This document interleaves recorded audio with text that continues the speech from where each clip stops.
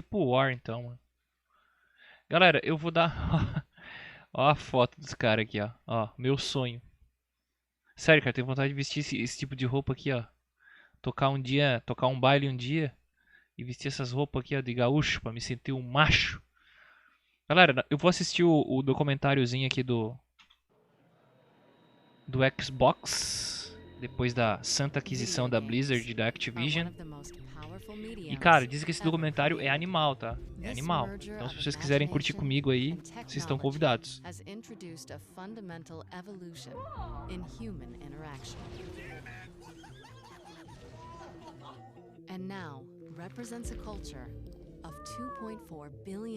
Vocês vão entender porque que o Xbox vai vir pra engolir agora, né? Já tinha engolido, mas agora tipo a galera vai cair na real, né? The console that kicked off the era of online gaming in the living room. Video games. Dá um volume aí e dê um grau agora, dá uma olhada. Ever created. This merger of imagination and technology has introduced a fundamental evolution in human interaction. O fotinho do Silvio. And now Ah, oi, represents a a culture cara do Phil Spencer. of 2.4 billion Melhorou, Hank? gamers connected worldwide. But just 20 years ago, the console that kicked off the era of online gaming in the living room almost Melhorou didn't pouco. exist. Dá mais um grau, acho. Do you ever want to make hardware? No, that's one thing that we decided not to do. The idea that Microsoft could ever create a game console was seen as a bit of a joke. Microsoft? They wear khakis and they're boring and they're Office and they're Windows. Might as well call it Nerd Box, right? I can't imagine not to do. Nossa, The mano. console that Monstro kicked já off the apareceu. era of online gaming in the living room almost didn't exist. Do you ever want to make hardware? Eu tenho quase certeza que depois desse coisa aqui eu vou comprar um Xbox, cara. E isso é um problema. Ou o Game Pass ou o Xbox. No, that's one thing that we decided not to do. The idea that Microsoft could ever create a game console was seen as a bit of a joke. Microsoft? They wear khakis and they're boring and they're Tem como, Office and velho. they're Eu tô Windows. ansioso já pra jogar o Heroes de novo, Can't imagine Overwatch. how it could be better. A new console was seen as a risky bet There it is. at a company not accustomed to losing. You're proposing Uma taking empresa que não money está away acostumada a from perder. Windows in order to fund some game system? That is an insane business to get into. It was fear, uncertainty, and doubt. We're gonna make it, aren't we, sir? This is the story of how a passionate group of gamers forever changed the course of a corporate titan. Dizer não They pra esse sold não the tem como, future. né, velho? Broadband internet to the television set. Like, you can do that? And then Bill says, we should do this. We should let these guys do this. And the journey to get that controller into our hands. This thing is going to be the most badass thing you can imagine. Pouco emoji. Think about the way you could tell stories with that. No matter where you are in the world, we can all be part of one bigger community. We need this. This is like the hotline for us. Até o maconheiro ali, We take velho. it for granted now, but back then this was like science fiction. We weren't sure how we were going to do it. Xbox, watch TV. Oh, God. Oh, hell no, Microsoft. Gamers are not going to be tolerant of any level of bull at all. The risk here was enormous. You're always Nossa. Any level of bull at all. The risk here Esse aqui é o Shadow? was enormous. You're always Bonito, hein? just one catastrophic bug away from not making it. I remember thinking, hey, Nossa, que bonito, mano. maybe we're in over our heads. Nossa. There's a new contender in the video game wars. Xbox is going to be the future. Truly the future of Ai, cara, eu não acredito, mano. Uma coisa que eu tirava sarro e tá acontecendo, velho. É absurdo, mano. É absurdo. A gente tem um grupo chamado Majordosa Network, só pra vocês entenderem. E lá a gente zoava que o Xbox era melhor e tal. A gente faz console wars lá, mas é brincadeira, assim, dos nossos amigos. E eu tava falando isso pro Juan. Juan. O Juan é daqui da minha cidade, né? Cara, a gente zoava a parada e de repente o Xbox quer tomar a frente mesmo da tecnologia. Mano, esse Xbox é muito bonito, mano. E ele emula muito bem, né? limitless, connected digital entertainment. You guys never understood. E olha só, eles estão falando numa linguagem. Tá passando muito rápido, né? do que tá acontecendo agora, cara. Parece que os caras projetaram essa parada aí, tipo, 10, 15, 10, 12 anos atrás, e agora que tá se concretizando. Parece que é planejado essa parada, velho. Limitless, connected digital entertainment. You guys never understood. The company is going to face fierce competition. Sniper! It's a ticking time bomb. Makes me very nervous to actually play this for you. Xbox getting a major overhaul. A bold vision for the future of gaming.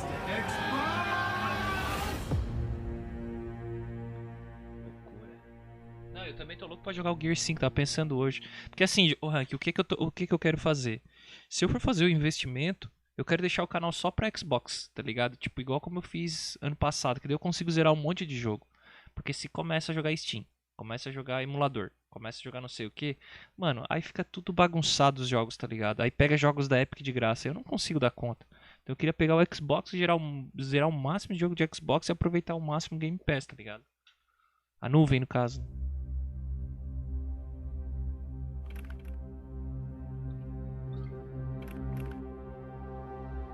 Hello, I'm Bill Gates, chairman of Microsoft. In this video, you're going to see the future. Eu não lembrava do Bill Gates, mano. Microsoft first came up with the Windows concept back in 1983. I'm going to show you real quickly a couple highlights from the product. The graphics interface is an integral part of this new generation that take PCs much further than they've gone before. When I came to Microsoft in 1987, the average age was 27, and I was 27. We were an amazing young company with an amazing young founder in Bill Gates. He knew business better than anybody out there, and he also knew technology. He was able to synthesize things that nobody else in the industry could. It was incredibly fast-moving. It was the kind of place where people didn't hold back. For someone who just wanted to really let loose and grow and learn, it was an amazing place. Bill Gates and the team back then were the disruptors, which was exciting and palpable. We just thought of ourselves kind of the rebels, kind of, you know, where the big companies like IBM were these huge companies, but we were this little rebel group of hackers, you know, doing this cool work. I'm very optimistic about where we're going. But that really changed in 95. Windows 95 has taken over computer stores. They were online in the middle of the night. Personal computer users packed into stores dying to get their hands on one. When Windows 95 launched, it was like a gente não tem noção, cara, do quão grande a Microsoft é nos outros países, né, mano? Company. Tipo, Estados Unidos mesmo, eles são dominantes, cara. Canadá. Everybody in the world wanted. It was like air to me. It just was. It existed and you needed it. Today's world, you can't make it without a computer. It has thousands of programs that some of us may need. I can run 3 or 4 applications at the same time. Windows 95 is so easy, even a talk show host can figure it out. By the late 90s, Windows was dropping $1 billion to the bottom line every month. 3, 2, 1, It was the most profitable business in the history of the human race. I don't think there's ever been anything remotely like it unless you count the Spaniards going to the New World and like literally hollowing out a mountain made of silver. Microsoft, which has a business relationship with NBC, is the most powerful engine in the new age of computers, a giant cash machine, and it strongly disagrees with the government. In the late 90s, we were sort of the bad guys, the Death Star. The perception of Microsoft, I think generally was not great. They were in the middle of the Justice Department monopoly issues. We were the big gorilla sofreram in com o the esquema do room on most monopólio subjects. também nessa época. And so people viewed us as sort of the big bad tech company. By 1999, 90% of computers worldwide used the Microsoft Windows operating system. They were untouchable, without comparison or viable rival. We've been successful in the operating system world, built a huge PC business, built Microsoft Office into this big business. We were the tech behemoth.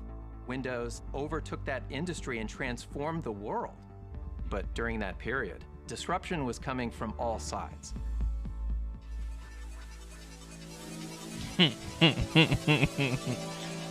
For decades, Sony had been a Japanese electronics giant with a history of producing personal and home entertainment hardware. And then, in 1994, Sony struck gold with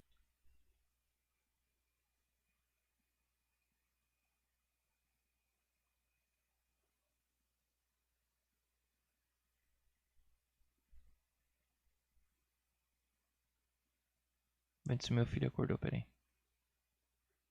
Tá chegando a horinha dele.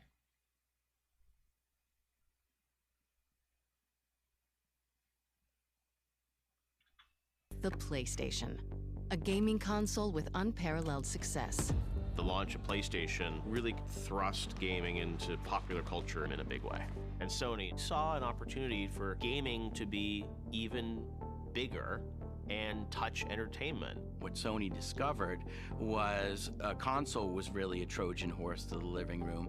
And once that device got into the living room, it could be a multimedia entertainment device.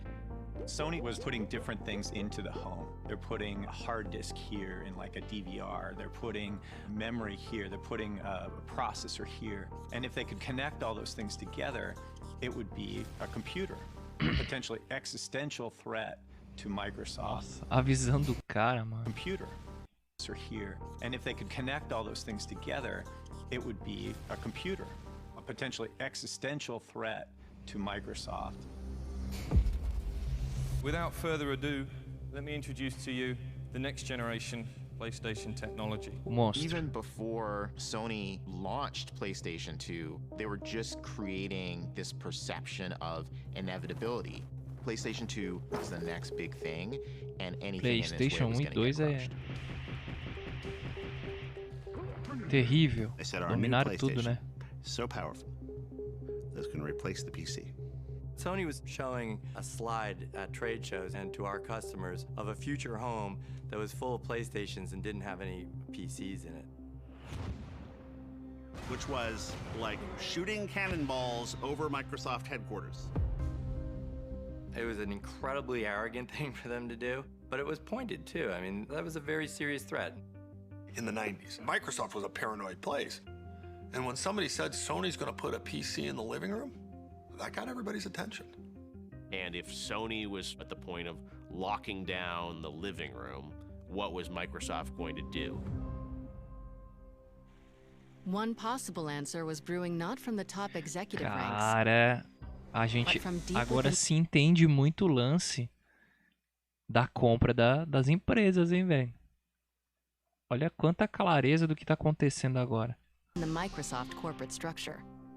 4 renegades on the DirectX software team who were working on tech to help developers create games for Windows, and who were united by a fervent belief that games were the future. I was leading the DirectX development team with one of my colleagues on the marketing side of DirectX, Ted Hasse. You know, the question that we were starting to ask is, where was all this graphics technology headed? Windows had won the desktop operating system wars. So we're starting to ask where there could be threats or opportunities in the future. We quickly narrowed down to games and an all-encompassing entertainment platform for the living room as being an opportunity for us.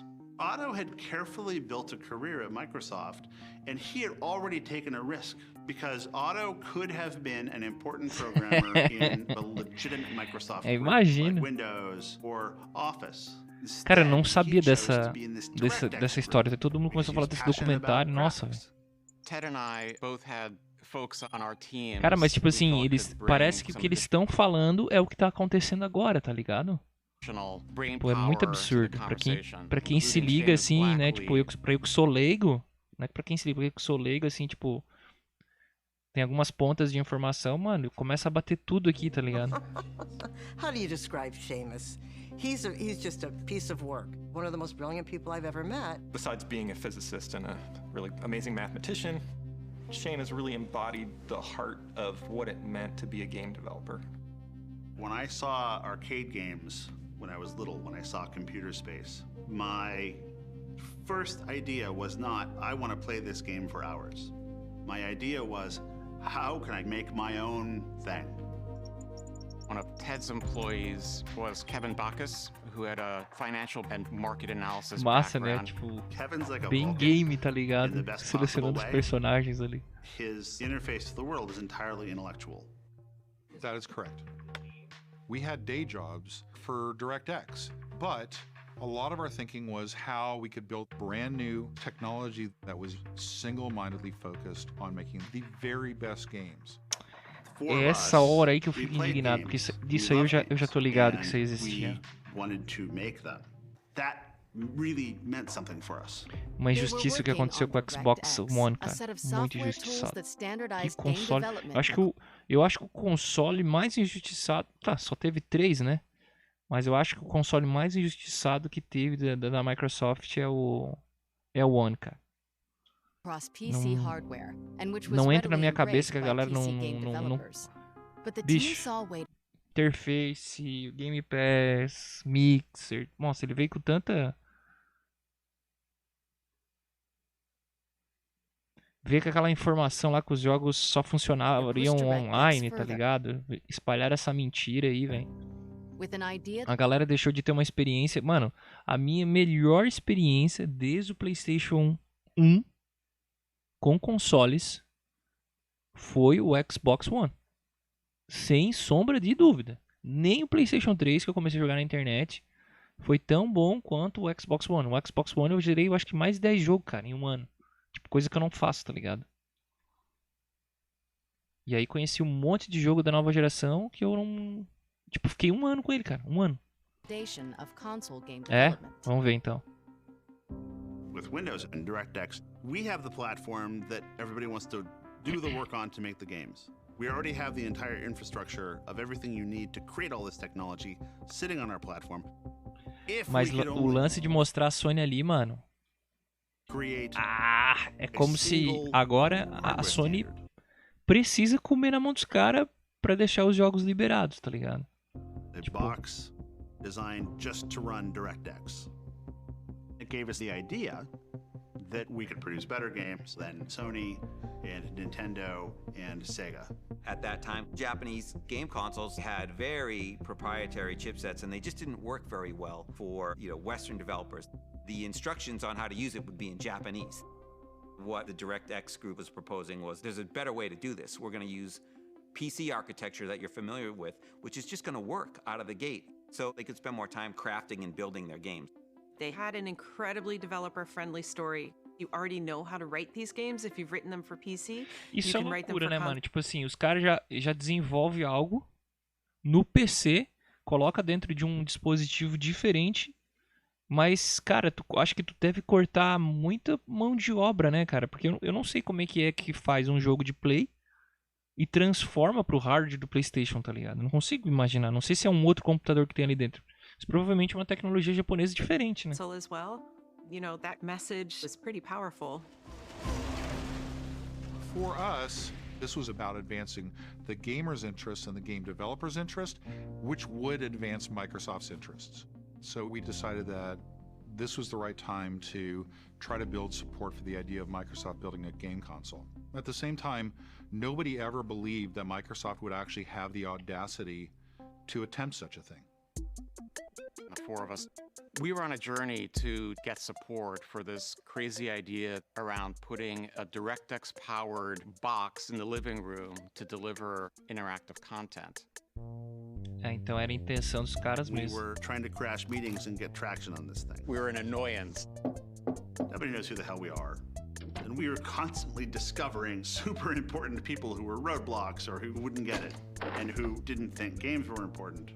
You're proposing taking money away from office development in order to fund some game system? These people dreaded having meetings with us. No surprise, Animação, the mano, stated que massa. direction of a company at the scale of Microsoft was not a trivial undertaking. Cara, tu tem que ter uma equipe, um grupo muito bem engajado pra fazer uma parada dessa, né, mano? Microsoft was at least as important as what you knew. We brought in the guy who could try to build support for the idea of Microsoft building our game console, Nat Brown. I had a lot of time spent talking with different teams and working with kind of long-term. Esses caras têm que dar uma mexida na comunidade brasileira de Xbox, mano. Na Xbox Brasil. Muita gente reclama dos caras lá. Sort of like our Obi-Wan Kenobi. This wizard figure who would show up and go, "Oh, I know who you need to call. You need to talk to the guys." Mano, eu vou desligar o ar ali da minha esposa. E vou passar o ventilador lá pra ela, já volto. Oh, yeah. Esquece. Estou de volta. Sejam todos bem-vindos. O pessoal que tá chegando com o Emerson aí, muito obrigado pelo gank. Ó, o Emerson tá conseguindo fazer gank direto do PlayStation, mano. Show. Dá uma exclamação. Indica. Emerson Félix, obrigado aí pelo bicho rápido. Tive que voltar, mano. Outra vez que ele invadiu aí, eu deixei a tela do volto já também, mano. Sejam todos bem-vindos. Eu sou o Daza. Nós estamos assistindo o documentário aí do Xbox. The Flash. Não é que da outra vez eu deixei ele aí, cara. Deixei ele aí. Grande Emerson. Ele deve estar lá puxando no celular dele, porque ele faz live direto do PlayStation, né? E aí, Edu? Salve, meu mano. Como é que você tá? Seja muito bem-vindo. Nós estamos assistindo o documentário do Xbox. Eu vou assistir mais um pouquinho para ver se vocês têm interesse. E tamo junto. Obrigadão, Emerson, pelo carinho, velho. Obrigadão pela galera que veio com o Emerson aí também. Tudo certo, mano. Tira um calorzinho, né, velho? Dá um calorzinho. Nós estamos assistindo um documentáriozinho aí. Se tu quiser assistir com a gente, fica à vontade, mano. Something that would plant in people's head and take on a life of its own. Nat said, well, isn't it really a DirectX box in the living room? I'm like, yeah, it's like a DirectX box. Agora que eu me liguei que o DirectX é o protótipo do Xbox, né, velho? So we had this awkward thing in our mouths all the time. It was a DirectX box. And I remember saying, that's too long. It's just Xbox. And we liked that. That was our code name as a stand-in until we had something better come along. We built a business case that showed how big this business could be. To get buy-in on that, you have to distribute it. You have to go socialize it. My trick was getting our stuff in front of executives to make them say, I want to understand this business. The team set their sights on a logical choice. A senior executive who spoke their language. Literally. Yeah, I'll play real quick. Ed Fries was a Microsoft lifer. He joined as an intern. Ed had been critical in the development of Office, one of the biggest franchises, even at that time, that Microsoft ever had. He had this one of the biggest franchises, even at that time, that Microsoft ever had. He had this passion for games. He loved games. He programmed a game at a very early age. When most high schoolers were getting their first minimum wage jobs, Fries was already cashing royalty checks from his first game. So let's take a look at this high-quality product. A clone of the hit arcade game Frogger, aptly named Froggy. Highly original, as you can see. Yeah. When I left Office to go run the games group, people told me I was committing career suicide. Thank you, that's it. Good night. They said, why would you leave Office? Eu quero entender a lucratividade em cima do Xbox, mano. Se os caras estão tirando dinheiro pra construir um... Não sei, mano. Não sei se eu sinto que o Xbox, ele não é um console, mano. Ele faz parte de... Ele é um console, mas ele faz parte de um outro planejamento estratégico, tá ligado? Aparentemente, eles estão planejando pra ser um computador, né? Não é bem um computador, mas que tenha tudo aquilo que eles falaram que a Sony conseguia colocar na sala, né? Uma câmera, um som da Sony, um videogame, né? Eles queriam que o Xbox fizesse tudo isso, né? Trouxesse essa biblioteca digital, né? After Windows 95 launched, we had to wear these t-shirts that said Microsoft knows games. You know, it was obvious we didn't really know games, otherwise we wouldn't have had to put it on our shirt, you know what I mean? Choose your favorite form of world domination in Age of Empires. But after a couple of years, we launched Age of Empires. It was kind of crazy what a fascination that game became. And it was one of the signature PC strategy games for years. That was actually a huge success for us, and we started to do some acquisitions, and we were growing. Já volto, guys. Deixa eu substituir lá, senão nós vamos... Veio 250 pau de energia esse mês. E eu acho que o próximo mês vem 300.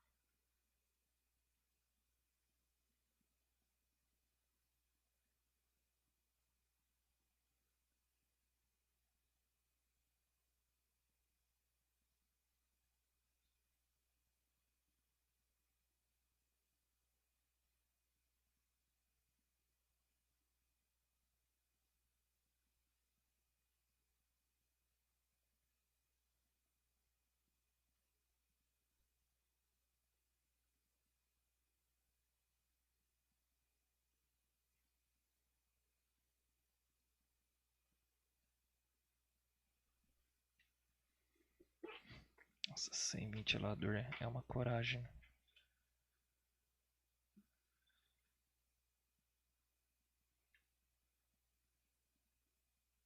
Meu amigo, dá vontade de fazer live sem camisa.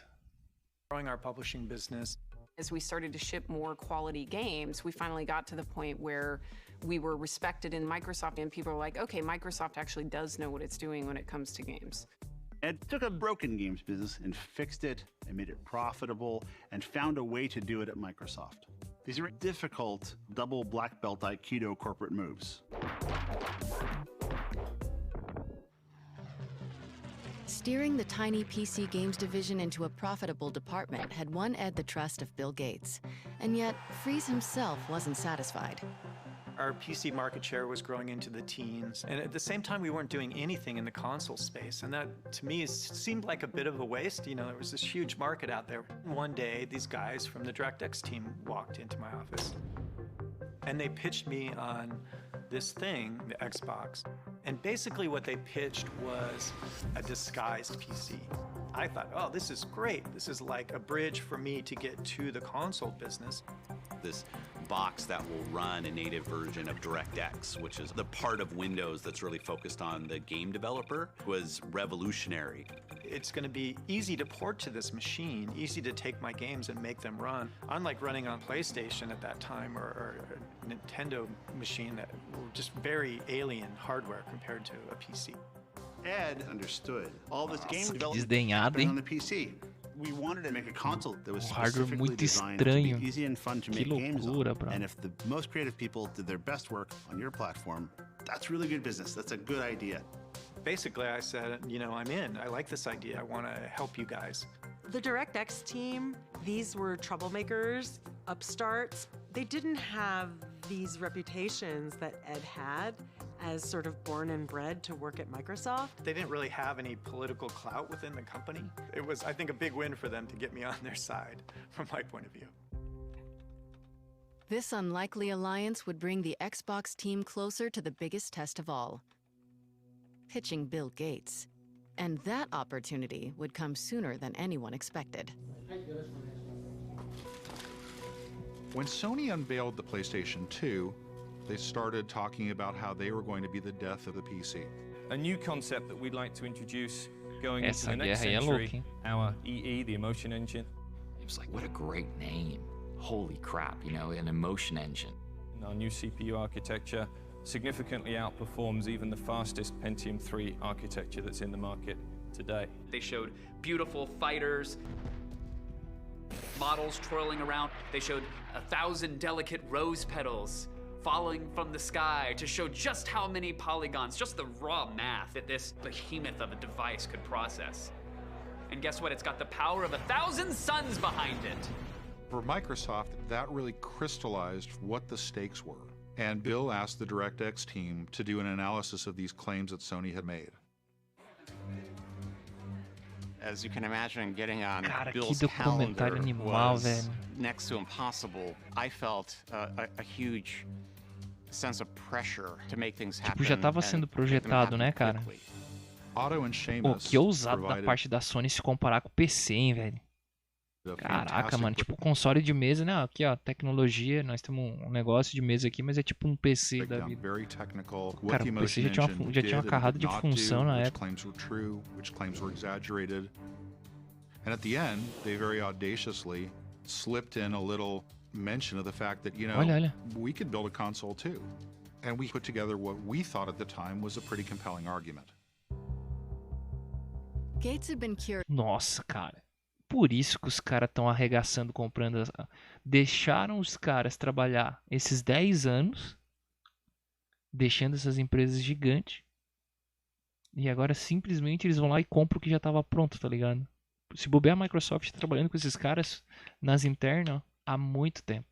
About the viability of a Microsoft console, dando suporte, alguma but it coisa do wasn't gênero. until mid-March of 1999, just 1 week after the formal announcement of the PS2. Que a Bethesda e a Blizzard, tipo COD também. Cara, acho que, né, eu ia falar uma besteira, mas tem muito jogo ali que dessas compras que é muito PC, né, mano? Tipo, Doom, Rage é muito PC. COD é muito PC. That the possibility was finally starting to percolate amongst the company's elite at its annual leadership retreat. Semiamu was Bill Gates' annual. Posso tá. Quer ir pro Discord?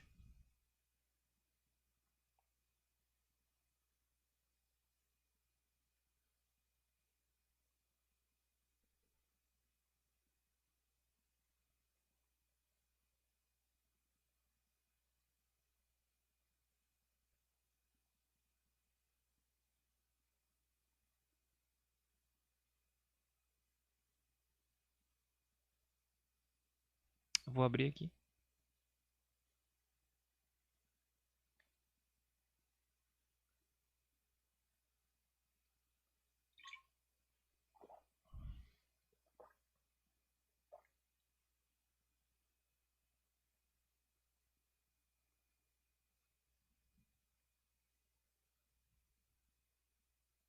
Nossa, ele já tá lá me esperando. Meu Deus do céu.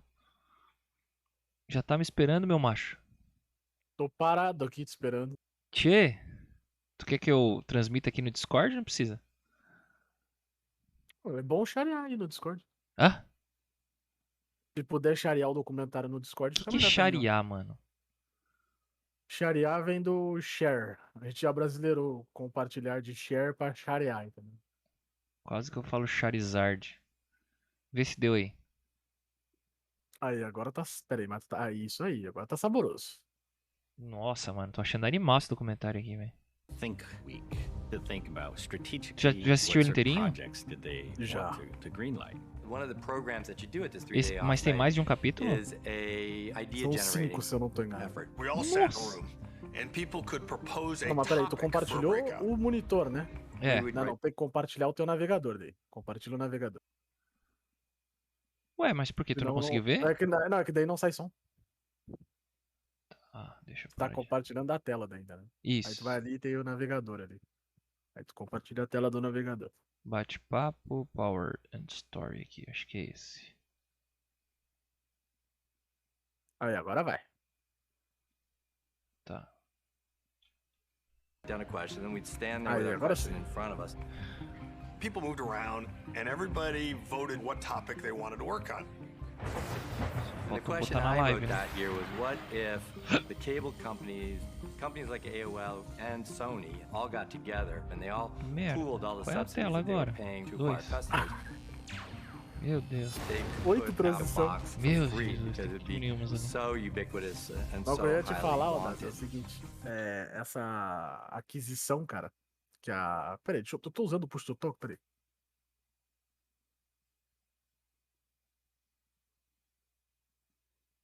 Aí, pronto, agora sim, agora tá com detecção automática. Essa aquisição, cara, que a Microsoft fez aí, eu tava pensando há muito tempo sobre esse negócio. E hoje eu vi um post no Twitter de um cara que deixou isso mais claro pra mim. Se for pegar hoje em dia a Sony, tá? Tu pega a Sony, o que é que a Sony detém hoje de gênero pra ela? Souls-like, né? Ela tem Nioh do lado dela, tem Bloodborne. O Nioh Né? 2? Nioh, os dois Nioh são dela. Nenhum Mas- Nioh tem pra Xbox.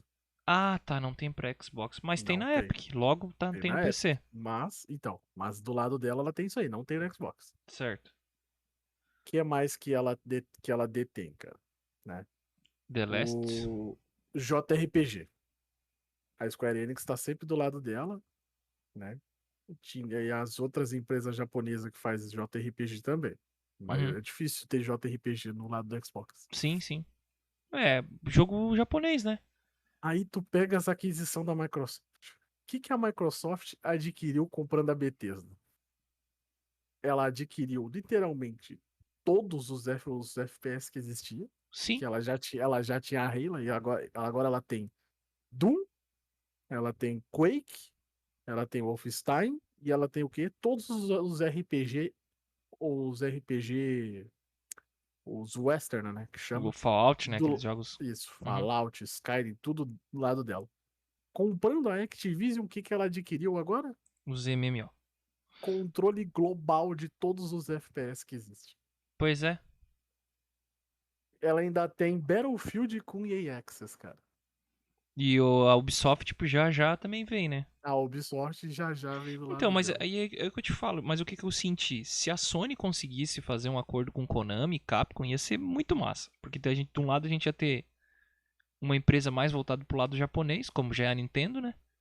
E a Microsoft, querendo ou não, uma empresa bem americanizada, né? Nossa, tipo, não tem nada assim muito... Não tem nada, eu acho, que japonês, né? Você que, Mas aí que tá, que nem é japonês. os cara não tem a cacife pra isso, aí que tá. É, pois é. A única saída dos caras seria, sei lá, alegar que os americanos estão tomando conta do Não, negócio e os japoneses têm que tipo, não é mais se ali, tipo, puxar. aquela ilustração que eles fizeram, que eu achei muito massa, tipo, o Play a Sony realmente fazia isso, cara, eu nunca percebi, mano. Quando tu tinha em casa, tu tinha, sei lá, eu cheguei a ter um celular da Sony, olha só, tinha um celular da Sony de tanto que eu gostava. Tu tinha o som da Sony, daí tu tinha, sei lá, uma câmera da Sony, e, cara, era bem aquilo ali, cara, o aparelho, né, de som. Nossa, mano, tipo, e ali eles meio que queriam fazer tudo isso dentro do If they Xbox. could get it into the home as a game console, it would be like the comet that hit the Earth and wiped out the dinosaurs, meaning the Windows PC. I got a big line of people behind me on that one, including Bill, and off we went to start talking about it for a couple hours. And so we had a sort of a 2-hour thrash on pros and cons of video game console. What was the state of play with Sony? And coming out of there, Gates just called it. He wanted me to look into what we should do about it. Thompson's big question resonated with Gates, and a call went out to the entire company looking for anyone who could answer. It was sort of an all-points bulletin to senior managers all over the company saying, anybody working on any of this kind of stuff. And so in March of '99, the DirectX team and every other group in the company that touched games in any way was brought together for a meeting to talk about whether we should have a comprehensive game strategy for the entire company. We took that opportunity to say, listen, not only do we have a perspective on this, we actually have a presentation, a PowerPoint deck that we'd like to share with everybody that says what we, the DirectX team, think the company should do. Tipo, era uma equipe And obviously pequena, that né? created a great stir at the meeting. Nobody was Bem de expecting iniciante that. tentando But criar it was a great surprise to us to find out parte there were da other parts of the Microsoft. company that had aspirations of doing the same thing. I was running a team in what was known as the Windows CE group. Windows CE was an operating system designed to run devices like handheld computers or even game consoles via partnership we struck with Sega around their last game console, which was the Olha só. Dreamcast. We had a pretty capable hardware team. Some of the guys in that group Não é à had toa worked que até hoje at os caras falam desse 3DO. Dreamcast. You Meu experience Deus. the awesome power of the Panasonic Real 3DO system. And that was a legitimate game console, albeit one that was not a success in the marketplace, but it was a legitimate console play. Together, we had the hardware expertise, and we had a proposal for what Microsoft should do next in the console space. Obviously. A These 3DO guys tinha think alguma they know influência how da to make a Microsoft? game console and that they should do it instead of us. We não opened the lembro. door and Bill's interested in a game console, so now they're gonna edge us out and they're gonna step through the door. They were funded, they had a name, they had leadership, they had executive support. Their argument was, we already know how to do this. What do these kids know? Go with us. The DirectX team was young and hungry, full of tech know-how and vision. But Windows CE was well known within the company and had experience on their side. Suddenly it was a race to try to loucura, uma get the equipe most pequena, legitimacy bicho. inside of Microsoft. Acho que esse é o Where Forza the ou é winner o was going to Project be the one Gotham, não to sei. bring a game console to market. And it came to this big battle with Bill. It was what Microsoft often seemed to do, which is pit two groups of smart people against each other. Classic. Viu que tem as datas de quando eles trabalharam na The Microsoft stage ali? for the cage match was set. The DirectX and Windows CE teams would battle Nossa, for the right eu to já make vi, a eu já vi um cara falando sobre isso, um dono de uma empresa que eu trabalhei aqui. Ele reunia a equipe para a equipe se brigar e dar ideia para que ele conseguisse ver as ideias e tipo juntar as ideias, por exemplo, algo que não estava funcionando, por exemplo, de uma equipe, ele meio que juntava e em outra. experimentava, tá ligado? É tipo mais ou menos o que o Bill Gates fez ali. Ó. Microsoft game console in front of founder Bill Gates. Que To loucura. the victors belonged the spoils. Having Bill in the meeting was always a fantastic thing, as well as increasing the tension at the same time. Somebody's confused. Somebody's just not thinking. He was legendary. If you went in and you're full of shit, you get shut down. No, you don't understand. You guys never understood. You never understood the first thing about this. So, we tried really hard not to be full of He is brilliant. Esse But cara it was a deve ser very nojento em aggressive, reunião, velho. male-dominated Bah. culture. Lots of expletives. Super, super smart. But man, if you said something stupid, Well, I'm done.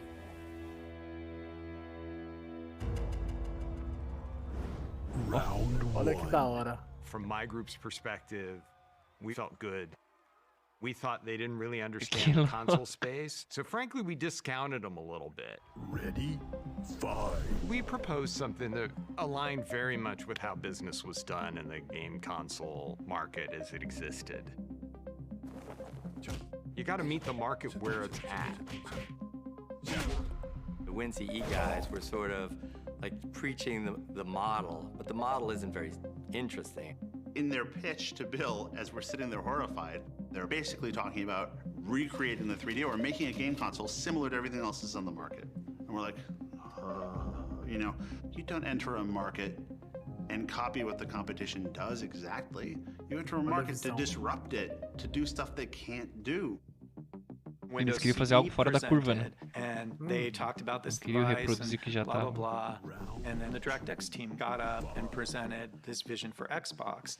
There were two things in our plan that we thought absolutely critical to the success of Xbox and games on Xbox, which had never been done before on a game console.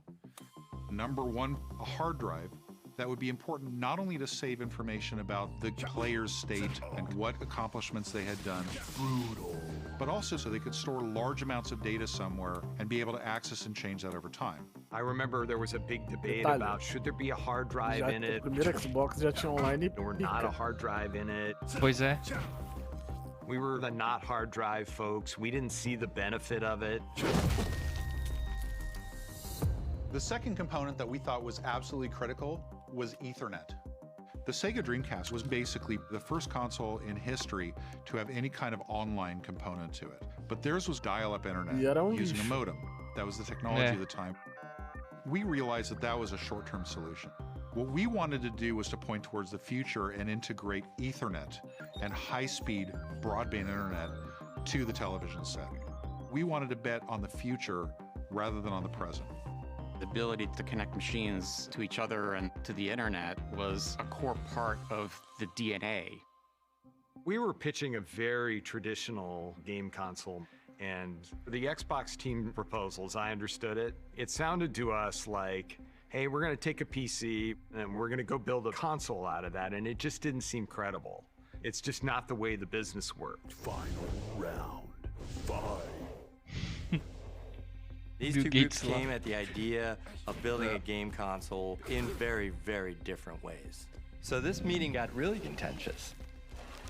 We have to watch these guys like on our plan and tell us it's not going to work and talk to Bill about how game consoles really work. I'm waiting. I'm like, come on, Bill, kill him, shut him down. They're full of and he doesn't do it.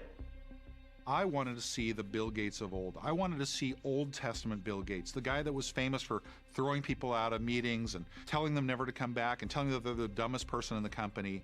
To my horror, Bill sat back and stroked his chin and was very thoughtful. Bill said, well, I think both teams raised some good ideas. But he didn't seem really that impressed. In front of that audience, we realized we had to bring out every stop.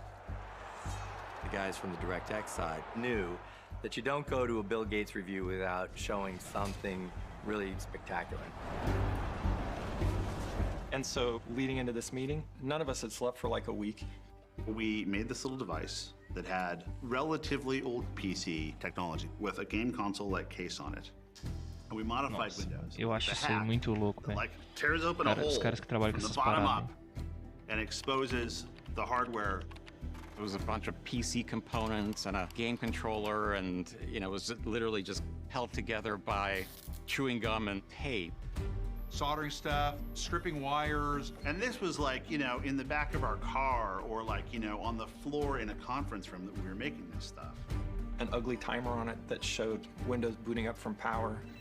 Booting a PC 20 years ago would take like 3 minutes. It could take longer. It could take 5, 6 minutes. These guys played with a PC, pulled stuff out that wasn't necessary, changed the BIOS. I turned it on. Olha só. Oh, yeah. Under, meu macho. Plau! Sejam todos bem-vindos, pessoal que tá chegando com o Under the Batman. Salve aí, Under. Tava jogando Street, meu macho. Deixa eu botar ele aqui. Ele nem tá no chat ainda, meu Deus. Aqui, Tava jogando Street. Jogando Street 4, pô. Ah, o 4, achei que era o 5. Não, Já ia xingar ele. Diz o que tá fazendo aí, tio. Sejam todos bem-vindos com... E aí, mano, como é que você tá? Seja bem-vindo, né? Está torrando por aí, nós aqui estamos torrando, vendo a história da Nação Verde. Seja muito bem-vindo, meu menino. Lá, tá pegando Streetzão. Opa, Sony. BIOS. I turned it on. Fica à vontade aí, Under. Obrigado aí, pessoal que veio com o Under. O Under, Bill meu Gates macho. almost jumped across the table. He was so excited when he saw that. Bill immediately looked at us. Why the doesn't Windows boot like that all the time? Bill wanted to see it multiple times. He's like, turn it off and do it again. Turn it off and do it again. I saw his jaw drop. This is a guy who knows more than most people. Correia PG, obrigado pelo seu follow, mano. Seja muito bem-vindo. Pega a pipoca, pega a Coca-Cola. Não, sério. Imagina, velho. Tu fazer o Bill Gates ficar de queixo caído com a parada que tu criou, cara. Mas eles pegaram, tipo, o PC ali, tiraram alguns componentes, provavelmente, alguma coisa de programação e deixaram mais rápido, né? Sim. Basicamente Agora, isso, né? Agora tu imagina, tipo, 5 caras fez isso e uma empresa colossal não consegue, tá ligado? Correia é o melhor Blanca brasileiro. Que isso, hein? Que é isso. Carlos Blanca, então. O melhor Carlos Blanca é do Street Fighter, o filme. Yeah. Bill wanted to see it multiple times. He's like, turn it off and do it again. Turn it off and do it again. I saw his jaw drop. This is a guy who knows Obrigado pelo follow, Correia. Tamo junto, mano. more than most people in the world will ever possibly know about PCs. Saw a PC, probably for the first time, come on immediately. And we had a software emulator of a PlayStation that had been written for Windows. So you can imagine the executive surprise when we took a PlayStation disc, stuck it in the Xbox prototype, and immediately Tomb Raider came on screen in all its glory. Ô, louco, sério isso? Of believability. It made the idea of Xbox seem tangible and real and achievable. Botaram um CD de PlayStation e rodou no The Xbox. DirectX guys were stuntmen, and they played the game a lot better. We, frankly, I think, underestimated what they were going to walk into the room with. That meeting wasn't a great outcome for us. The Windows CE guys literally said, it's not fair. We weren't given the opportunity to make hardware. And somebody said, eliminate him. Well, nobody told them to build hardware, but they did. Unfortunately for the Windows CE team, they brought a PowerPoint to a demo fight. Nossa! Eles já botaram o bicho Looking funcionando, back né? on it now, I really do think Bah. that Bill looked at us and saw some aspect of himself or the early days of Microsoft, and that's what he thought was going to work. Bill's reaction was, you guys are proposing that it's doing good things for Windows, and it's based on Windows, and we get Windows in the living room. That all makes sense. You're proposing that we spend $500 million on it. You need to make this presentation to Steve. How much do you think this advanced operating environment is worth? Wait just 1 minute before you answer. Watch as Steve is one of the most enthusiastic and energetic Cara, people. e é basicamente o que tá acontecendo hoje, né? As pessoas não têm mais as pessoas que não têm condições de comprar um PC bom, vai comprar um Xbox. Um Xbox. Já aconteceu isso com o meu colega, já. Ele disse que foi tentar comprar um PC, tava no PlayStation, ele disse, mano, comprei meu Series X por 2,5, acho, 2.800. Series S. Series S e tá felizaço, mano. Hoje eu vi o Felizaço. Series S em Ever met in my 1950. life. That energy and Felizaço da enthusiasm vida. that you see on stage Eu acho que is na Black tava esse 100% preço. authentic. At the time, if the biggest fan of Xbox was Bill Gates, the biggest opponent was Steve Ballmer. Steve, as a good businessman, liked to make money. He liked, big bold bets, but he liked big bold bets that would pay off. This was right at the time when Bill was transitioning the CEO role to Steve. And they had already agreed for a couple years that if Bill came up with some crazy idea that cost a lot of money, that Steve should get a chance to say yes or no on it first. And that led into this final meeting where we really had quite a large group of executives across the company. The room was packed. There were a lot of different constituencies there, all the way from the field sales force to the most technical side of the company. You had a lot of people very, very interested. Steve's a big guy, and Bill's in there, and you're in there with these two super famous guys who hold your destiny, and Steve is really upset that we wanted to take this risk. Ballmer understood very well where Microsoft's bread was buttered and where the money came from. We were a company known for productivity software.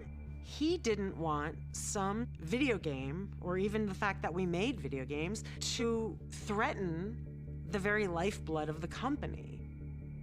Steve looked at the Xbox idea and saw insanity. He went to his whiteboard and he said, okay, what's this going to cost? What's the hard drive going to cost? What's the Ethernet port going to cost? What's the graphics chip going to cost? And he totaled it all up and said, there's no way you guys, what's your reserve for returns? Reserve for returns, what does that mean? Well, we freely admitted that we didn't understand the first thing about hardware, but we were gamers and we were game developers. Our entire careers have been built around games. We knew that 3D gaming was taking off and online gaming was just around the corner. And the best and brightest in the game development world, they were moving all their thinking from the PC to consoles. We had the opportunity to go create something that was going to take all of the equity, all the goodwill, all the technology, and all of the programming tools that had ever been created to make Windows applications and carry it forward to the living room. And that was the product that we were proposing, Xbox. Looking back at that moment, what Steve and Bill were seeing was the future passing Microsoft by. You know, Microsoft was thought of as this dominant company of the era, but success or even survival was anything but preordained. If Microsoft didn't grab this opportunity, that Microsoft would be on the wrong side of the future of tech. It made everybody step back for a second and think. The console business was something that we needed to seize. And I think that that was where Bill and Steve realized that they needed to move forward with Xbox. An incredibly electrifying moment. We'd finally convinced Steve. Bill was convinced. They've done an outstanding job so far, haven't they? I think Bill did have a view that software running on hardware in a family room could really bring some unique experiences into the home. We could start with video games, but it could go many directions from there. It was really an opportunity to recapture the soul that Microsoft had at the beginning, to create that revolution, to create that new platform. We were going to do something no one else had done. We were going to launch a console from a software company. Cara, eu vou fazer uma pergunta besta. O Bill Gates tá vivo ainda? Tá. Sério mesmo? Ele tá vivo. Mas ele ainda tá por dentro da Microsoft? Não. Não, né? Ah, não, tá. Não, ele já saiu da empresa. E aí o chefe principal é o Phil Spencer, no caso? Não, eu acho que o chefe principal... Deixa eu ver aqui. Eu sei o nome do cara, mas não sei pronunciar. Microsoft had done nothing like that before. And then it became clear that there was just some really big challenges É o for Brad us. Smith. At the beginning, it was about credibility. Mas teve algum porquê ele vendeu? Não, ele não vendeu. Ele só deixou a empresa com outra pessoa. Entendi.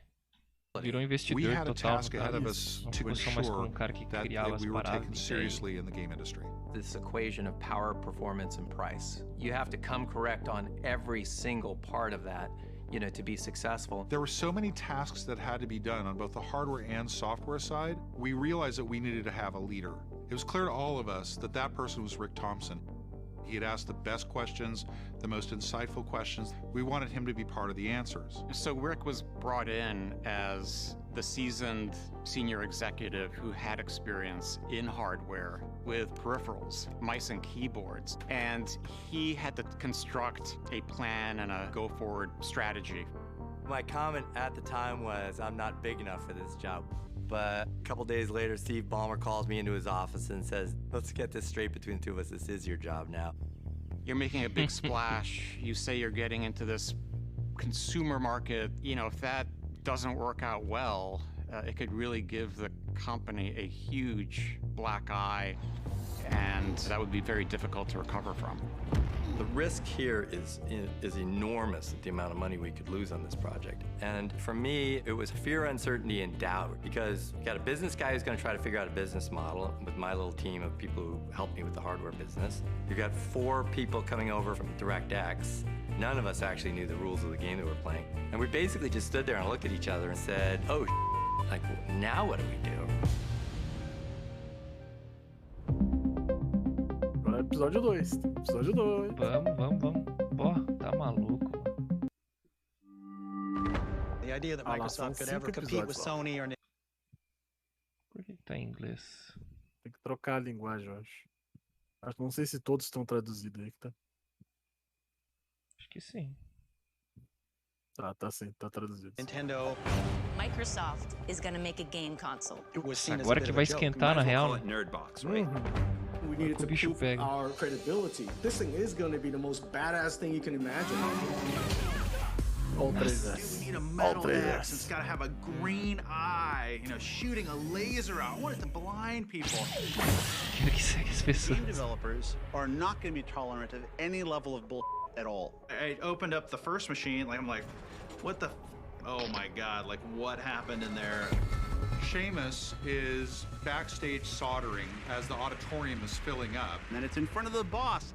The boss is coming on. The Microsoft brand is on the line. The Microsoft name's on the line. Bill's not going to be happy. And it was terrifying. He's screaming at us. You guys have lied to me. You guys have like played me for a fool. And he says, this is a insult to everything I've accomplished at this company. It was terrifying. I thought my career was over. There's a new contender in the video game wars. Xbox is going to be the future. Truly the future of video games. Xbox. Taking over the living room. Limitless, connected digital entertainment. You guys never understood. The company is going to face fierce competition. Sniper! It's a ticking time bomb. Makes me very nervous to actually play this for you. Xbox getting a major overhaul. A bold vision for the future of gaming. Eu não vi uma paixão dessa do lado da Sony, cara. Não vê, cara. Não vê. Estranho, muito estranho. Eu acho que a Sony é uma coisa mais cultural mesmo, né, cara? Sim. Construíram lá em cima do PlayStation Wii, tipo, foi acarretando, né, mano? Porque assim, ó, o que distancia a gente aqui do Brasil do PC? O preço, mano. As pessoas não tinham hábito de... A gente já veio de Mega Drive, a galera veio de Atari, mano. Então é cultural, vieram tudo no videogame, até o PC dominar, mano. Or first time buyer. Let's start with the basics. E tu pode ver, quem começou no PC jamais teve um console e tipo defende o console, tá ligado? O cara que nasceu no PC, ele tá no PC até hoje. Tá ligado? Back in 1987, I ran it for 13 years, hired 300 people into the group, and by 1999, we were doing $600 million worth of business a year. Rick was working for me running our hardware business. Think mice, keyboards, we had some speakers, we had this thing called Interactive Barney. That's super duper. At some point, Steve Ballmer shows up and says, Rick's gonna go do this business exploration, I want you to help sort of supervise and support. Peraí, já vem rapidinho. Steve Ballmer tells me Xbox is my new job and is very convincing about it. Having been in hardware all of my career at Microsoft, I need to understand how this is going to be a good business for us. Do you ever want to make hardware? If you want to be a great software company, you have to be only a software company. You can't dabble in other things. The idea of building a game console from scratch, the risk here was enormous. We really understand what it is to be gamers, but we're panicking, like we have to figure out how to build the hardware. Okay, we had no idea what we were doing. None. Like, couldn't have been less qualified to build a console. Everything about making a console is hard, including taking an upfront loss on the hardware. Sony, Sega, Nintendo, they design their own hardware, they manufacture it themselves, and they sell it at a loss, and they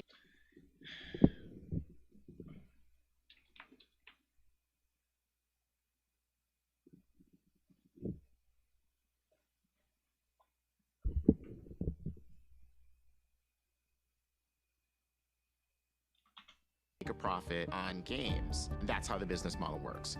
So for Microsoft, that is an insane business to get into. Our P&L said we were going to lose $2 billion for the privilege of maybe later on, somewhere way down the road, we'll make money. And once you started it, with all the commitments that you make trying to convince the game developers to make Xbox games, you can't really stop it. What have you done? What madness has claimed you? We made it the point to C-Bomber to say, if you guys start this thing, don't come back 6 months from now and say it hurts too much. Any new console hoping to have even a chance of success needed to win over a group of notoriously tough critics, game developers. And getting past those gatekeepers would require Microsoft to make a flawless debut at the world's largest game developer conference, GDC. Games sell consoles, and so in order to sell consoles, we had to win the hearts and minds of the developers. The only place I think we could have ever announced Xbox was GDC. The next GDC would take place in March of 2000, so the Xbox team had only 11 months to design and deliver a functioning prototype. Time is running out for Microsoft to get on the board. If they didn't announce by GDC 2000, they were going to be ceding too much of the playing field to Sony. They had to do it. And there was still one massive problem to solve. Who was going to build the console hardware? The plan had never been for Microsoft to do it alone.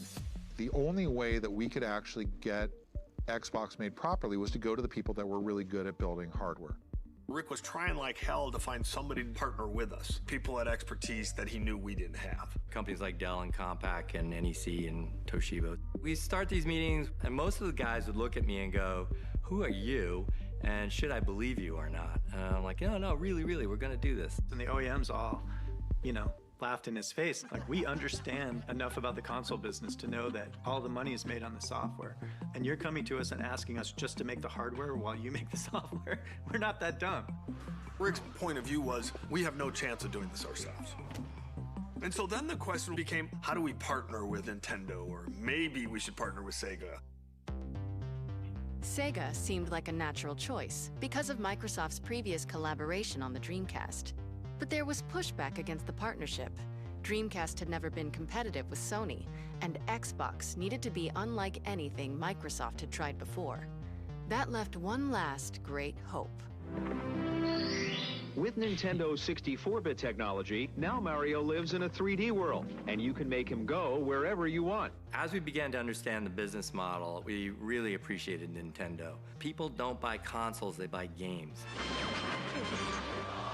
They want to play Mario, they want to play Pokemon, they want to play Zelda. Accepting the award for Legend of Zelda Ocarina of Time will be Shigeru Miyamoto. And you look at Nintendo and you find the Spielberg of the video game industry in Miyamoto and you go, wow, this guy's unbelievable. Thank you very much. I knew I could convince Microsoft to outright buy Nintendo. I mean, it would be an amazing accomplishment because it's the national treasure of Japan.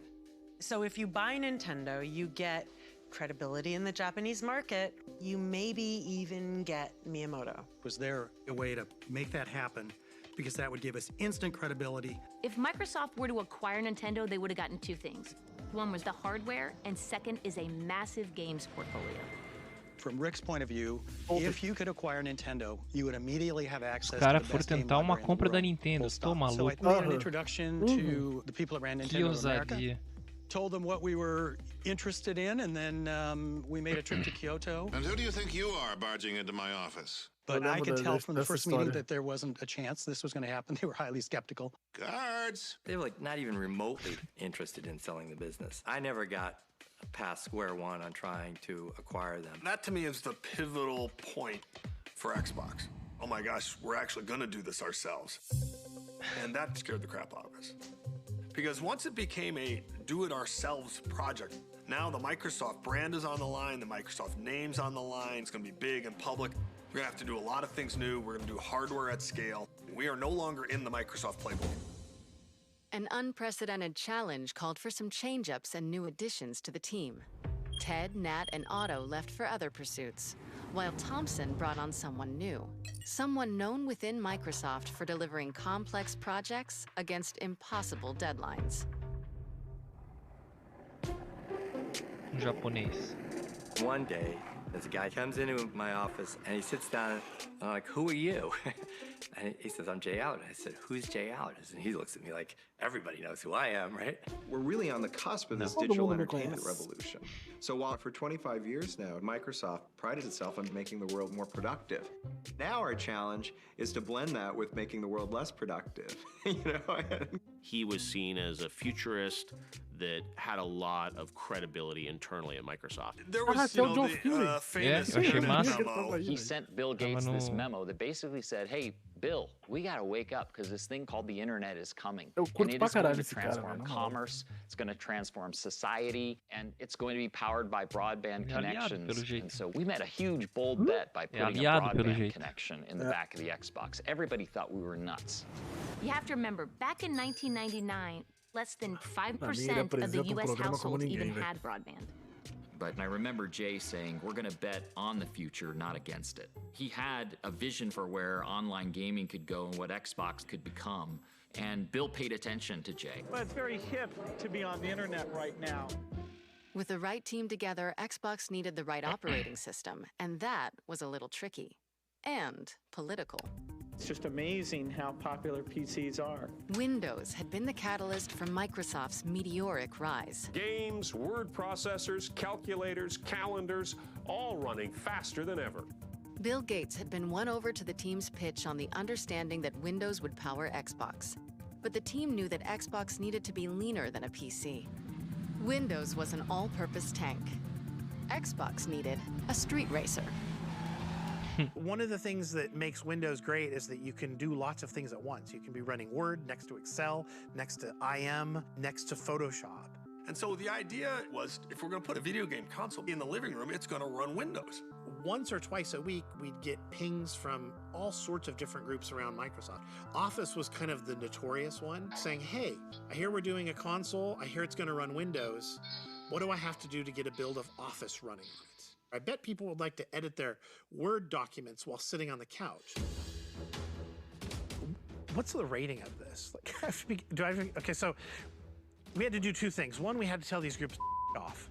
That is not what this is. If you actually think people want to sit back on their couch doing spreadsheets, it's not going to happen. At the same time, we needed a lot of code from these groups.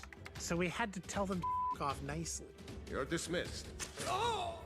The services that Windows provides are really valuable, but the most important thing for games is speed. If you have an operating system taking 15% of the CPU and half the disk, you're dead.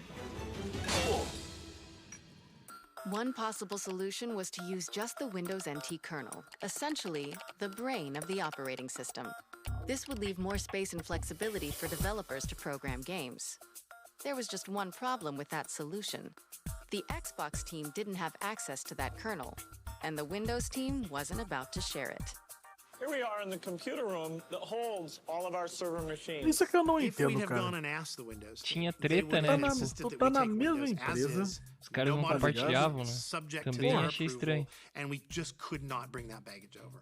So we had to steal it. É aquela coisa de stole it. empresa, né? Provavelmente Tipo, guerra Stole- interna, né, yes. cara? é, I have guerra it interna. running on this machine De here. disputar a atenção We de actually grabbed it apresentar at night projeto e off of a server subjudicar, when no one was provavelmente. looking.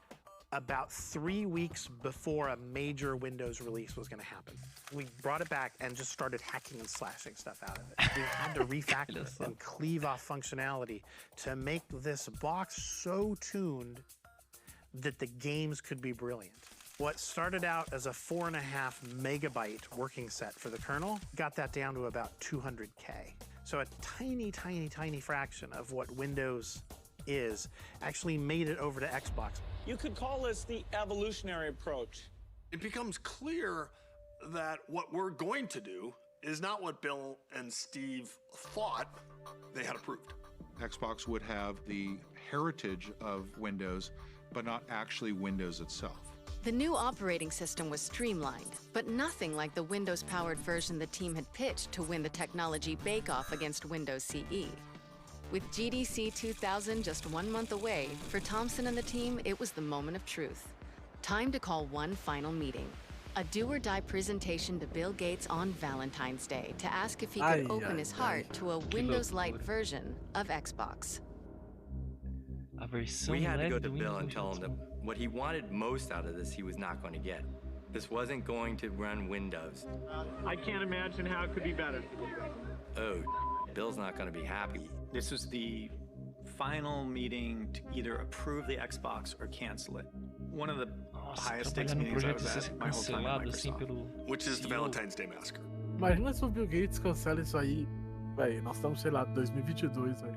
It's like a Mercado 4:30 Sony meeting. Nintendo. Rick, Thompson, myself, Ed Freeze, Jay Comprando Allard, jogo the de 4 500 pau, Xbox amém? folks there. Aham, sem Game Pass, There was sem a whole nada. outer group of people too. So this room was packed. About 15 minutes later, Bill walks in.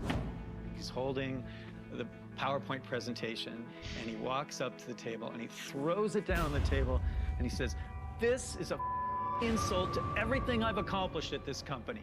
Leans across at me and says, "Why are you trying to kill Windows?" You guys have lied to me. You guys have like played me for a fool. I start to try to argue for this, why we can't have the normal version of Windows. Bill doesn't want any of it. He doesn't want to hear it. He yells at me, shuts me down. You got a lot of alphas in the room and all alpha males, and so there's a lot of pounding the table and you're wrong, I'm right. By then, Jay is up, he's ready to fight, and so then Jay goes in, then Robbie tries to talk to Bill, and Bill yells at Robbie. If I'd had glasses on, I would have needed windshield wipers on him because he was spitting at us so hard and so fast. Bill would yell at us for a while about these different things, and then Palmer would take over on the business case, and the business case looked terrible. By now, and the reason it's called the Valentine's Day Massacre is because all Valentine's Day activities are now off. The candles at home and they're melting, and we're all missing dinner.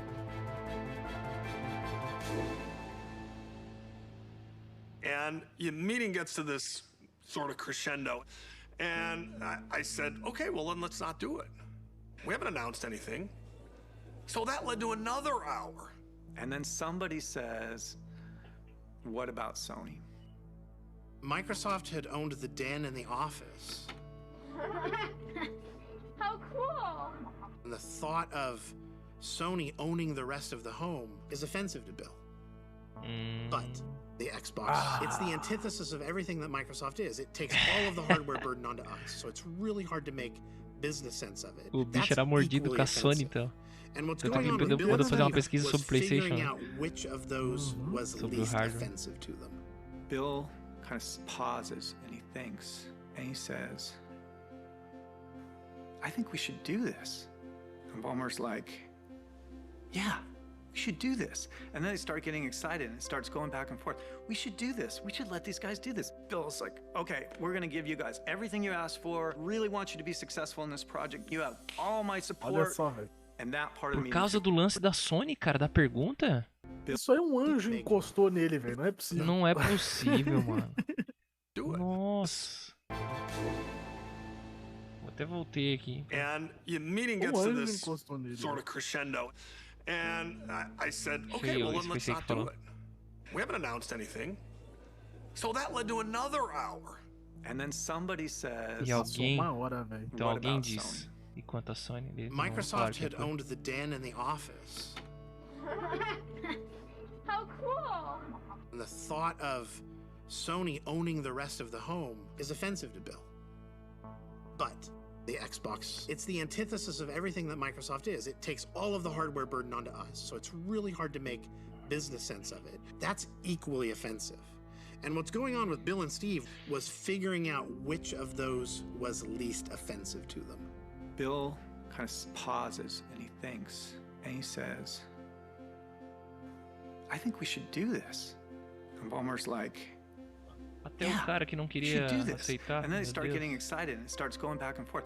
We should do this. We should let these guys do this. Bill's like, okay, we're gonna give you guys everything you asked for. Really want you to be successful in this project. You have all my support. And that part of the meeting took 5 minutes. Bastou dizer que ia deixar a Sony dominar o mercado. That was the weirdest meeting I've been in at 15 years at this company. All I remember is Kevin Bacchus coming by and basically saying, we're doing it. We're doing it. The system was going to get built. Hundreds of millions of dollars would be spent marketing it. Even Palmer said, once we say yes to this, we're saying yes to this. This is real. This is as real as it gets right now. We're going to book the speech at GDC. Bill Gates was going to go on stage in front of the world and announce it. And it became very real when Rick Thompson sent an email saying that Xbox had been approved for an initial funding of $1 billion. With $1 billion on the Dá só line and less bilhãozinho than a aí pra vocês month left começar. until GDC, Xbox's big debut had more riding on it than ever.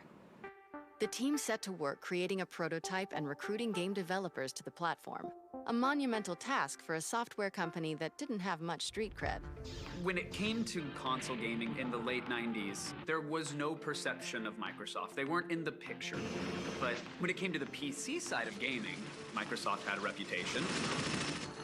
Ed Freeze had built Microsoft Game Studios and kind of organized the studio structure by genre. We had like a role-playing studio.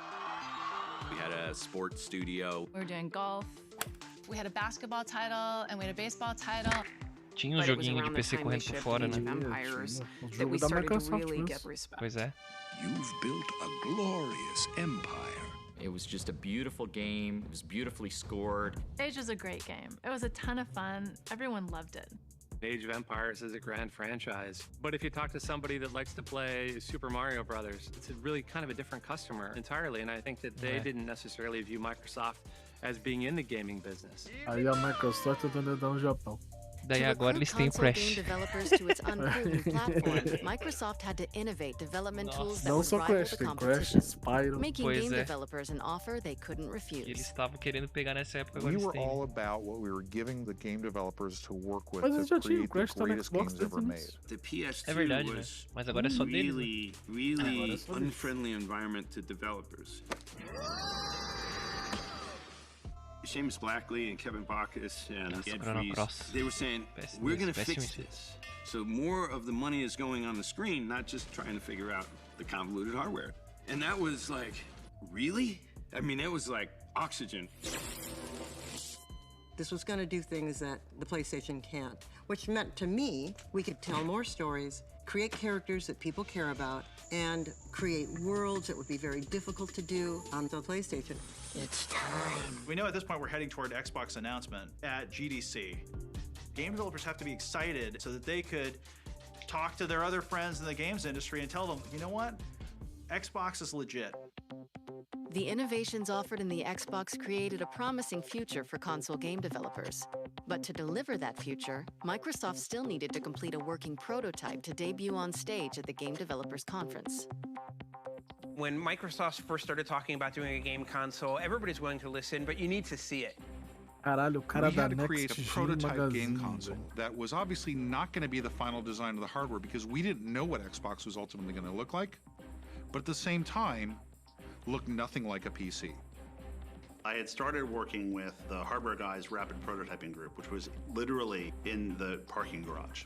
And they had like built a temporary structure and a bunch of parking spaces and like made it like a little office. So I went to this area where the artists were, and they were having a remote control car race in the office. Around the desks, going right around. And that's how I met Horace Luke. In a lot of ways, I work very scattermind. I don't really work on a linear path. Most of my days spent with markers and paper and just doodling. I remember the guys coming in about 6 or 7 in the evening when everybody's leaving the office with this big motherboard from the 90s. This gigantic board that had all these PCI slots on it and said, put this into something that is presentable on stage. And I still remember staring at it going, what do I do with this thing? The traditional Microsoft product was very ergonomic centric. The mouse, the keyboard, but with the Xbox, it was very different. It was about storytelling. There's a lot of people focused on what's this set-top box gonna look like in my living room. But that wasn't what we cared about. Horace was really interested in what was happening when you got sucked through that screen. The role of the designer, it was how to tell the story at a glance. That Microsoft is about to go into a space that is brand new to what Microsoft was accustomed to. Telling people that this thing is going to be the most badass thing you can imagine. I would go down and visit Horace, and there would be scraps of prototype drawings and other pieces of vision work that he would have. The whole idea was this nuclear reactor almost, trying to hold this energy that's inside that is so intense. He's like, dude, we need a metal X, and it's got to have a green eye, you know, shooting a laser out. And he's always gonna use sound effects, so he's gonna be like... I wanted to blind people, because that's kind of how Horace would talk about these things. That sense of escape And that sense of capability and power is what we try to create with this green portal. And inside there, everything is possible. That was how we wanted people to feel when it's on stage. You could have shown up to GDC and plugged in a PC and tried to tell people it was a console, and not a single person in that audience, I don't even think we would have believed that that was really going to be a console. So we knew we needed to show something beautiful. People got to be able to tell in an instant that this thing is called Xbox. What we ended up building was a 40-pound machined aluminum X that had been buffed to a chrome finish. These big, beautiful, shiny chrome X's. They were like these incredible sports cars. We ended up taking literally a solid hunk of aluminum and carved it with a 6-axis CNC machine. That box took 2 weeks to carve and 1 week to polish. Building those metal X's was very trying. Drew and I just, after work, get a can of kerosene, get a rag, and just keep buffing it. Rub until that thing was polished. Somebody brought it out into a meeting and took a towel off of it and showed it. Incredible sports cars. We ended up taking literally a solid hunk of aluminum and carved it with a 6-axis CNC machine. That box took 2 weeks to carve and 1 week to polish. Building those metal X's was very trying. Drew and I just, after work, get a can of kerosene, get a rag, and just keep buffing it. Rub until that thing was polished. Somebody brought it out into a meeting and took a towel off of it and showed it to us, and I was like, that can't be in people's living rooms. And everyone's like, calm down. It's a concept. And I'm like, okay, awesome about the green eye. How am I going to fit the components in there? And what we ended up doing is, if you look at a PC, there's like this main motherboard. So we stuck the motherboard at this, on like one angle. We had to shave off the edge of the motherboard because it just didn't fit. We soldered the hardware together ourselves and borrowed space in the lab. I'm sure people looked at that and they're like, whoa, it's like this polished X. It's got this, amazing green eye. But it was the world's messiest PC build. Like, it was components like just jammed in there. And you're like, is it gonna work? Nice. Oh, well, work this time. I guess that's the one we'll take with us to GDC. It's sometimes possible to forget about the people who actually make the games. And so we're here in San Jose, California, for the Game Developers Conference to remind ourselves that without these people, we'd still be playing checkers. Announcing Xbox at the Game Developers Conference was like every Christmas morning rolled up together. Video game developers are upping the ante on creating realistic games. Microsoft upped the competitive ante, announcing a new concept, codenamed Xbox. At GDC, the idea was that Seamus would go on and basically be the demo guy, talk about Xbox, show the demos. But this was the first time that Seamus had stood in front of an audience of game developers and gamers since the launch of Trespasser. Before he came to Microsoft, we knew Seamus from his stint at DreamWorks on Trespasser.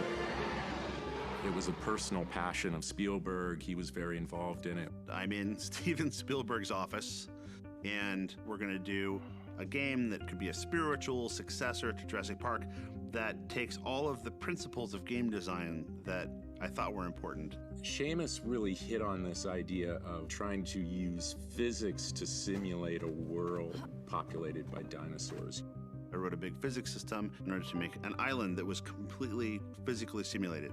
And then he's saying every leaf and every branch that you walk into in the woods is gonna move. And that was kind of a dream that we're like, yeah, that sounds good, but how are you gonna do that? How are you gonna make that perform? Well, the end of the story was we're not. I made every mistake in the book. You can read about this online, all the stupid things that I'd managed in that project. And we shipped it before it was done. We shipped this broken game right into the jaws of the birth of internet gaming sites and the first fan sites. I personally just got destroyed online. And I had never seen anybody destroyed online. We know what that's like now. I thought my career was over. Everyone who was present in San Jose at the Game Developers Conference, they knew my failures with Trespasser. I remember sitting in my hotel room and I had to convince myself to just go show my face at this thing. And it was terrifying. Nossa, eu teria me cagado The perna day abaixo. of the unveil of Deixar vazar Xbox, I negócio took desse, 3 tá Xboxes maluco? with me, like these metal X's, one for the stage and then 2 for as like, you know, what happens if this fails. We hand carry these things down in transit because these things are fragile. The idea was showing live demos, proving that we actually had nothing up our sleeves. The game developers are not going to be tolerant of any level of bull at all. All the things on the screen were specifically to show game developers that this Xbox was far and away better than any of the other consoles that they'd ever seen before. And they have to be done in such a way where it's clearly interactive, clearly real, clearly running on the hardware as advertised. We hand carry them down, we set them up, we turn them on. The first one doesn't work. I opened up the first machine, like I'm like, what the f is going on here? Like something jiggling around that wasn't quite right, and you're like, oh my god, like what happened in there? So then we set up the second one, it doesn't work either.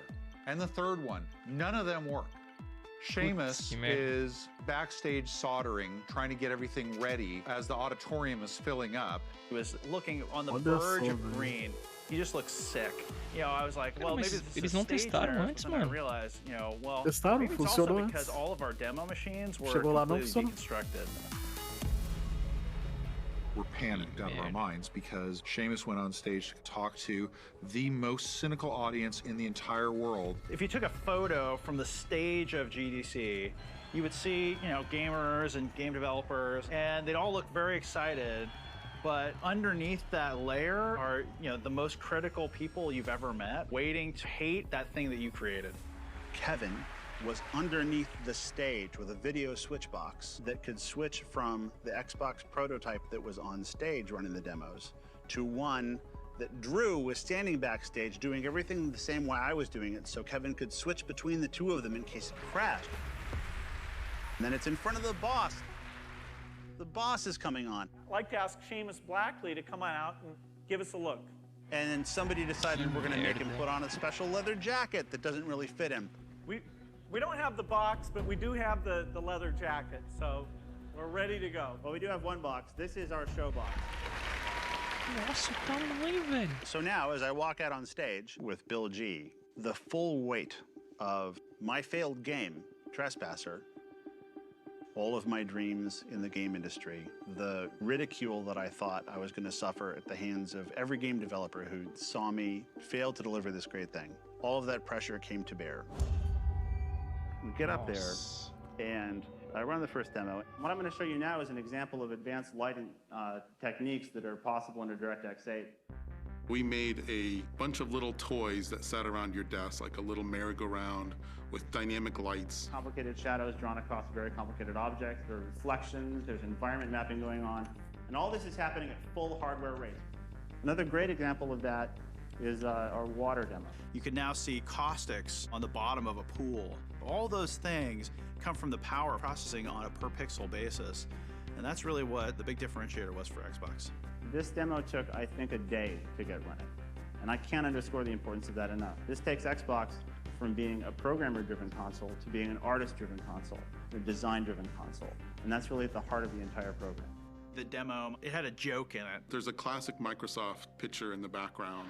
Oh yeah, baby, that's texture resolution right there. These were really smart demos and really ambitious. But when we saw the physics demo, I was like, wow, how's that computing? In my high school physics class, I was scarred with the image of chain reaction as demonstrated by the old ping pong ball and mousetrap demo. Physics was something that everybody wanted to do. Seamus had tried physics with his Jurassic Park game, and it didn't work so great. But now you were seeing those ideas actually working right. A great example of the CPU doing all of this. Meu Deus do céu, porque os jogos de Play 1 não eram bugados, né? Meu Deus do céu. Physics is cool. The Raven and Robot video, you could see the photorealism. The huge chrome robot that basically was motion captured by a female character called Raven. The level of physics simulation that was happening there, how much the CPU was being taxed, you knew as a developer, this thing was really, really powerful. I was like, wow, we have got to get onto this box. I was very surprised by the Xbox. I was expecting it to be kind of cool, kind of like a stripped-down PC. but what I wound up seeing very much excited me.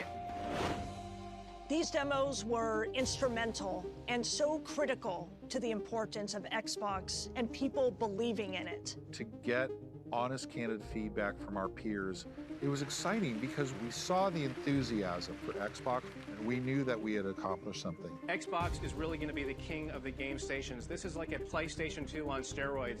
People are kind of giving us high fives, saying congratulations, and I'm like, do we actually do this? I've never seen so much advance in one particular piece of technology before, ever. From that moment on, we had credibility with publishers and with game developers because it was clear we did know what we were talking about. And the next thing that mattered was that Bill Gates showed up for it.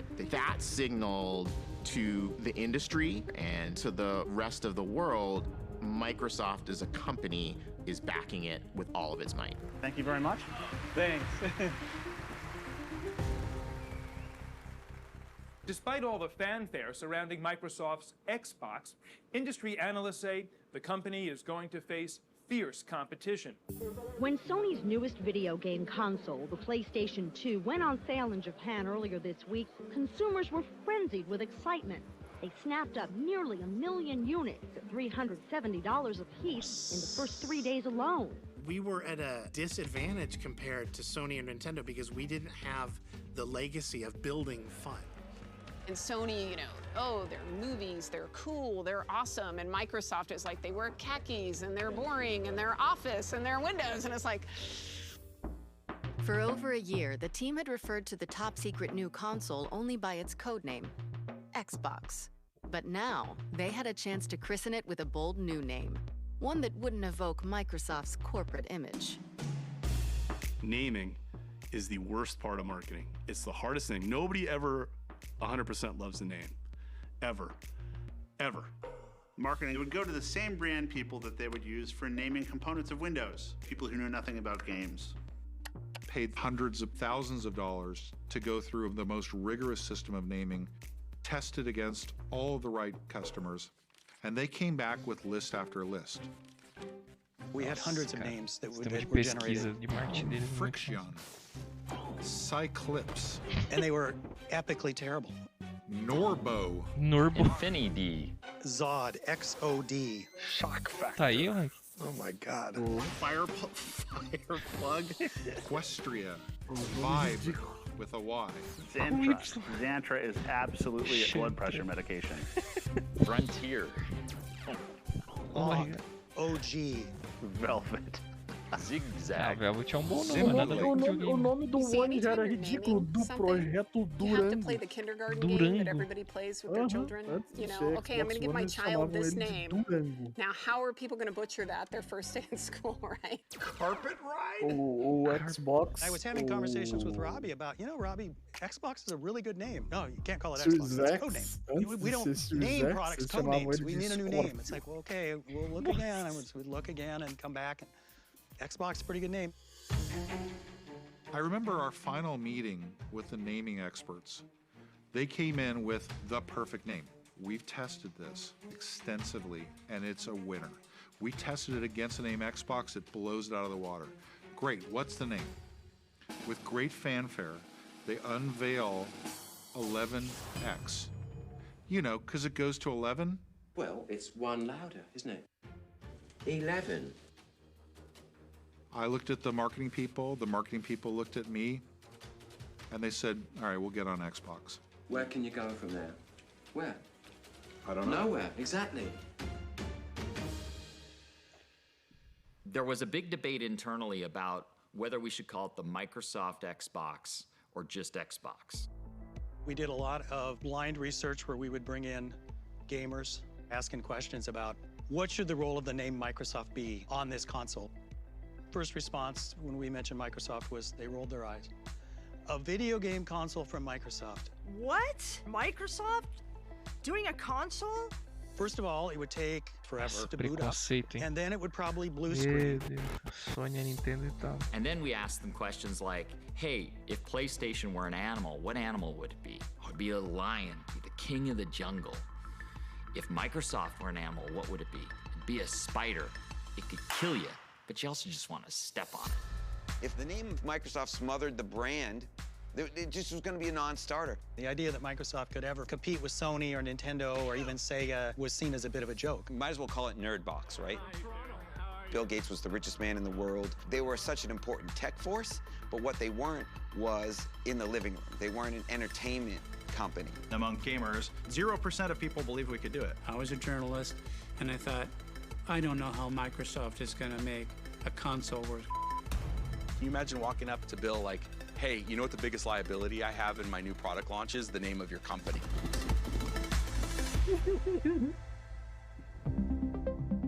Rapaz! Imagina, chega pra ele, o grande problema do produto é o nome da tua empresa, cara. Então nós tem que tirar, tá ligado? Episódio 3. O episódio 3 tá ali do lado, eu acho. Nossa, tem uns 6. Geralmente eles estão no playlist, aqui tá o 4. É o 4? Vai no canal mesmo. No canal do Xbox deve ter. Ali embaixo. Episódio 3 ali. O olhinho, hein? Ah, eu sou... Rapaz. Let me find it. Let me watch it real quick. Ó, o Rob Ferguson. Ah, não é o Rob Ferguson. É o... Esqueci o nome dele. Nossa, esse comercial, velho. Nossa, eu lembro disso, velho. Nossa, isso foi cancelado, velho. Cara, eu acho que eu lembro disso aí também, mano.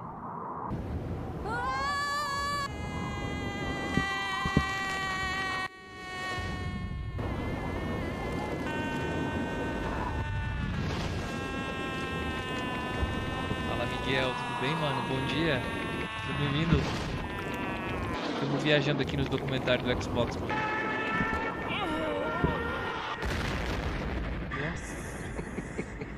It's really good. It's really good. I love it. The ad was polarizing, and it did end up getting banned. Stations would not run the ad because it was, so shocking for people. Chocante pras pessoas. The potential for the company to be doing this gaming Conta thing pra nós, was Miguel. really different Certo? than really the Bom image dia, that mano. the company was trying to cultivate. Some of the stuff like that commercial, I don't think senior leadership saw until it was done. We don't talk about Microsoft Xbox. We just talk about Xbox. Because Microsoft was good on the funding side, but bad on the Nossa, eles branding tiveram side. que fazer And if they esquema wanted pra to go market separar, it mano. like they market Windows and they market Office, it was a deal breaker. It was not going to be successful. The games industry. Não, Miguel, nós did not estamos speak the focados same aqui no language documentário as do Microsoft. Xbox, mano. But if we were going to do this really hard thing and not lose billions and billions of dollars forever, we had to get it right. People had to have the belief that they were working with the Xbox team. And if that meant there was something slightly unconventional that had to be done, the Microsoft bureaucracy wasn't going to get in the way. There's a new contender in the video game wars. Xbox is going to be the future, truly the future of video games. Xbox. É o The Taking over Rock, the né, living mano? room. Limitless, connected digital entertainment. You guys never understood. The company is going to face fierce competition. Ô, Miguel, que isso? Eu te peço desculpa, mano. É que são 6 episódios, mano. Agora que a gente tá no terceiro. Não vai dar terminar de a gente ver tudo hoje, mas... Tem muita coisa. É? Tem muita coisa ainda. Nossa, tô louco pra ver o lançamento do console, mano. Start Mas working. é um baita documentário, tá maluco. Ships in fall 2001. Most console companies start working on the next console as soon as they finish the current console. So 5 years, 6 years, 7 years. So for Microsoft to go from announcing in 2000 to being on store shelves in the fall of 2001 is kind of insane. Before Xbox landed on store shelves, the team had to run a gauntlet of very public deadlines. A hardware rollout in Las Vegas at the Consumer Electronics Show. A first glimpse of Xbox games at Microsoft's GameStop event in Seattle. And finally, an event that brought the entire global gaming industry together to see what was new and judge it mercilessly. E3 is the biggest moment of the year for games. For new Vai ter entrants, esse ano, it's foi really cancelado. important to show up and make a good impression. Provavelmente vai That ser E3 online. was critical for the Xbox, but you know, Não tem jogo? Ela é is online. beta software Não and tem beta jogo? Vai hardware. mostrar o quê? Hardware that's not proven yet, or probably not even Como é que é? finished. A Não lot tem of jogo? Vai things mostrar o quê? at E3 can go Não, wrong. sempre tem jogo. Adding pressure, the lead executive on Bom Xbox não tem. development, Sempre tem. Rick Não, Thompson, bom had sempre just tem. left Mas Microsoft, o which meio meant do ano Microsoft's é mission to 3 que quickly mostra deliver tudo. an Sempre tem jogo. industry-changing game console needed a new leader. The idea of finding somebody else externally didn't make É o sense. Tech. We had a schedule that is crazy Não é to o begin Tech. with. É o Finding Fighter, somebody né? else Não, é externally o Tech. didn't make sense. Não, a Virtua Needed Fighter. Virtua Fighter, então. É. The idea of finding somebody else externally didn't make sense. We had a Não, é o schedule Tech. that is crazy Ué. to begin Não, with. não, The idea acho of que é finding Virtua Fighter. Nossa, mas É Virtua agora- Fighter. Ou Dead or Alive, né? somebody else externally didn't make É, sense. ou Dead or We had Alive. a schedule Eu acho que é that Dead or is Alive, crazy porque Dead or to begin Alive era with. da The Xbox. project just didn't have the time for that. Nor did we Max think that Payne. somebody Max externally Payne. could sort of fit into Microsoft and make this happen. And so I concluded that it was something I needed to do. A new challenger enters. Sort of a fateful decision because it led to the worst 18 months of my professional career. It's a hard project. I mean, what we were doing is something that is intensely difficult. Robbie was the grown-up. What's Robbie's role? We were a young group of kind of ragtag kids. Let's go ahead and take the cars, give them 3. What the hell's that? You know, I got a demo to do up here. I don't think Robbie should be seeing this.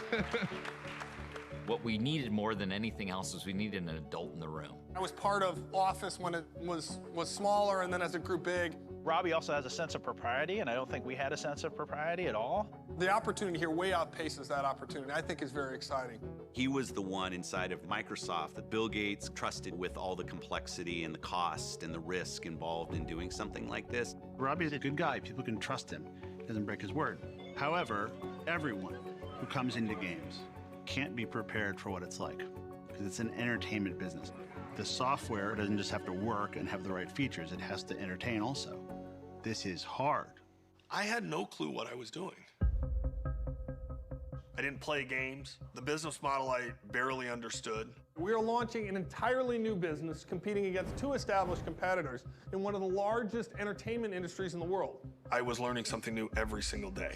And that meant, obviously, I failed most days too. And I think the next 6 to 8 weeks are going to be super exciting. A little challenging. I didn't think about how to plan for going from 20 people to 2,000 people.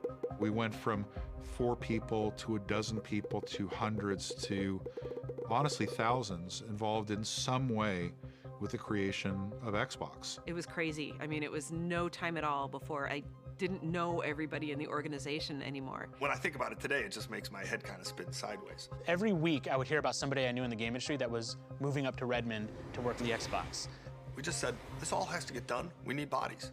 So we hired people in bulk. We brought in teams of people. I remember thinking, this is a lot of people changing their lives for this effort. It's either got to be something that everybody believes in, and they're willing to uproot their families and get behind this initiative, or it's going to be one of the biggest cluster of all time.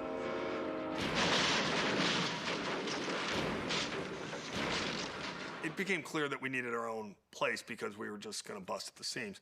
So Microsoft has this beautiful campus and all these beautiful buildings and everyone works together. We were not part of that.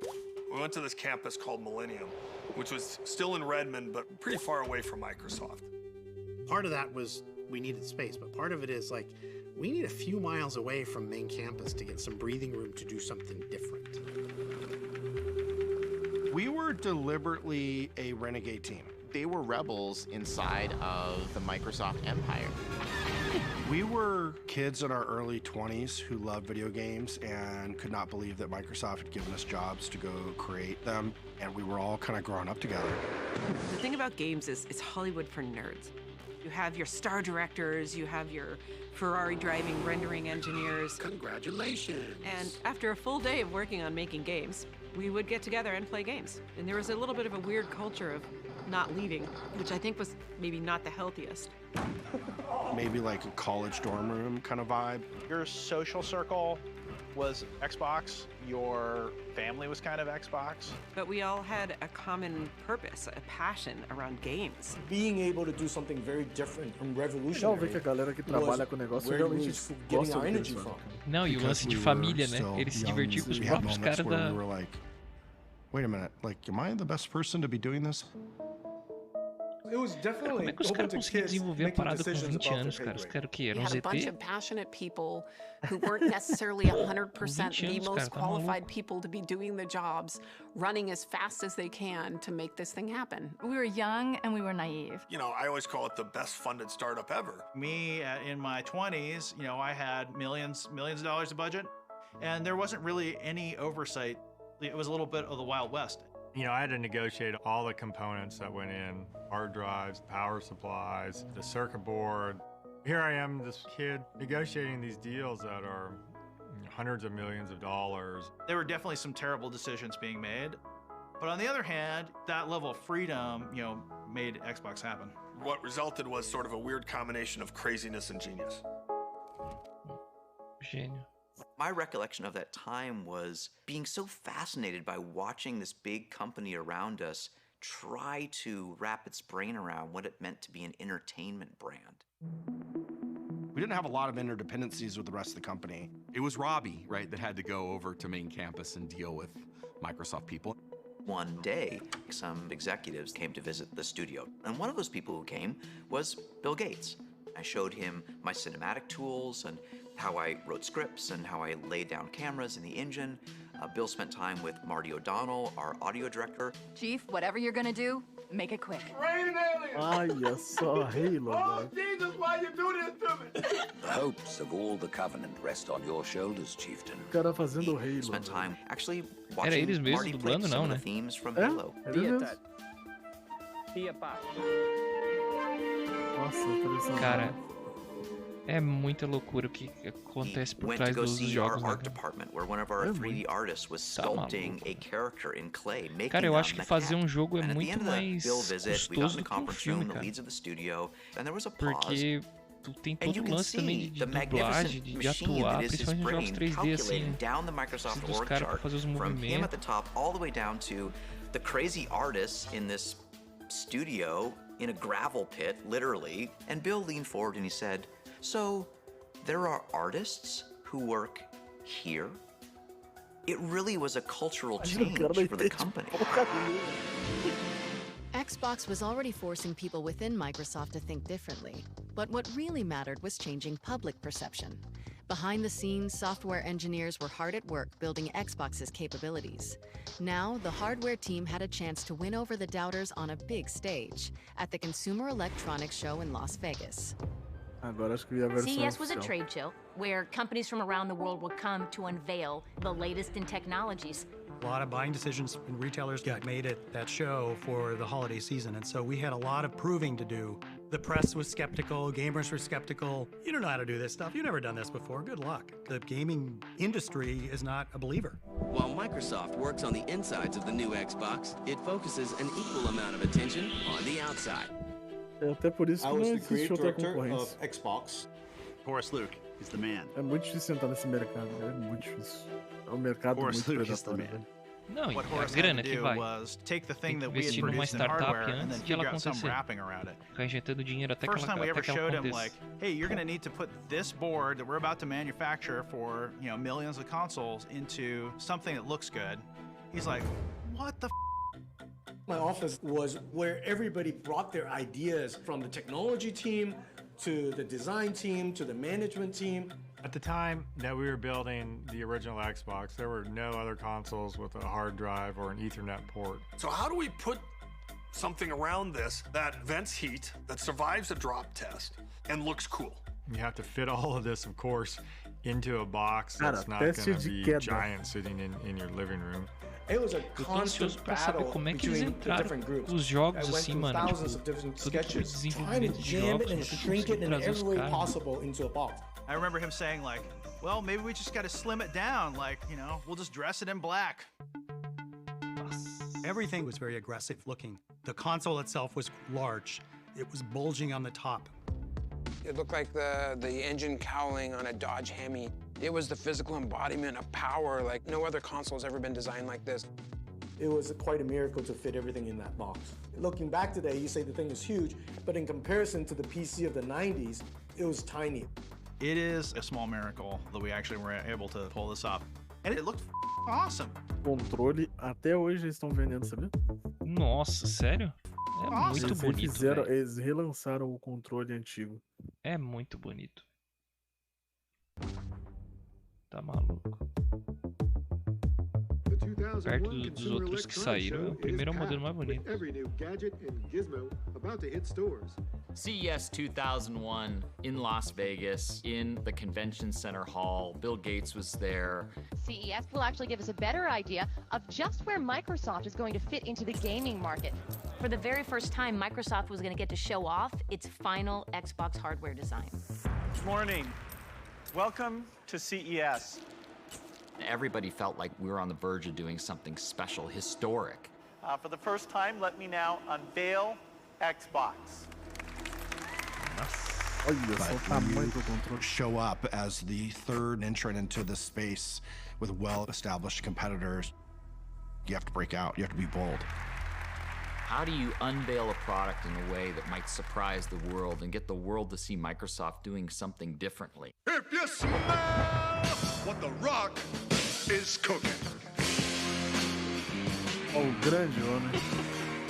The Rock says we decided to bring The Rock to CES. There was honestly some disbelief, like, Bill Gates, The Rock, like, what's going on here? Thank you, Bill. It was really like muscle-bound Hollywood meets, gamer geek of the tech world. Just might appear that The Rock and Bill Gates don't have a heck of a lot in common. Well, The Rock's here to say that can't be farther from the truth. The Xbox is everything The Rock is. Cutting edge, powerful, exhilarating. And they were funny together. Like, it actually worked. And they looked like they were best friends. I mean, The Rock doesn't impress easily, Bill, you know that, but I'm pretty damn impressed with what we're seeing here today. And considering that this Xbox at this moment is only running on 1/5 of the system's power, it's very impressive. Bill, do you have any idea what The Rock would be like if he were only running on 1/5 of his power? Well, I would think that... It doesn't matter what you think, Bill. I'm sorry, Bill. It's just a force of habit. Rock apologizes. It went well. We showed nothing, technically, but it started to build the excitement. We gave it 5 out of 5 stars. We really like the Xbox a lot. You throw in an 8 GB hard drive, a 10100 Ethernet adapter, and you basically have the most powerful system on the block. The Xbox is really slick. With excitement building around the console, Microsoft was under tremendous pressure to build a portfolio of hit Naquela altura games do campeonato before eles the já tinham Xbox lançado launch. By the console time melhor they que had o da announced Nintendo. that they wanted to do Xbox to the time when we needed to launch, Naquela it was altura do an incredibly campeonato short eles já period tinham of lançado time. We didn't really have the console luxury mais of saying, poderoso que o da Nintendo. start building a game from ground up. That was almost impossible. O mais What we fraco were na época looking era o for PlayStation. were games that were partially in development, ports already in development. We went out and started to look for developers all over the world. A barnstorming tour across North America, Europe, and ultimately Japan to create some sort of excitement around the console and convince game developers in particular that we could be successful. All right, boys, let's roll. One day we presented a new idea from a small game publisher that had come to us and said, hey, we want to dust off one of the 2D games that we had done for PC. We're going to really invest in it. We think it's going to be really exciting. And these newly important executives in Xbox who would review all the pitches from publishers and developers, they said, I don't think that game is going to be able to make the transition from 2D to 3D. They felt that it was complicated. They didn't really understand the user interface. They thought that it was based on a game that hadn't been all that successful. To my surprise, it was rejected. And that game was called Grand Theft Auto 3.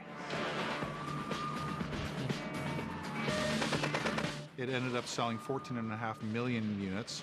It was the top-selling game of 2001 and would have been the top-selling game of 2002 if it wasn't beaten by its own sequel.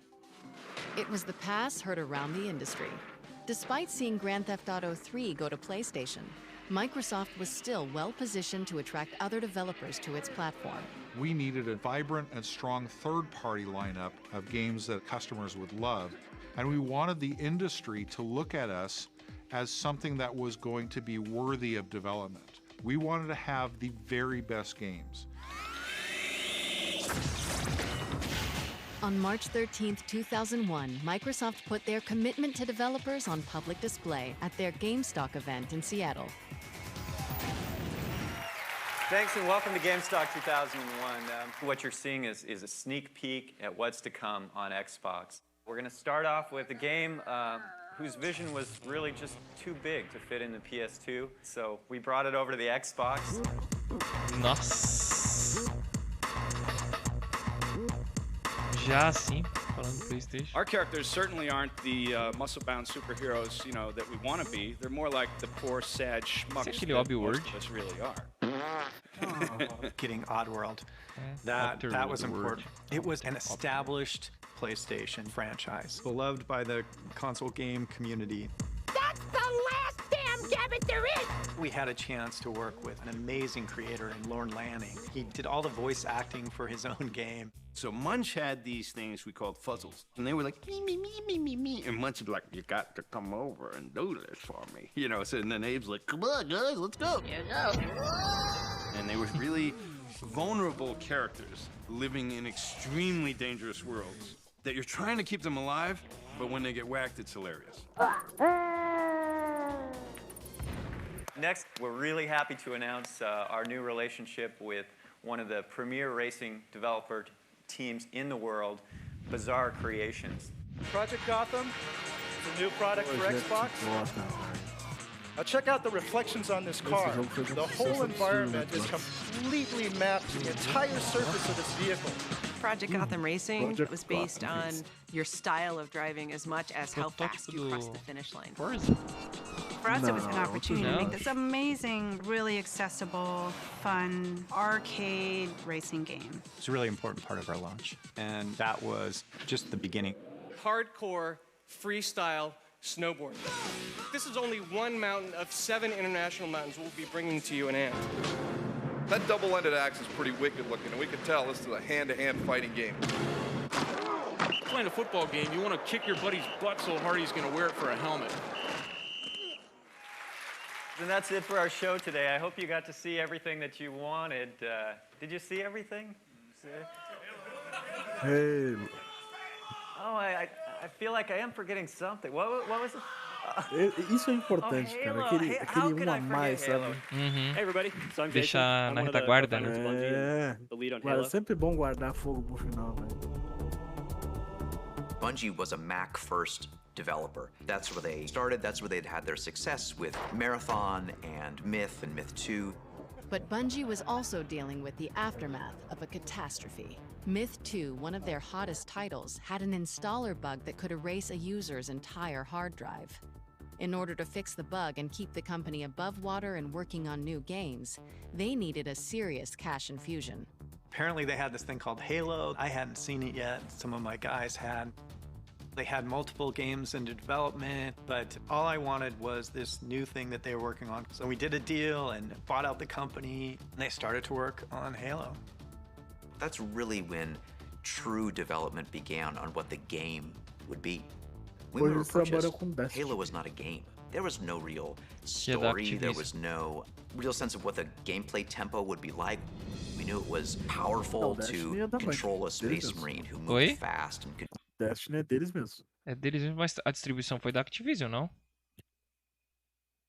Tá na capinha do Destiny? Olha lá, tá lá no cantinho lá embaixo da Activision.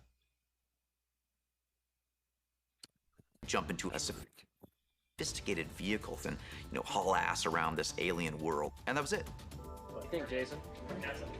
See it? People knew about Halo, they knew that we'd been acquired by Microsoft, they knew about Xbox, they knew we were still working on the game. That period of getting Halo from a series of prototypes to on a disc playable by an Xbox was just a mad rush to get this game done. But there was this excitement that we had something vai lá, bom descanso, mano. Tava por aí ainda. Bom descanso, mano. Halo no Xbox.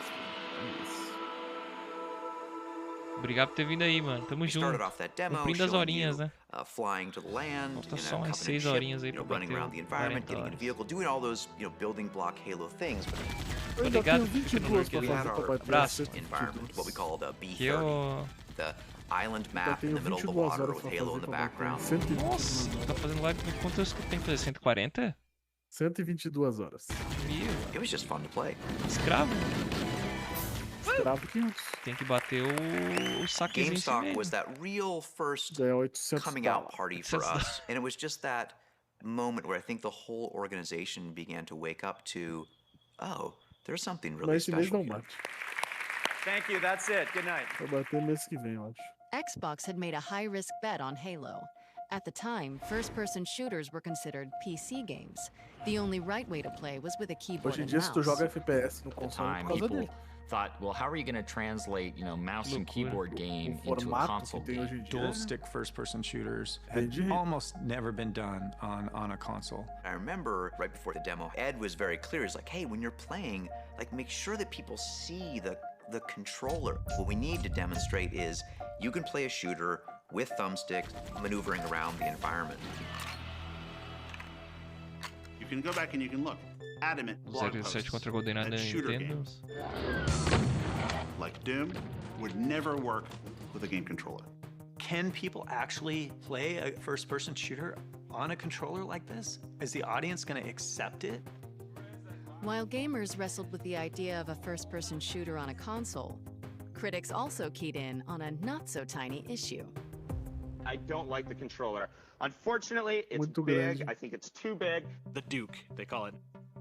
The Duke wasn't a small controller. It didn't feel cheap. I felt like you could kill somebody with it. You had to have gorilla hands to work with this thing. It was the industry's biggest game controller. The Duke controller was like a newborn baby. I mean, the thing is like 9 pounds, 3 ounces. You had to kind of hug it. As an Meu adult Deus with do big céu. hands, you can hold it farther back and it's really comfortable and cool. It was done bass accurate as most things were on the original Xbox. $800. To get to that design, we kind of used the human factors ergonomic approach. For those of us with smaller hands, we all thought, oh my god, all these guys just sit in a room and go, oh, yeah, it's gonna be great. I was like, oh, yeah, this is totally not gonna Mas é work for vermelho, é us. And horrível, I was feio like, pra okay, caralho. this is a problem. Perhaps we didn't take into account the full Ó, range of na hand sizes. Amazon, There's no way we could eBay ship pra vender. Duke in Japan.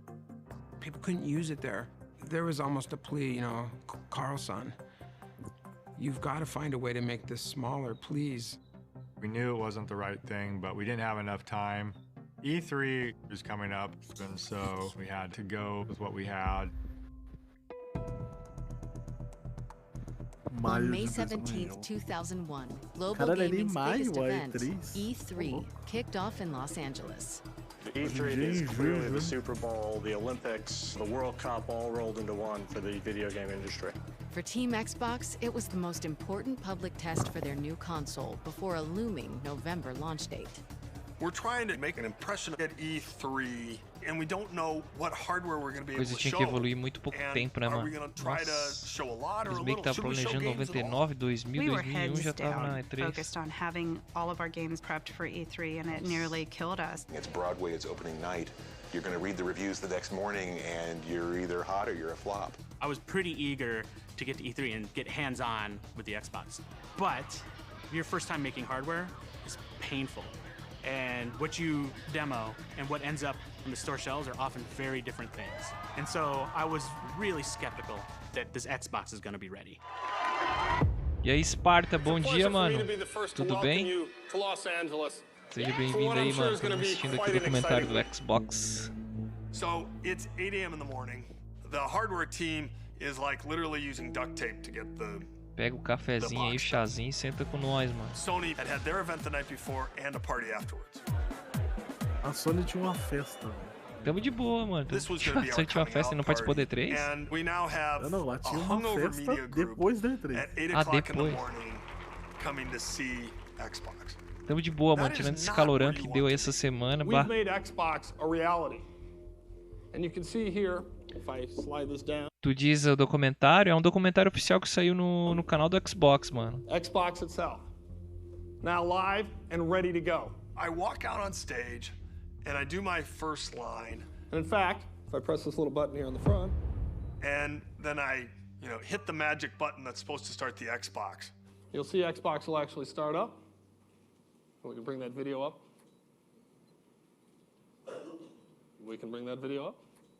And nothing happens. Não funcionou. Que merda, hein, na E3? Nothing happened. Well, if we could bring the video up, Xbox would be live and starting and running. I didn't know what to do, so I just went on. So it's with great confidence that on November the 8th, in the North American market, you'll be able to go into retail stores. In less than a year's time, you're going to release this thing into the wild, and people are going to be able to play it, and you're going to love it. And it doesn't turn on. It was a devastating Puxa moment. vida. As the hardware planner, like, I mean, Cara, como é que pode, cara? Tu bota um bagulho que ele testa, funciona, chega ao vivo e não funciona, cara. And you'll be able to get a box just like this with Xbox in it.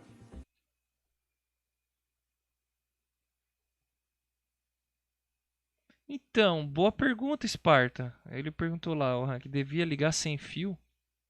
É no botão, né? Ele apertou o botão do console pra ligar. It was a disaster. A legendary sort of press conference snafu. We had to convince the press very quickly that we had a box that worked.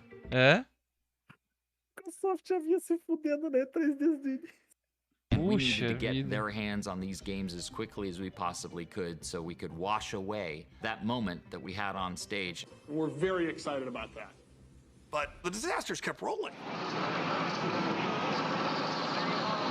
The Xbox wasn't done yet. The graphics hardware that they were running on was running about half the speed. Não sei como é que é o sistema ali pra ligar o console, mano. Basically, I'm tava escondido por baixo. It was slow.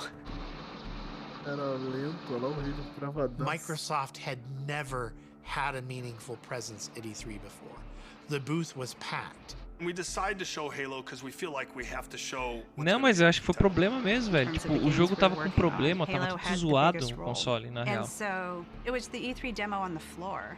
So many people were coming in with huge curiosity about what it was capable. Ah, então isso foi um fator também, né, Hank, pra tipo a Microsoft não ter tido tanta credibilidade nos consoles. Ah, com certeza. Seemed to fall short of its original promise of revolutionary gameplay. So now you have Eu falei, velho, a bad parada só muda launch quando event, o Spencer entra na and jogada. the key title that's going to carry the day looks bad, and people start to think we're crazy. Que merda.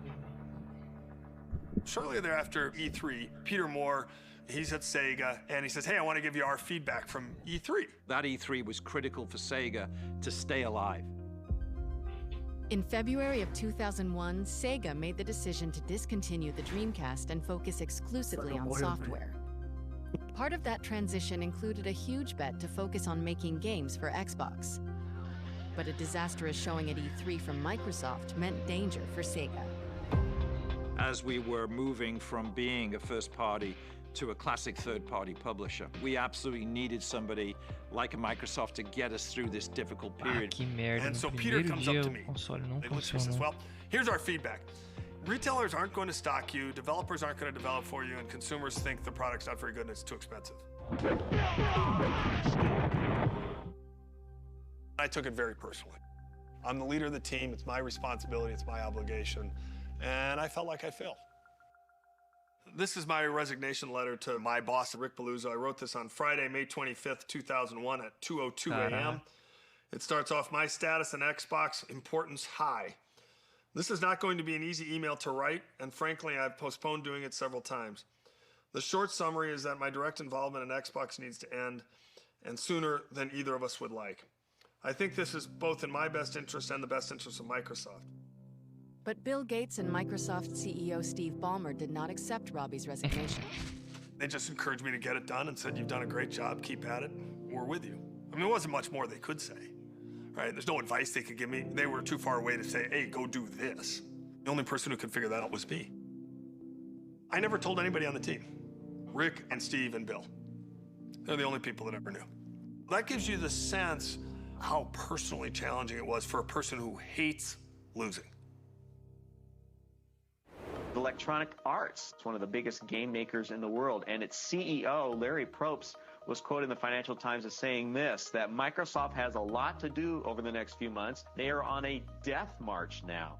I don't think anybody had an easy ride to launch. All we're thinking about is getting the device done so that we can make launch date. If you didn't have console units on retail shelves for a holiday, you missed a year. That holiday was vital. There were a lot of late nights. We were trying to engineer and design something that we'd never done before. We're building the technology, we're building the hardware inside. The Xbox circuit board is about yay big. It had probably in the order of 800 parts. Parts of the Xbox were coming from all over the world.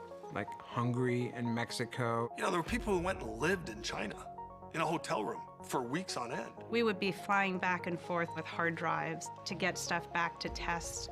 Microsoft had never shipped a console before. It turns out there's a lot of regulation everywhere in the world. You had to be certified by the right agency and approved. Their approval took longer than we expected. Parts wound up getting delayed from suppliers. It was every day, come into the office, see a fire, try to put the fire out. We were tracking the hardware, tracking the components, tracking our launch dates at such an accelerated pace. It was chaotic. Chaos, total chaos. People themselves were doing Herculean things. We would sleep at the office. This was all happening in real time. It had just never been done before. Ele é o cara do marketing do Xbox. Se eu não tô enganado. Xbox was the toughest job I will ever have, or have ever had. I will never do it again. Every day was a challenge, both sort of technically and professionally, but also personally. You know, you were lucky if you had a personal relationship that survived launch. Mine did not. It's kind of like you're on this horse that's bucking and you're thinking, okay, is this ever gonna stop or will this be the end of me? 8 to 12 weeks before launch. We're coming in way hotter than anyone expected to.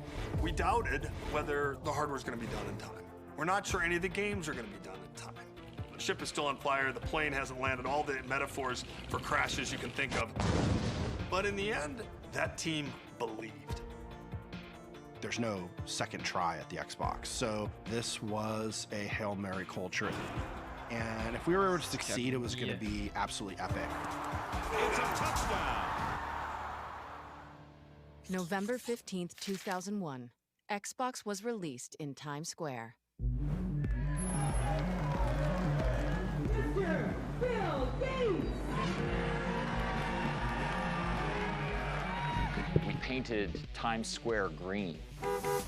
Everywhere you looked, you saw the Xbox green logo. Xbox was up on all these big billboards. One of those moments in your life you're never going to forget.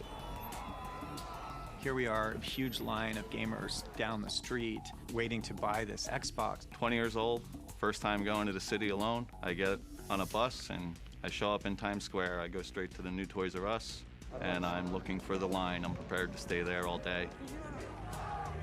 We worked with the city to open up the WWF restaurant across the street from Toys R Us Times Square. And that's where all the gamers came first. They have Xbox consoles set up everywhere. They pretty much just allowed all the gamers to hang out and play and test out all these games.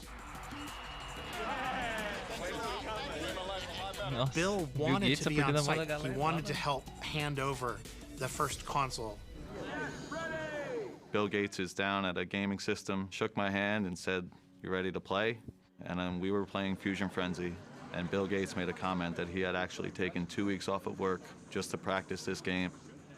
He wanted to beat the gamers. Does anyone know what the shoot button is? A, I think. A? Let's check. He couldn't beat me. Tu jogar com Bill Gates. I absolutely E ele pega e treinou antes, né? Yes. Com o Xbox na casa dele, eu vou jogar pra...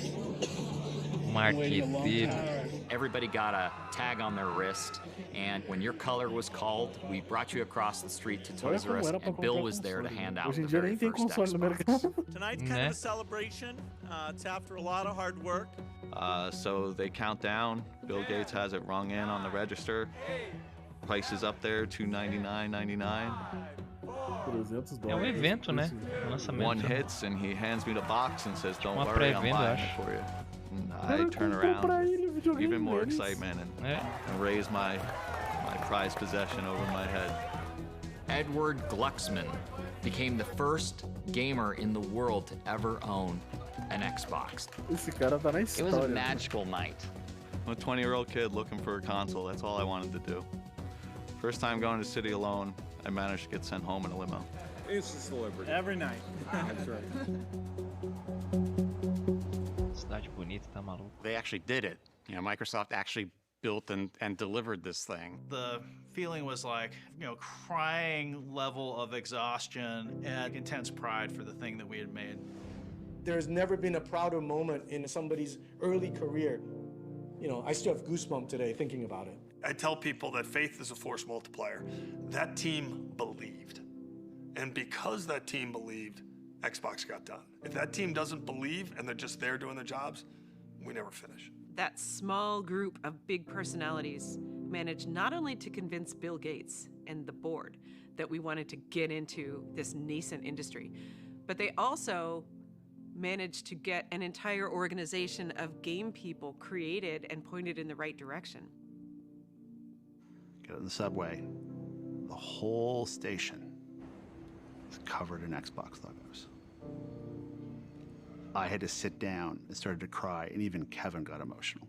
It was an impossible task that we should not have been able to do. I was tremendously proud of it. But at the same time, that was the end of that special moment in time that we were all able to be part of. It was the end of an era.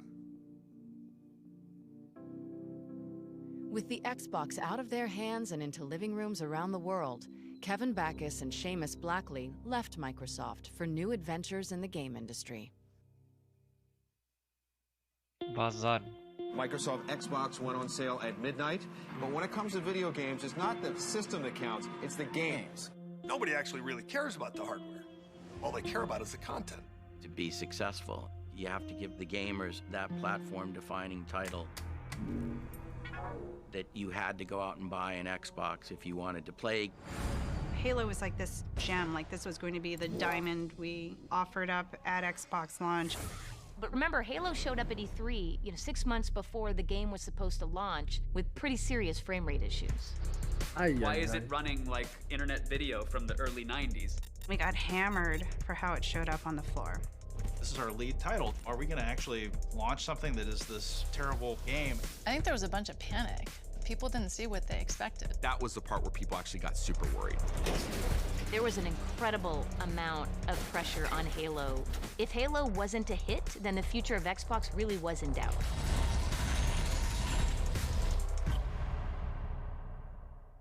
Mas o que foi? O hardware não aguentou? Não, o Halo saiu todo bugado. Simples. It could really give the E3 2001, when we saw Halo, my friends and I, we were like, ooh, it's crashing, it's buggy, sounds terrible. It seemed like Microsoft bit off more than they could chew. And each build, it didn't seem to be improving at all. Like at some point, it wasn't about making Halo perfect. Honestly, we were just focused on how do we get this thing on disc in time for launch. There was an incredible pressure on Halo. This is our lead title, and this is what we've got? If this thing fails, it would all be for nothing. Xbox was finished. There's a new contender in the video game wars. Xbox is going to be the future. Truly the future of video games. Xbox. Taking over the living room. Limitless, connected digital entertainment. You guys never understood. The company is going to face fierce competition. Sniper! It's a ticking time bomb. Makes me very nervous to actually play this for you. Xbox getting a major overhaul. You will be food.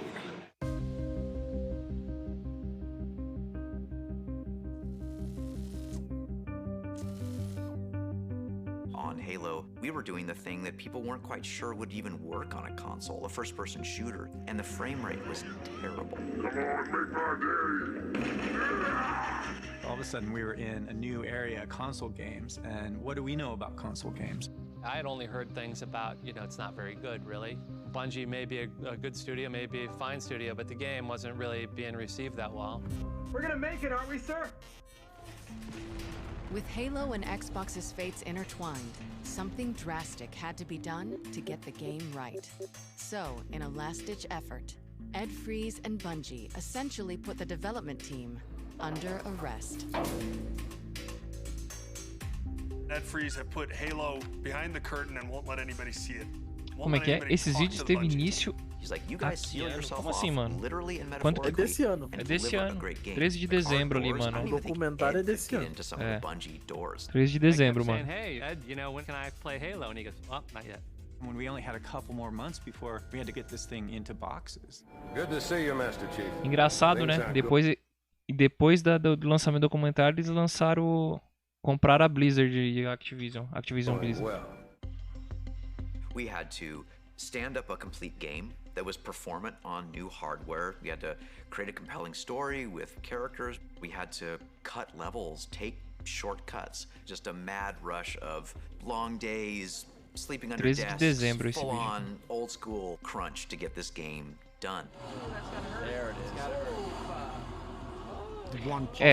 O que eles estão contando ali tá no primeiro Xbox ainda, né? 2001. Ultimately, that was one of the things that Bungie took very seriously was polish. For us at Bungie, this was a passionate effort to make the best game O possible. documentário é atual, mas aí essa parte tá em 2001. Esse é o episódio 4 que a gente tá assistindo. Vai até o 6, parece 6 ou 7. And Halo had the burden of showing up excellent in all ways. Ele foi lançado em 2001, mas o protótipo já é desde 99.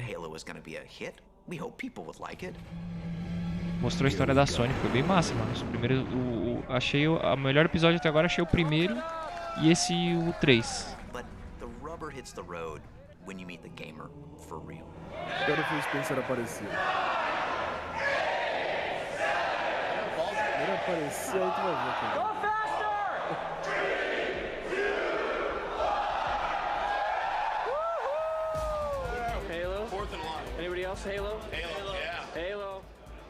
Mas por que a galera se encarnou no Halo mesmo, no Halo tudo cagado, mano? Starting to look at chatter FPS. online with fan sites, and then game reviews, and then comments, and realizing, oh my god, people like it. How the hell are we gonna beat this game? Halo, which Galera O jogo é bom, o jogo é legal. Tu já jogou Halo, mas... Tentei, cara. Comprei aquela coleção e não gostei. Não é meu estilo de jogo. I just felt that sense of possibility. Pega a história, that you could go Eu anywhere tentei jogar and do do primeiro, aí anything achei o on gráfico meio this beautiful, estranho. lush planet então filled não, with daí tu things não that were pegou a trying to coletânea. kill you. They just did it Achei so estranho. well. Eu gostei do gráfico do 4, mas é FPS. Tu tem que fazer o seguinte, Mas o meu problema é com FPS, mano. Não é nem. Eu acho que não é nem um problema do jogo, tá ligado? Não sou fã de jogo FPS. Tem que começar pelo Hit. Vou jogar Hit e começar por Halo Hit. Só o fato de ser FPS já não, não chama atenção. não me anima. Aí não adianta. É, não adianta. Aí é COD eu igual já parei. A Reach, né? É, tô ligado. Awesome. Halo was a phenomenon. That dual player mode was wow. Pra não dizer que eu não gosto, eu gosto assim só de jogar aleatório, tá ligado? It just blew me away, man. Eu tenho vontade de jogar o Overwatch, né? Vai entender. Nossa, não. Jogo ruim. Ruim é tu. Jogo horrível. Eu gosto de Paladin e não vou gostar de Overwatch. Nossa. With Halo, Esse daí é descartável. Esse aí só precisa that mexer. you had to go out and buy an Xbox if you wanted to play, and that was something that I always envied and admired. Halo forms so much of the backbone of, I think, what Xbox is. Os heróis da Blizzard são muito massa. Watching the feedback we were getting on Halo, the stories people were telling, That was it was a cultural moment. Eu ouvo. Halo? Oh yeah. Good. Just checking. Não, bom é o Halo. Não, Halo. Bom Halo. Ele é bom. Eu consegui entender o que é bom nele, hein? Tudo, trilha sonora, história, gameplay. Pra mim eu só vejo mais como um jogo de FPS, cara. Sou muito tapado. É que tu não pega a magia. É, não entendi. Porque eu sei que tem uma galera que curte. Nossa, doente por isso. It inspired a lot of people to tell a different kind of story. Nível Star Wars, It changed the game for Xbox, but I also think it O changed the universo way todo we é look foda. at first-person shooters. First-person shooters had only really largely existed at scale on PC, and mapping those controls to the controller, they just did it right. It just felt right. No one had done it that well before. No one had nailed it. They just nailed the controls. So before Halo came out, the conventional wisdom was if you wanted to play a shooter, you had to do it on a PC because that's where you would have the precision with the mouse and keyboard to aim, make the small movements to land that headshot on your enemies. What Bungie did with the help of Microsoft's playtesting and falando alguma coisa no chat, mano, eu tô reiniciando meu notebook. How to get something that would approximate that feeling. Isso daí é o sol no fundo aí que chegou já? Where all you have is the two sticks. Dublado hoje, graças a Deus. Ah, maluco, que semana quente. They weren't the first to do a shooter tá on the nublado. console, but they did Graças a it Deus, best porque by que far. semana quente, velho. Nossa, o The tamanho do influence of controle, what velho. Microsoft and Bungie were Olha lá. able to achieve is still being felt in games today. Even today, Eu não it's sei the se eles vão largest falar genre aí, mas in sabia que o console segundo gaming. controle do And Xbox foi really, because lançado of por causa Halo, do Japão? Xbox became the console causa for do quê? first-person shooter fans. Por causa do Japão, o segundo controle foi lançado no Xbox. Como assim por causa do Japão? Os japoneses têm mão pequena, eles não conseguiam pegar no controle do Xbox. Aí a Microsoft lançou uma nova versão Por do sinal, controle eu acho o melhor controle o do 360 do que o do One, tá? Eu já não acho, não. Depois de usar ele por muito tempo. Principalmente o do Series. O Series é o melhor de todos, velho. Mais macio do 360. PC gamers understood the joy of the LAN, the local area network. You make a network Aí of foi quando o computers in Halo a começou. local area, which means you have to be face to face A competitividade do Halo foi armpit absurda. with gamers. Got the flag, I'm out the front. And it's a fun experience. You can all be in a shared virtual world and run around and do things that you couldn't through a modem Isso just era uma because you're all parada que o there PlayStation connected não and it's higher fazia, né? speed. Microsoft ushered that in for consoles. Manually plugging machines together to play games was not a new concept, but it had always required a lot of technical know-how. Now, the communal gaming experience wasn't just for computer geeks. It was for everyone. Right now, we have this game going here, which is 16. Downstairs, I was just down there. They probably by now have at least a 16 game going Esse cara aí provavelmente cagava num balde e mijava em garrafa de coca. It was a communal party multiplayer atmosphere that you could have with a massive group of people and have multiple consoles all connected. Cara, os caras se juntavam os Xbox pra jogar em Get equipe. together at like 8 a.m. Tudo online. and play 16-player Halo all the way till 8 a.m. the next day. I remember 200 running an caras na Ethernet mesma cable tela up ali, the igual o stairs, 017. so I could have a friend bring his over and play. I go to my Ó, buddy's tudo house, conectado na and we're on internet. 2 different floors. We're in 4 different rooms because screen looking's a thing. Man, the fights were legendary. You looked at my screen. No, I didn't. Yes, you did. I can't. I can't see her. Olha lá. We make a little flyer at work like Halo LAN Ela party com this papelão, Saturday. bicho. Bring an Xbox, bring a controller, bring a TV. That Tudo pro cara não olhar a tela de baixo. everything about my social life for probably 10 years. And these, by the way, weren't small TVs. These were the big cathode ray TVs that you had to find a way to be able to use. I had a heavy-ass TV. Flat screens weren't around back then. You got it? So I bought a Olha PT Cruiser just so I could get my TV Caraca, around mano. and my Esse Xbox. movimento não teve no Brasil, mano. Mas do Dog, velho. Give me a second, give me a second. Your foot, your foot. I know that's on flip. Ouch. I remember playing loucura, nonstop bicho. and sitting there in my own puddle of sweat. The minute you stepped into a própria multiplayer match poça de on suor, Halo, velho. Meu Deus. time just disappeared. You just got sucked in, and we would play Olha como foi Halo, night o sucesso long. foi Halo. It provided me an experience I had never had on a console before, period. Halo was a runaway hit that had spawned its own social scene, putting Imagina, Microsoft olha in a the cena big que era leagues lá, with bicho. Sony and Nintendo for the first time. But the team wasn't done. They saw a way to take those multi-room raucous LAN parties and make them global. Sniper, sniper! The initial concept for Xbox Live was one of those magical ideas. So it gets to go in a special folder that I call epic pitches, because Coisas they're épicas pra pitches that caralho. even though they were in their infancy, they planted a seed of ideas that turned into something that had Ainda an meu impact computador tá on the reiniciando, entire guys. industry. Maybe an impact Nossa, on global o notebook culture. aqui é uma We tralha. built an Ethernet port in every unit, and the idea is now we can actually have a networked community of gamers from living room to living room around the world, no matter what language you speak, no matter where you are in the world, and we can all be part of one bigger community. And that vision was like awesome. Mas o PlayStation 2 já não tinha um esquema de conexão. Era uma Mas conexão precisava do própria? modem que tu conectava atrás, aí tinha senha pra entrar, cada jogo tinha sua própria senha. Eles não tinham a tecnologia da Microsoft, no caso. Tá, era E até diferente. hoje não tem. Nobody knew how that was going to work and whether it was going to be a good ecosystem and Até whether the hoje não quality tem. would ever be there. And it became a huge point of tension in terms of how it was designed and how it was going to work. But we're going to do it. Microsoft is putting literally billions of dollars on the line to back us, but the program was fraught with risk.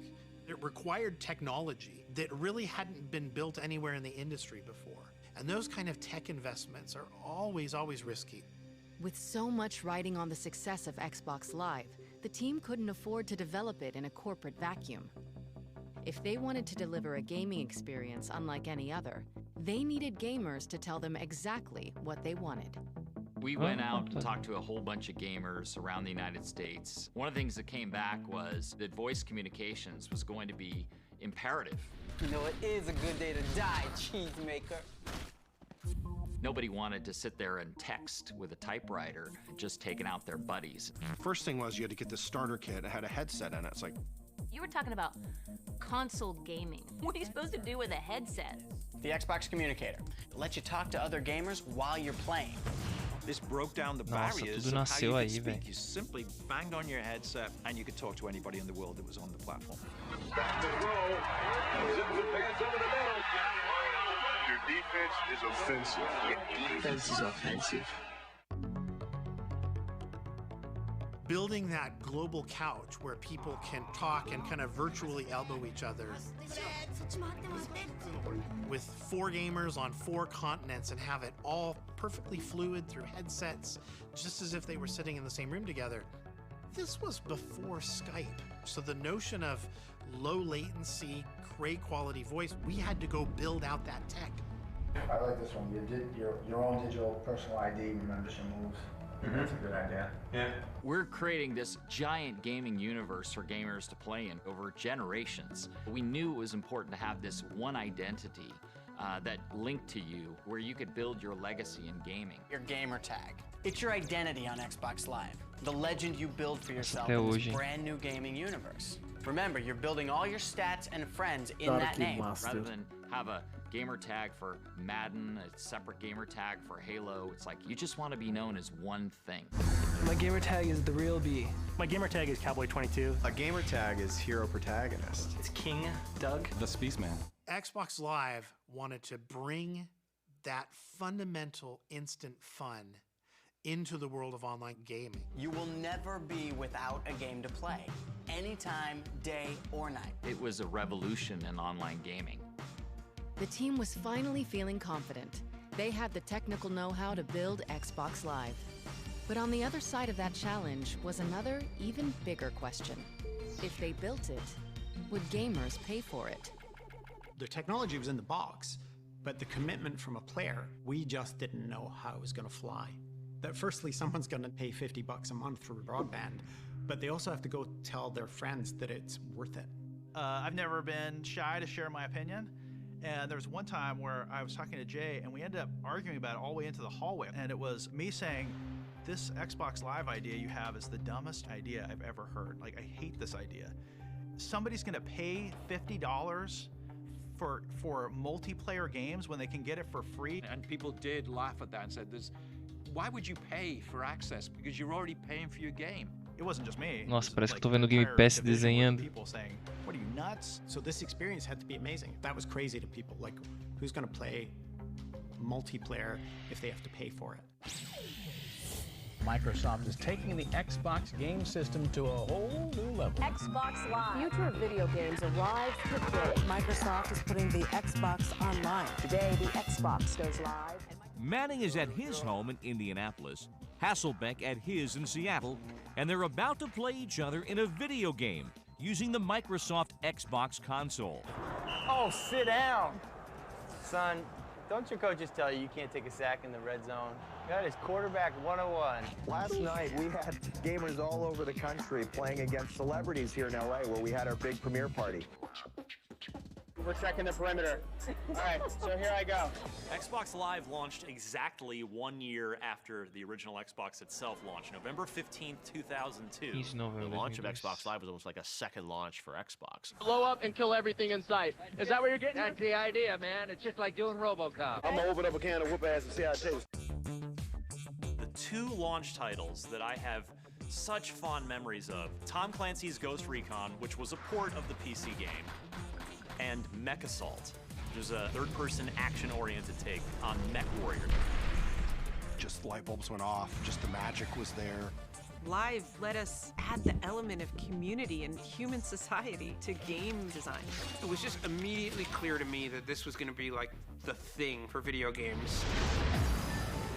What Live did for Xbox was it created this community that once you got into it and attached to it, it was very hard to leave. I met so many people online playing games that I never would have been cool with based off of us playing each other, me beating him beating me, him having some great plays. And there's an extraordinary number of like 50-year-old males that play Xbox Live together. And they will not go to another system because their buddies aren't going to go. So they're only going to buy a system to hang out with the guys so they can play while the kids are sleeping and they're going to play Call of Duty or something, right? Every night, me and my homies be on a party with about 15 or 20 of us, and we be talking about what happened in the day if we playing the games, and it's just like a great gossip line. Nossa, até a comunicação foi eles que implementaram. We had forecasted até hoje assim, se tu entrar no PlayStation, a galera não se junta aí, fica trocando ideia. Não é igual É raro. Do Xbox e não, e a parte da PlayStation é horroroso. Do Xbox também é ruim. Não conecta com um monte de gente, é o lance das NAT, né? O do Xbox também não é muito bom, mas tem. Unprecedented. Everybody else's version paled in comparison. What you think of gaming today, being on a headset, talking with friends, playing games, that just seems commonplace now because it is commonplace now, but Xbox made that possible in a big way. Xbox Live could be considered one of the very first social media platforms. Before Facebook, even before MySpace, Microsoft really did pioneer the very first interactive dynamic social platform. Quite frankly, Microsoft proved to the world that online multiplayer was going to be the key to the future. Que louco. Gamers flocked to Xbox Live in numbers that even took optimists within Microsoft by surprise. But while the platform was teeming with newly devoted fans who loved sniping their college buddies from different continents, there was one consistent complaint. What happened to the game that put Xbox esse aí tem on até the map? hoje aqui. Where Tom Clancy was Ghost Recon, eu Halo? comprei esse jogo When na we vida. started working on the second Halo game, the weight of expectation came crashing down on us. Halo 2 had to be a blockbuster movie, and that was always a danger, is what if we just pushed to do this big AAA spectacle and miss the heart of what made Halo a success in the first place? God damn, we have a lot of work to do between now and E3. Everybody on the team had a different idea about what being more excellent would be. We loved that you could get into vehicles, for example, but it frustrated us that you couldn't, like, tear someone out of a vehicle and jump into their vehicle and take it over. So boarding vehicles became a huge design initiative. Look out! We were really good at coming up with great ideas. Aquele da Steam é zoado, aquele Halo? Quite as good at É só online. production discipline and Não, figuring out funciona how perfeitamente. to right size all those Da Steam ideas, tem modo fit história? into a box, timeline, Sério? ship on time. When I got there, Todo Halo tem. they Mas aquele da Steam não é de graça? point in development where Não, they o de were graça é basically só o multiplayer, é half the diferente. game, and in some ways start from scratch on a lot of the Esse é só o que eu tava multiplayer. falando. Eu achei que tu tava falando do Master Chief Collection. Within a year, it became clear it wasn't working. Just the way the game felt, Jason really wasn't happy with. He looked at the game and he came to me and said, you know, we have a problem. É? I'm going to have to rework a bunch of the work, and it's effectively going to add another Online? year to the schedule. Jason, help. There was a lot of pressure. How could we ship a better game than Halo? And from Microsoft's point of view, Xbox's point of view, how can you ship that game as quickly as possible? This is now by far the most valuable franchise that we have. You know, this is Halo. We can't screw this up. Jason's saying he needs a new year. Time for me to step up and do my job as a boss. I do know that Ed went to bat for us. Ed was very much a purist. He was primeiro, about creating great principalmente no games and primeiro dia, giving the nossa, dev primeiro dia teams the time they explodiu de need. and that is at conflict sometimes with actually making a profit. So to me it was a no-brainer. Mas é mais no Xbox, né? Muito no PC que a Robbie galera wanted to put it in front of the other leads on Na the Steam team tem cerca because de Halo 40 is so mil important. pessoas jogando. It's going to affect, you know, the Xbox Live team and what they do. It would affect the continued marketing of the platform and things like that. Microsoft back then was a technology company. Software shipping on time. Eles estão tão focados nessa parada da comunidade jogar junto que o lance do cross aí é fortíssimo. Como é que é? Eles são tão focados nesse esquema de comunidade jogar online que o cross com PC vai ser fortíssimo. A galera que tá no PC joga com o pessoal que tá no Xbox, no Halo? Joga. Infelizmente joga. Por que infelizmente? O cara que tá no PC usa cheat. Really, that Bungie meeting was E usa teclado e mouse. Aí o que acontece? I could imagine. A galera que joga no console usa auxílio de mira. Aí a galera do PC reclama que a galera do console usa auxílio de mira, dá headshot mais fácil. Aí a galera do console reclama que a galera do PC tá usando cheat. Tá mesmo, eu tô pedindo cheat no Halo porque tu não consegue filtrar.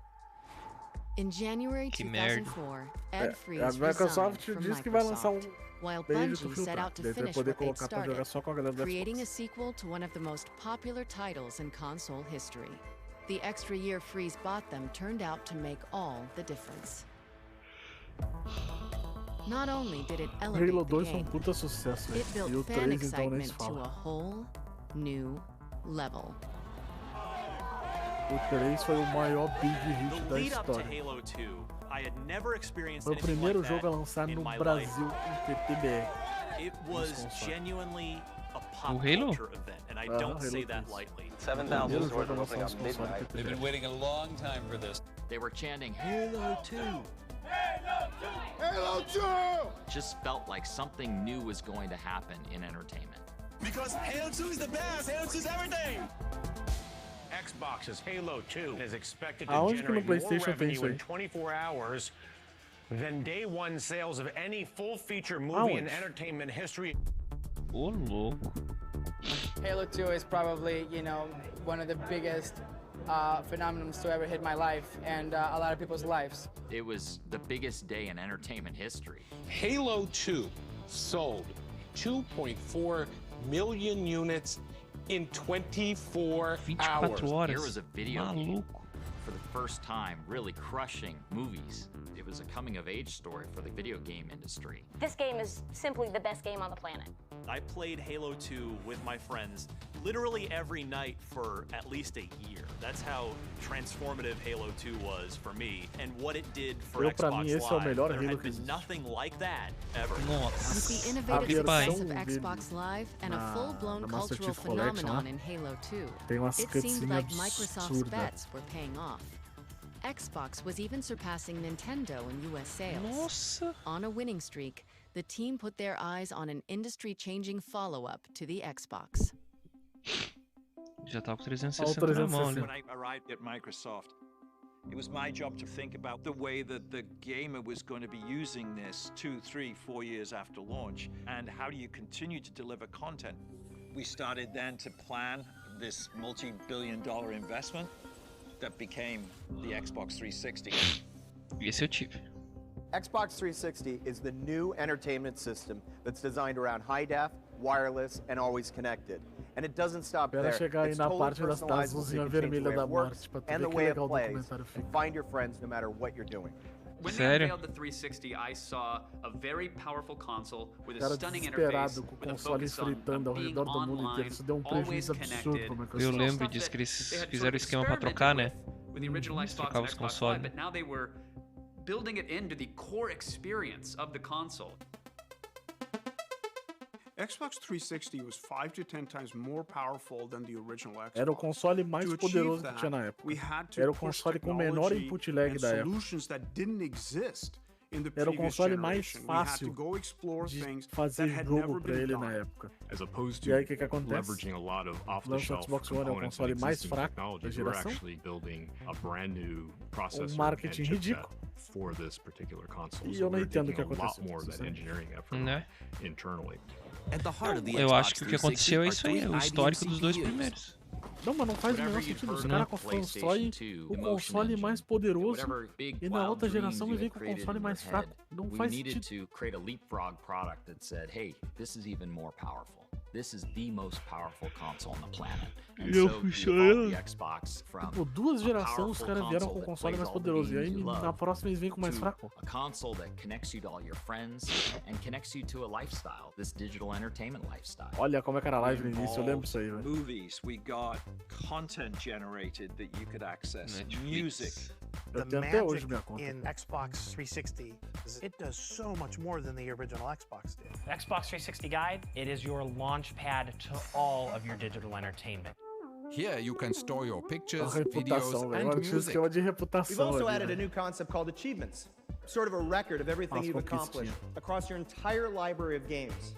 Aí With depois a Xbox Sony veio com os 360, troféus. we've created technology that will enable people from every age Nós temos and os every troféus corner of the agora, planet cópia to das gather conquistas. together in new ways. A product with games at its core, surrounded by limitless, connected digital entertainment. Everything we were trying to do had just never been done before.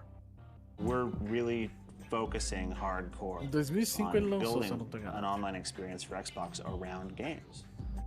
Acho que foi Gaming was always 2005. first. Foi, 2005, isso aí. But this was no longer just the ability for you to play a game online. Eu This tive o was meu em breakthrough 2008. thinking. We built Xbox 360 with a mission. They showed it as a media hub in your living room. You could connect other devices to it. You could play your Essa photos. ideia You could do de this, that, the other. merda. They targeted a broad range of gamers. They were building this thing to be future-proof. Microsoft's new Xbox 360 will be first to hit stores' shelves this fall. It's huge. It's a big, big statement for us. The next generation of Outro consoles problema que starts tinha now. nele We wanted to try something new HD. with the Xbox 360 launches. é o mesmo problema que o Xbox sofre hoje em dia. Where are you guys from? Did you drive far? Ele só aceitava HD que fosse fabricado na Microsoft. Los Angeles? Los Angeles, Hollywood. I came in from O Play Minneapolis, 3 não, o Play 3 aceitava That's the qualquer only way to HD. get it on the 360. Passa You hear pela me? mesma coisa hoje em dia. O único SSD que funciona no Xbox é Hey, os this is Xbox licenciados Live's pela Major Nelson. Microsoft. We're here at 0 Hour in the Mojave Desert. Hey guys, you ready to go? Tonight marks the Monopólio. biggest gaming event of the year, and it starts right now. Zero Hour Mas was me this chuta quanto tá o in-person fan SSD oficial do experience Xbox in the hoje. desert in California. Eu faço I was ideia. at G4 at the time, 1.250 and I reais. remember Quanto? we got wind that they were just gonna 1.250 throw an reais, epic uma tera de party SSD do Xbox. for Xbox fans. Xbox 360, I'm hexed. We had a hangar Troco do pão. in the middle of nowhere and 2 meses atrás eu decked it comprei. out with hundreds of games. 800. We are seconds away from this hangar opening, $800. and all of these people getting a chance to play Só the fazer Xbox 340 And horas as de the live. doors sem start to open, like the biggest doors you'd ever Os primeiros seen, 15 dias. you knew that you're about to run in Pra to mim, what meu gato. would be the Vai future estar no of celular. gaming. Igual o Juan é. Ele faz live pra ele, pra mulher dele e pro bot. Live pra mim, pro Stream Elements, pro Nightbot. Thousands of gamers came, Pro Wise. people that have met on Xbox Live that never Amigos had seen each other eternos. in person before. People were so happy. It was a magical launch event. Sempre chegava no final da live e agradecer, obrigado pela presença aí do success, a massive Nightbot, celebration. We have Stream so Elements. much pride in this product. E o nosso Was this a querido. transcendent moment for you? Como é que é? The Commanderhood. excitement generated in the Commander desert Hood. spilled into the rest of the country as the console became Já dei available ban to the nele, ele já public voltou umas on duas November vezes. 22nd, Ele vai voltar a vida inteira. 2005. I waited in line in like freezing rain for like 3 hours outside this Paga, Best paga Buy esse to par- try and paga. get a slip so I could get an Xbox 360. Mas você tem que dar sua I was alma so lá, né, velho? stoked when I got it. I took a selfie. Você tem que dar sua alma lá. Agora eles saíram do beta lá, eles. Ela até paga, mas tu vende pelo teu rim. É. Basicamente, se tu fazer o que tem que fazer lá, eu acho que tu ganha mais dinheiro aqui na Twitch. Se for pensar assim, de uma forma bem escrachada. Lá os caras fazem live de manhã à tarde, tem uma média de 8 horas por dia, fazendo 30 dias de live pra ganhar 80 dólares. O tempo que os caras produzem lá, eles poderiam tentar construir uma comunidade, mas ninguém pensa grande. É, não. Todo mundo pensa só no dinheiro. Lá os caras fazem 7, 12 horas de live por dia pra ganhar $80. Ó, recomendados aqui, ó, Amorante jogando GTA. Robotron and Defender. Amorante. and, like, all of a sudden everybody's Meu having Deus, fun meu because Deus, these games are tem amazing. decote And I'm like, na okay, we câmera. were sitting here at grandma's house. É, and we mano, were é bored. tipo assim, lá é uma comunidade de um monte de jogador, um monte de gente que faz live, eles ficam se seguindo lá. Fico deixando 7, 8 abas abertas e interagindo lá pra farmar as horas. Mas daí como a Trovo cortou esse sistema, agora você é obrigado a interagir dentro do chat, tem muita gente saindo agora da Trovo, né? Hoje já teve um brother meu que voltou já aqui. Ah, é. Então, como Hoje ele deu raid, eu dei raid, ué, só voltou, pô, meus parabéns. Aí, tipo, tem uma galera saindo, tá ligado, pai? Por quê? Eu vou no banheiro, já vem, Porque rapidinho. o sisteminha Eu vou deles tapear lá no de... celular, acompanhando. Beleza. O sistema deles de farm não funciona mais, né? Você tem que ter um público real falando no chat. Como tem muito streamer fazendo live ainda, não compensa, entendeu? Na pandemia aí, cara, que estourou de streamer, meu Deus, né? Isso não é bom. A galera acha que é bom, né? Eu sempre sou contra. Pra mim, quanto menos gente fazendo live, melhor. Por que, Marcelo? Porque daí você tem um público, teus amigos têm público e infelizmente não tem público pra todo mundo com essa cacetada de gente fazendo live e fazendo a mesma coisa, né, mano? Eles estivessem fazendo alguma coisa diferente. Por exemplo, quem faz retrô tem uma comunidade muito fechada. Você tem mais gente jogando retrô do que assistindo. This is the greatest thing in history, and this is what this console transition is about. I can view my profile so I can see, what games I've got, and it's got the whole achievements thing here as well. It was the first console with achievements. We take that for granted now, but all the little bonus points and your gamer score and your rating, esquema de bônus. something. Sparta. Infelizmente, mano. Só tem um vídeo agora. Eu só tenho um vídeo lá. Se dá uma exclamação no YouTube, eu falo um pouquinho sobre a Trovo. Mas é basicamente o que eu falei aqui. É o cara que tá te assistindo hoje, o cara começa a falar em live, aquele cara começa a se empolgar e faz live também. Aí o cara que te assistiu não te assiste mais, ele começa a fazer live, tá ligado? Daí esse cara começa a fazer live.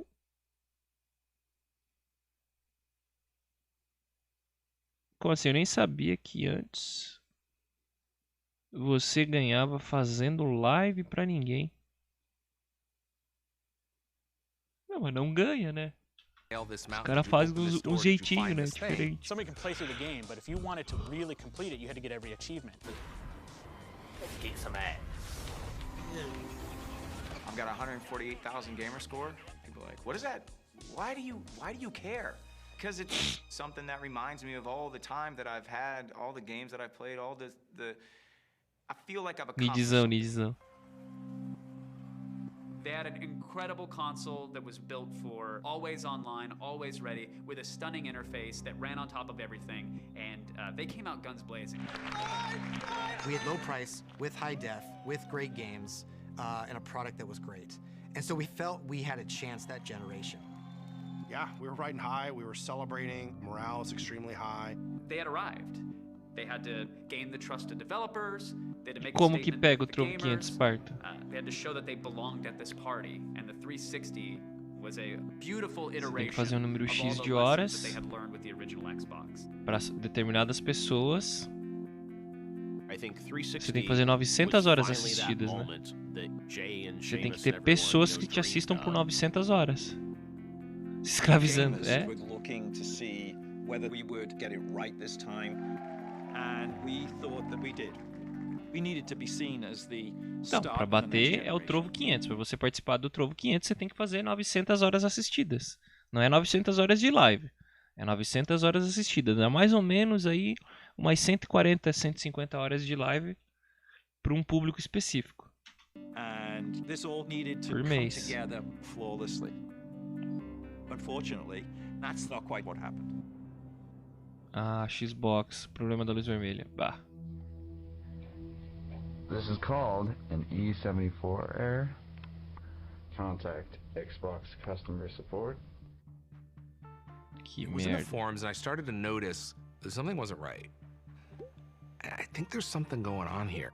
The criticisms that we're reading about are coming from the games press, who are hearing from gamers who are saying, I'm having a problem with my box.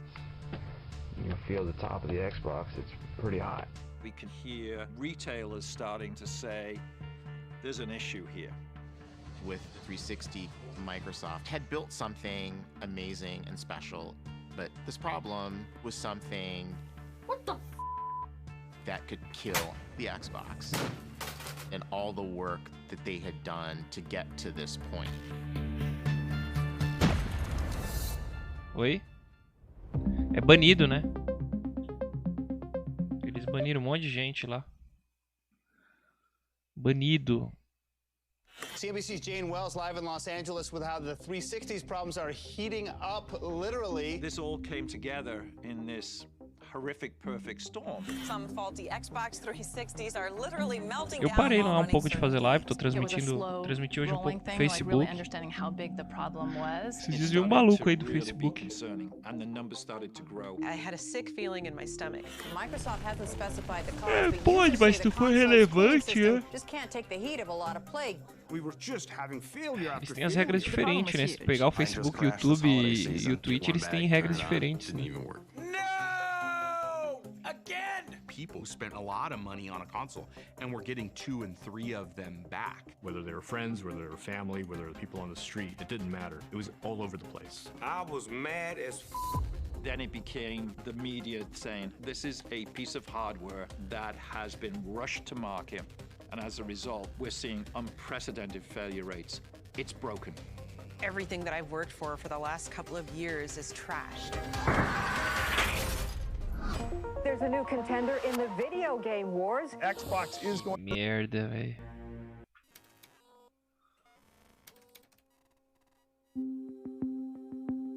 Without a doubt, the most Herculean feat of the original Xbox was that it survived. Looking at the history of the video game business, you would have given them 1,000,000 to 1 chance. So the achievement is that we made it to Xbox 360. And internally, it's fun to laugh at lots of the missteps. You'll see Xbox will actually start up. Like, we can laugh at the Xbox didn't turn on at the original unveil. We can bring that video up. But with Xbox 360, Ficou sem honestly, jeito. even with the benefit of time, nobody laughs at the red rings. To understand the red rings of death, you've got to go back to the beginning and all of the work we did with the Xbox 360 to build it from the bottom up.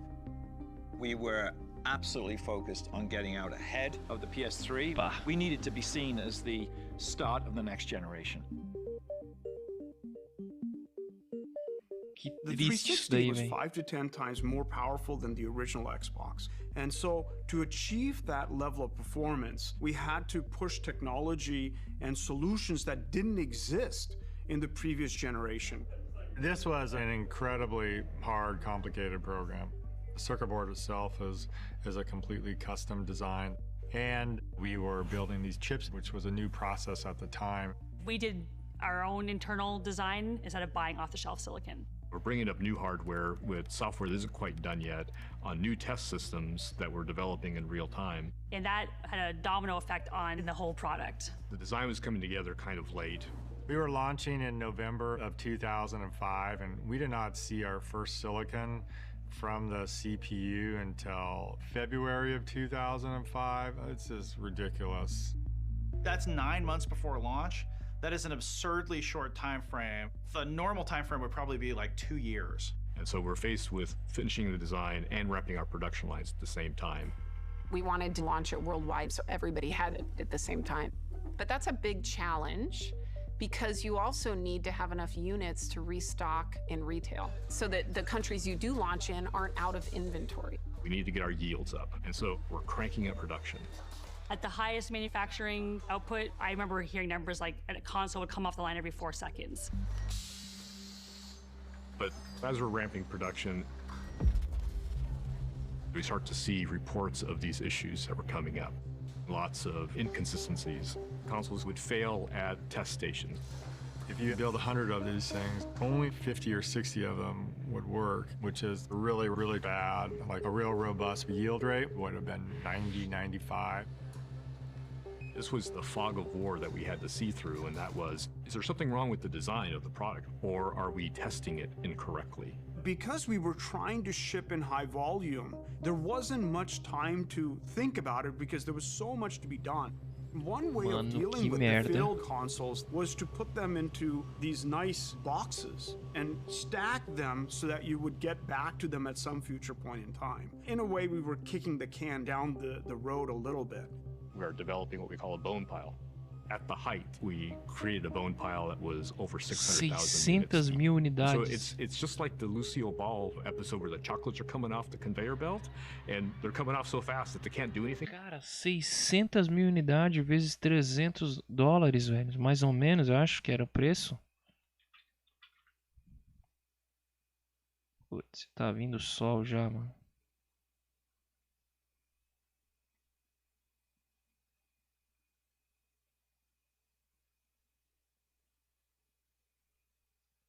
Nossa! 180 milhões. Ou 180 mil? Milhões, né? With them, that's exactly what was going on. The thing about building consoles is Christmas doesn't change. So your schedule is paramount, and there's just so much pressure to get it done by November. É 1.8. After a hectic lead up to production and months of intense troubleshooting, engineers finally managed to solve the technical issues that had plagued the 360.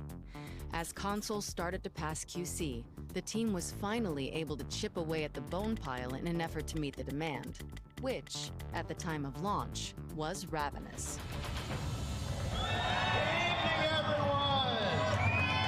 So here is ready for Xbox 360. Outside the Best Buy in Midtown, it's raining here in New York, but these gamers don't care. They've been out here in the rain since early this morning, and they're not leaving until they get an Xbox 360. Parece show de banda, né? When the Xbox 360 launched, there was a palpable excitement for this console. The Xbox 360 finally got out of your dreams and into your car. Microsoft had their fingers firmly on the pulse of what gamers were expecting, and they clearly had a vision of what gaming would be for the future. We got in with something that was unique and revolutionary, a gorgeous design, the concave elements of the 360. It really felt, in some ways, that Xbox had actually just arrived. This new world of online, this new world of social engagement, this new world of building communities. We at Microsoft had absolutely nailed that experience. The demand was really, really high. We were selling every single unit we could ship into the market. Now, I know there are a lot of fans out there that want a 360. There's a shortage out there. You know, is that a marketing strategy, or can you not produce enough? What's the real story on that? We are making as many as we can, 24 hours a day, 7 days a week. We're flying them in. Ultimately, we got through our challenges of production, and we just need to be able to catch up. By hitting the market a full year before PlayStation 3, Xbox 360 had a head start on the competition. But Sony was still the undisputed industry giant, and they had every intention of keeping it that way. It was the year after we shipped, when PS3 was coming out. We were paranoid. Sony had such credibility that they had cultivated from the PlayStation 1 to the PlayStation 2. So they were riding on this tidal wave of success and goodwill from gamers. Pulou cedo, o filho deve ter acordado, Sony né? had done everything right, the most Bom successful dia. platform in game industry history, and really just needed to stay to the playbook. In contrast to that, you just witnessed Microsoft coming to market at the right price a year before you're able to come to market. So you know you're facing formidable competition.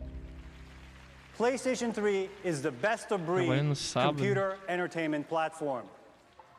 PlayStation 3 was positioned as a premium product from the get-go.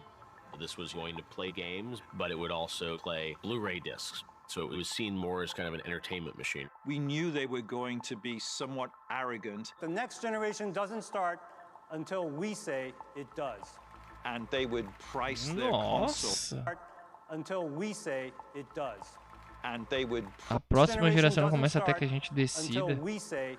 Ô, louco. And they would price their console to where they felt they needed to have it because they felt that they were untouchable. Pô, aquela parte ali foi massa, mano. Perdesse não, tava trampando. Around one person's laptop, like a 15-inch laptop screen, streaming Sony's press conference. And then they dropped the price.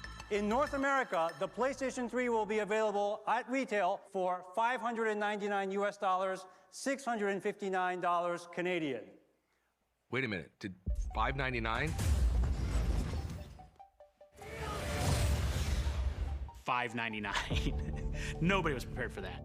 Back then, consoles didn't launch at those kind of price points. It was like, holy cow, we just got handed this generation. We were high-fiving each other, people were crying. There were just all these ways that Sony had put their own foot in their mouth. Sony said it would be a privilege for people to work extra hours to afford their overly priced console. You have an over-engineered machine that's going to be incredibly expensive to manufacture. And that opened a window for Microsoft to be able to sort of say, hey, like, we have a great system that's going to play all the games you want to play. We've got better online for cheaper. Thank you very much, and have a great show. Becoming CEO right after the launch of PlayStation 3 was like being made captain of the Titanic right after it hit the iceberg.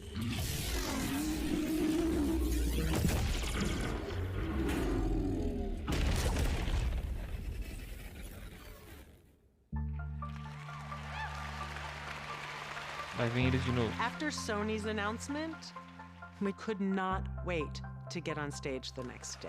Couldn't be more excited to be here because we're delivering the next generation of gaming right here and right now with titles that are nothing short of spectacular. We had a lot of PlayStation fans and even Nintendo fans who were coming to Xbox because we had the best games, we had the best system, we had the best online network. We led in every aspect. With the help of our incredible partners, we're delivering on that vision with Xbox 360. With a high-definition gaming experience more powerful than anything else in the industry. Yeah, we were riding high, we were celebrating. I'd say the morale is extremely high. And we had so much pride in this product. Everything was great. And then the storm hit. Before launch, engineers had worked around the clock to fix 360's early technical issues. But by June 2006, there were reports of an entirely new, never-before-seen problem. Distress calls flooded into Redmond. Something had gone terribly wrong. De novo? I was in the forums and I started to notice that something wasn't right. There was a lot of chatter about console failures. Cara, com certeza foi isso aí que matou o One, cara. Não tem que ver.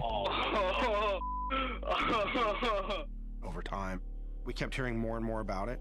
We'd go to a launch Tem event for a uma game, empresa, or we'd go to meet with duas games empresas journalists, and they would destruindo all start que a talking to us Nintendo about it. e Like, a before we Sony. can talk about new features, Cara, tu we me wanna lança um know, produto desse aí e is this acabou-se, fixed? mano. Como é que tu vai But we had converter no isso aí sense of agora? how big of an issue it was. Comprando a We didn't even Blizzard, know how to amém? deal with it. And then we saw more reports of it. Microsoft have been in the news with their latest computer system, but it seems the last big product they launched can have some problems. That's the first time I've seen this. There it is. Mother. The Xbox 360 had a really cool feature where there were 4 green lights around the Xbox emblem. Each of those lights corresponded to a specific controller, and so that's how you knew what player you were in the game. We also used the ring to tell people when there were issues. It's like the check engine light on your car. And this is what we called a core digital error. And this was an indicator of the system detected a major issue. The error state was just that there was no communication. So the machine was just basically telling you, I can't do anything. This would show up as 3 segments in the ring being lit red, which would come to be known as the red ring of death. It's the red ring of death. Red ring of death. I got red ringed. Everybody got red ringed. What the? Are you kidding me? When that motherfucking red thing come up, and then the whole game freeze, and be like, man, what the fuck is going on? We can't play. What's going on? Yo, doing that too? It was. Oh my god, it was terrible. No! Red ring of death again. We have no Xbox. I'm calling support. You wait on hold for a while. They let you know they really appreciate your call. You wait on hold a little bit longer, and then they go, okay, we're gonna get you a replacement unit. It doesn't show up for a week. Eu tô vendo o mesmo All the episódio de novo. enthusiasm's gone, and then here's the new console, and it was just like, wow. Porque é a segunda parte do lançamento, né? Eles corrigiram a primeira parte, a primeira remessa. Effectively, the failure rate was near 100%. It just became an epidemic. It was a red brick of death. Nossa, imagina, olha o reverse marketing que deu. It was a red brick of death. Freaking way! And I'm so pissed off. Grab the phone, dial tone, call it Microsoft. Now they'll see the dark side of me. I'm on hold. It was a red brick of death. Que merda. The glitches that went luzinha down with vermelha foi tipo Xbox Covid, 360. Meu Deus. mad as Mas fuck. é por causa disso aí, com certeza, velho. Fix or I'm leaving. Imagina. I'm joining the enemy. And as simple as that. Não, mano, o One não teve isso. Perde totalmente credibilidade pra tu comprar um console de uma empresa assim, né, cara? Eu não tinha dimensão que tinha sido tudo isso. Eu tinha achado que era só alguns consoles, uns 100 mil mais ou menos. Foi Todos, cara. Tanto que eles relançaram o console com uma outra placa. Que foi a que eu tive, foi a placa Falco. We felt the customer's pain. I had 3 boxes replaced, you know, personally at my house. And it does make you think, okay, I work here. And this experience is not a pleasant experience, and sending your Xbox back. Microsoft's gonna ship you a cardboard coffin, and that's what gamers were calling them online. Did your cardboard coffin arrive? I finally got my coffin, but hopefully I'll get him back.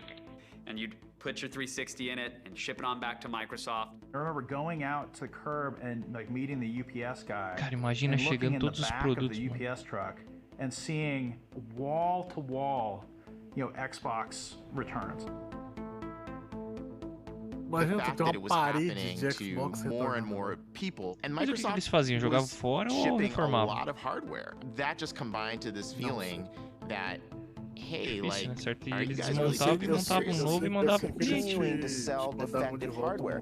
So a consumer could walk into the store today, buy a 360, take it home, and it's a ticking time bomb. Is there any speculation out there what the problem is? There's a lot of speculation, but because, well, among other things, there are 500 million transistors and 1,700 parts in each of these boxes, so the speculation could go anywhere. Nossa. Ninguém sabia o problema. Whenever we had new game launches or new system updates, I would be out meeting with the top games journalists, showing them all the new stuff. And I'm trying to sell them on the future, and they're like, dude, my console's not working, like it's broken. For those who have experienced the flashing red lights, what causes this exactly? That's kind of part of the problem, Kevin. Microsoft has been very vague about the specific causes. They won't cite any specifics. They won't say exactly why. We didn't have all the answers at that time. We were trying to figure this out. Do we have a heat problem? Is the solder in key components in the motherboard, is it cracking up and drying out and we're losing that connection? We just couldn't figure it out. It's a long process. Por ser muito robusto, qualquer at the board defeito level, you had to test comprometia it tudo. at the system level, and then you had to test it in the rack level. And we had, almost 1 million of them sitting in our bone pile. We'd fix the ones in the bone pile, we'd send it back out to the customer, and it turns out that wasn't the problem, and it would break again. And I'm saying, man, this is not going to end. After the 3rd or the 4th issue that we ran into, I remember thinking, hey, maybe we're in over our heads. And we got to the point where we said, we're not figuring this out fast enough. We made the call to shut down production. We went line down at the factory. We wanted to figure out how to solve it before we built any more units to go to customers. It stretched every bit of our imaginations to try to figure out exactly what was going on and how to fix the problem. This went on for months. These were the darkest days of my career. Are people going to now go out and buy PlayStation or Nintendo? Are they going to leave us as a brand? Every day you weren't gaming was a bad day for you. You trusted us and you'd invested this money in us, and we let you down. Not gonna work. This was an incredibly trying time. People use phrases like you figure out what people are made of. Having gone through it, I can actually say that happens. It's a thing. It isn't just a phrase. Todd had to manage the very complex process of what we call root causing until we knew what was going on. 2006, 2007, I dedicated a lot of my life to this Xbox in order to fix this problem. Breakthrough came when we understood that the connections that were being broken were not located on the motherboard, but they're actually located inside the components. The problem was a connection was breaking. The reason it was breaking was thermal, but it wasn't because of the peak temperature. It was because when the unit would get hot and then cold, hot and then cold, every time it did that, it would stress the connection. All these people love playing video games, and so they would turn this thing on and off, and when it would turn on and off, you get all sorts of stresses. And just like when you bend something too many times till it finally breaks, that's what was happening. Once we figured it out, how in the heck are we going to fix this? Peter Moore and the executive team faced a big decision about trying to fix this with all these boxes that were out there in the wild. This was something that could tarnish the brand. They needed to do not just something, they needed to do the right thing. If we're going to save this brand, we need first-class consumer service reaction to this. The credibility of the whole platform really, I think, hung in the balance. There's only one way to do this, and that is you have to fix every console for every customer at no cost, no questions asked. I think we're off to a good start. Isso foi a foda. I remember sitting on a whiteboard writing out some simple math on repair rates times $1 times a customer times an amount equals a number. And that number became pretty big. And I remember feeling in my stomach this is gonna be a bigger issue than I thought. By the time we looked at the cost of repairs, the lost sales that we factored in, we had a $1.15 billion problem. Peter had to go to Steve Ballmer and basically say, hey, bad news, I need $1 billion to go fix this issue. I'm expecting to be ripped to shreds. It is a make or break situation for Xbox. If Steve Ballmer does not give Peter Moore the money to go fix it, Xbox is dead. Like, there's probably no question about it. To the credit of Steve, and I can still see him looking at me right now, he said, do it. Just do it. We'll figure it all out. We'll take the hit. Microsoft will spend at least $1 billion to repair serious hardware failures with its Xbox 360 video game console. Nós vamos 200 million of this was simply one-way overnight shipping around the world. Não, mas porque tinha, se não tem fecha, o projeto Xbox acabava ali. Where the red ring of death was. It was one of the times when I've been proudest to be part of Microsoft because we made a mistake, we owned it, and we did the right thing for consumers. Without that money spent, without them taking the problem head on, there's probably no Xbox right now. We bet on our fans and our brand and took the hit. Take that hit once, do it right. Don't ever regret it.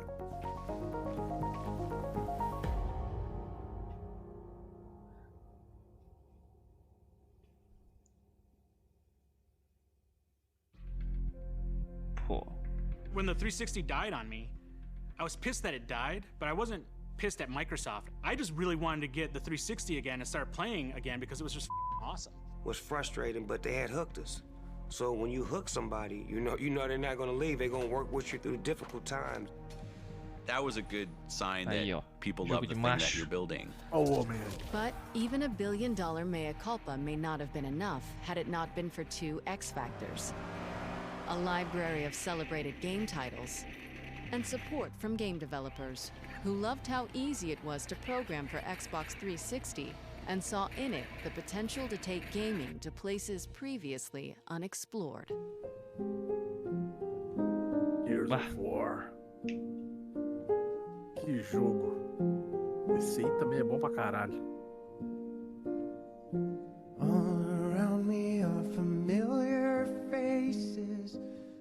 Gears of War at the time was the best looking game ever made, and it became this poster child for HD graphics and HD fidelity.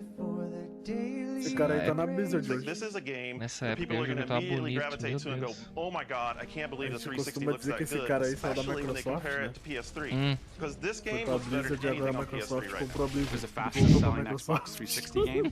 It sold like 1 million units in the first couple of weeks, and that really propelled the 360 in a big way. Ele tá trabalhando com o Diablo 4. Gears of War may just be the great hope to turn the 360 into a must-buy console.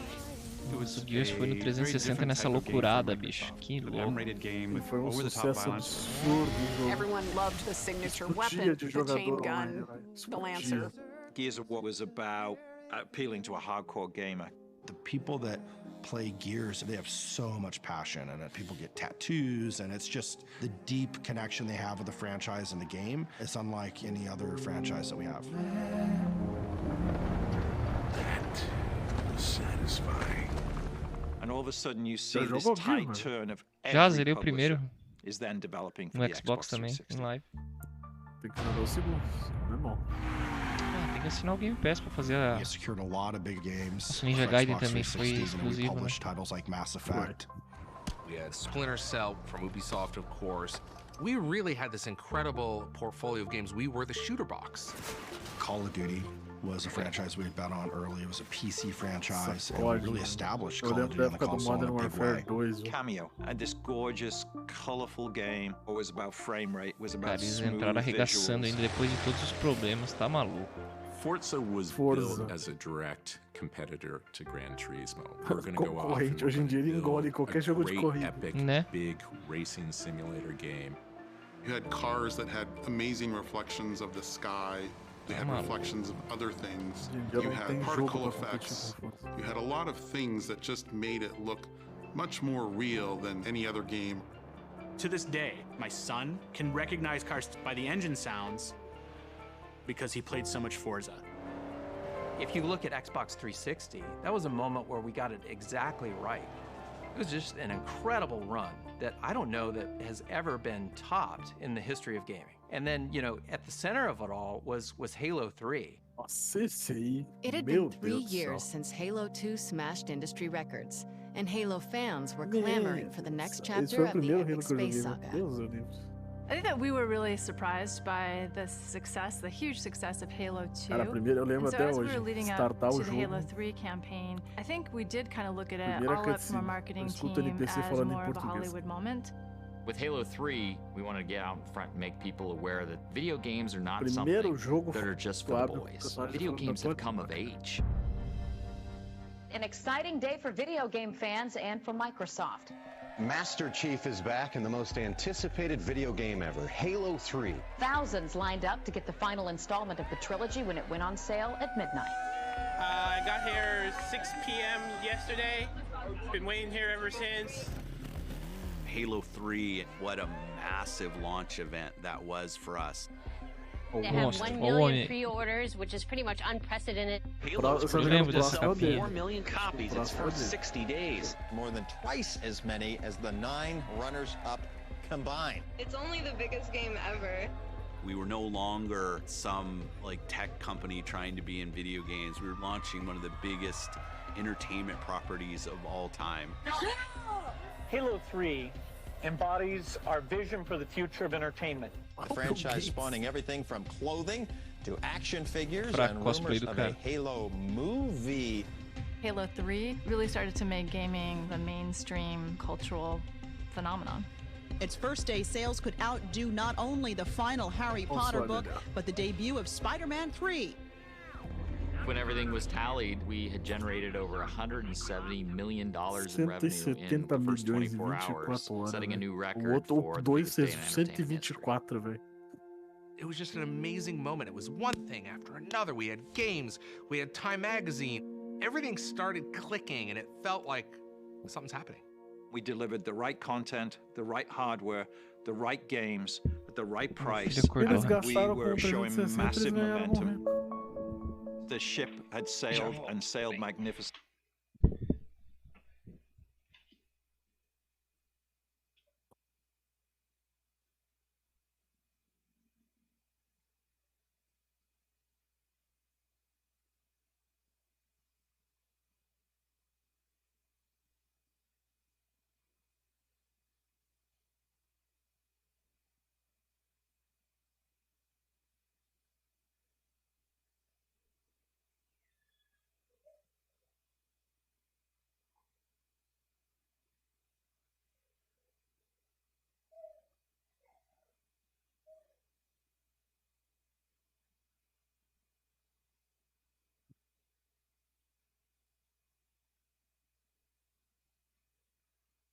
Tá gostoso isso aí, hein, Cássio?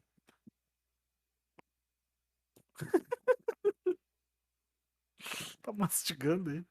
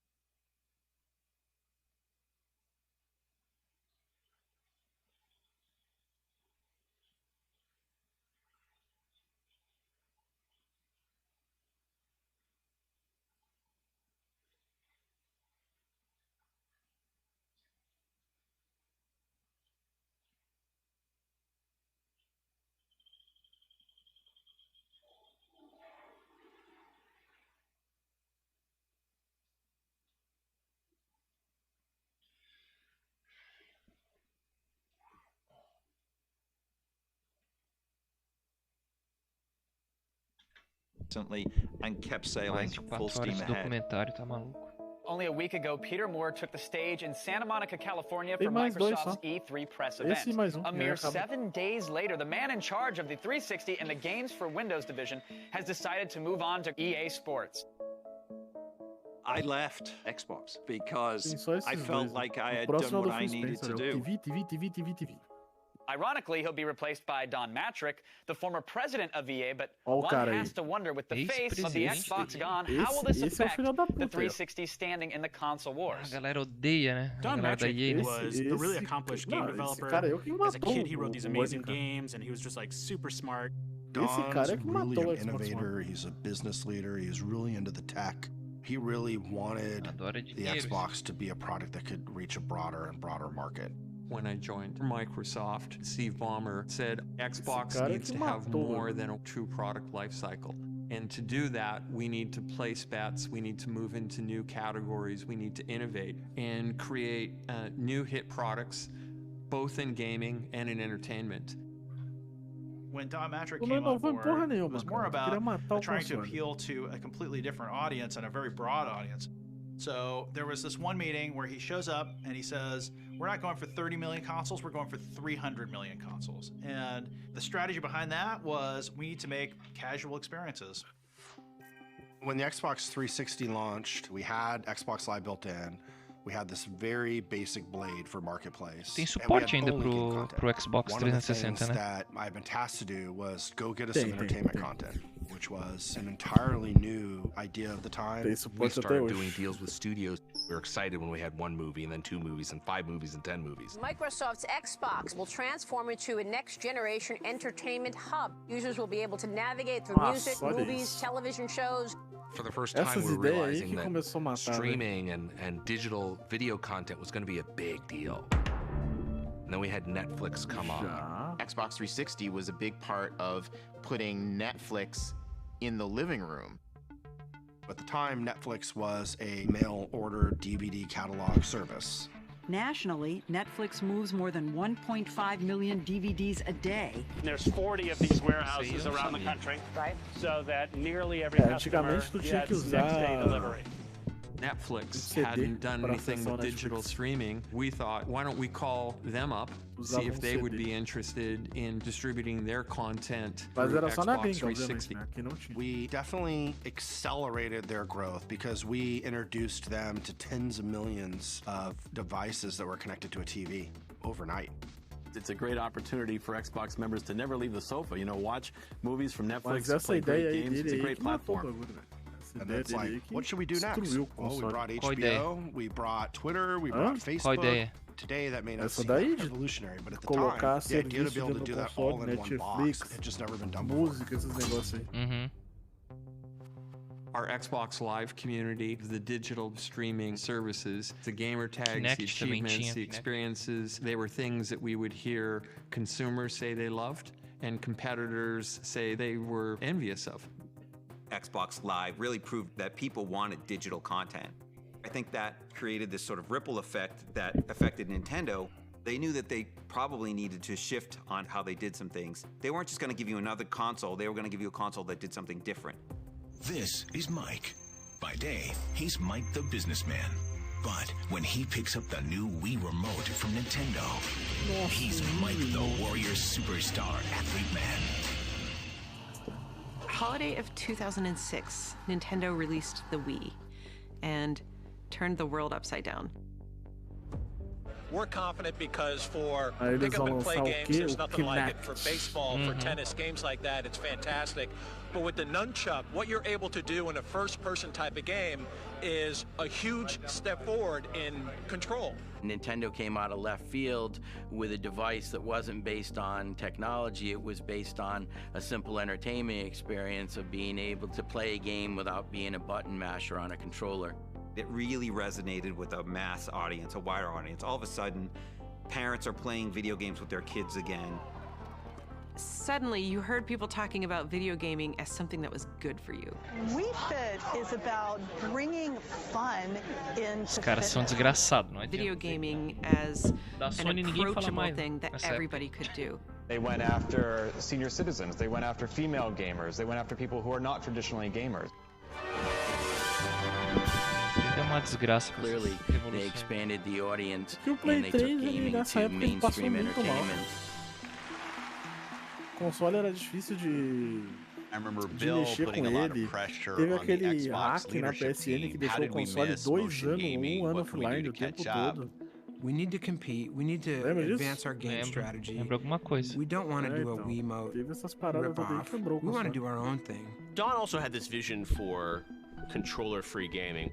What would it be like if instead of waving something, we were recording movement? We were recording state of people physically through a camera.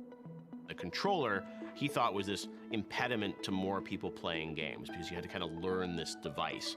And his view was like, hey, if people could just like swat at things or move things or drive a car like this. It's kind of crazy, but it's like if you could drive a car like this, that would make more people more willing to play video games. We set out to really make the console approachable to a whole new generation of people, to a whole new set of people that wouldn't otherwise think about gaming as something that it was for them. We had already been doing some technology exploration where we could map people using depth sensing and RGB cameras and microphones and stuff, and you could have that by your television rather than holding something. You could still get these similar type of experiences. The idea that we were going to use IR kind of display, projection and reflection to measure movement was pretty magical. Every step of the Kinect process was an inventing step. A lot of this work, we had to figure out how to hack our way into it. We prototyped probably 30 activities. We found that the whole body activities were actually the most fun. And so that's what we ended up focusing on, to create something totally new for gamers.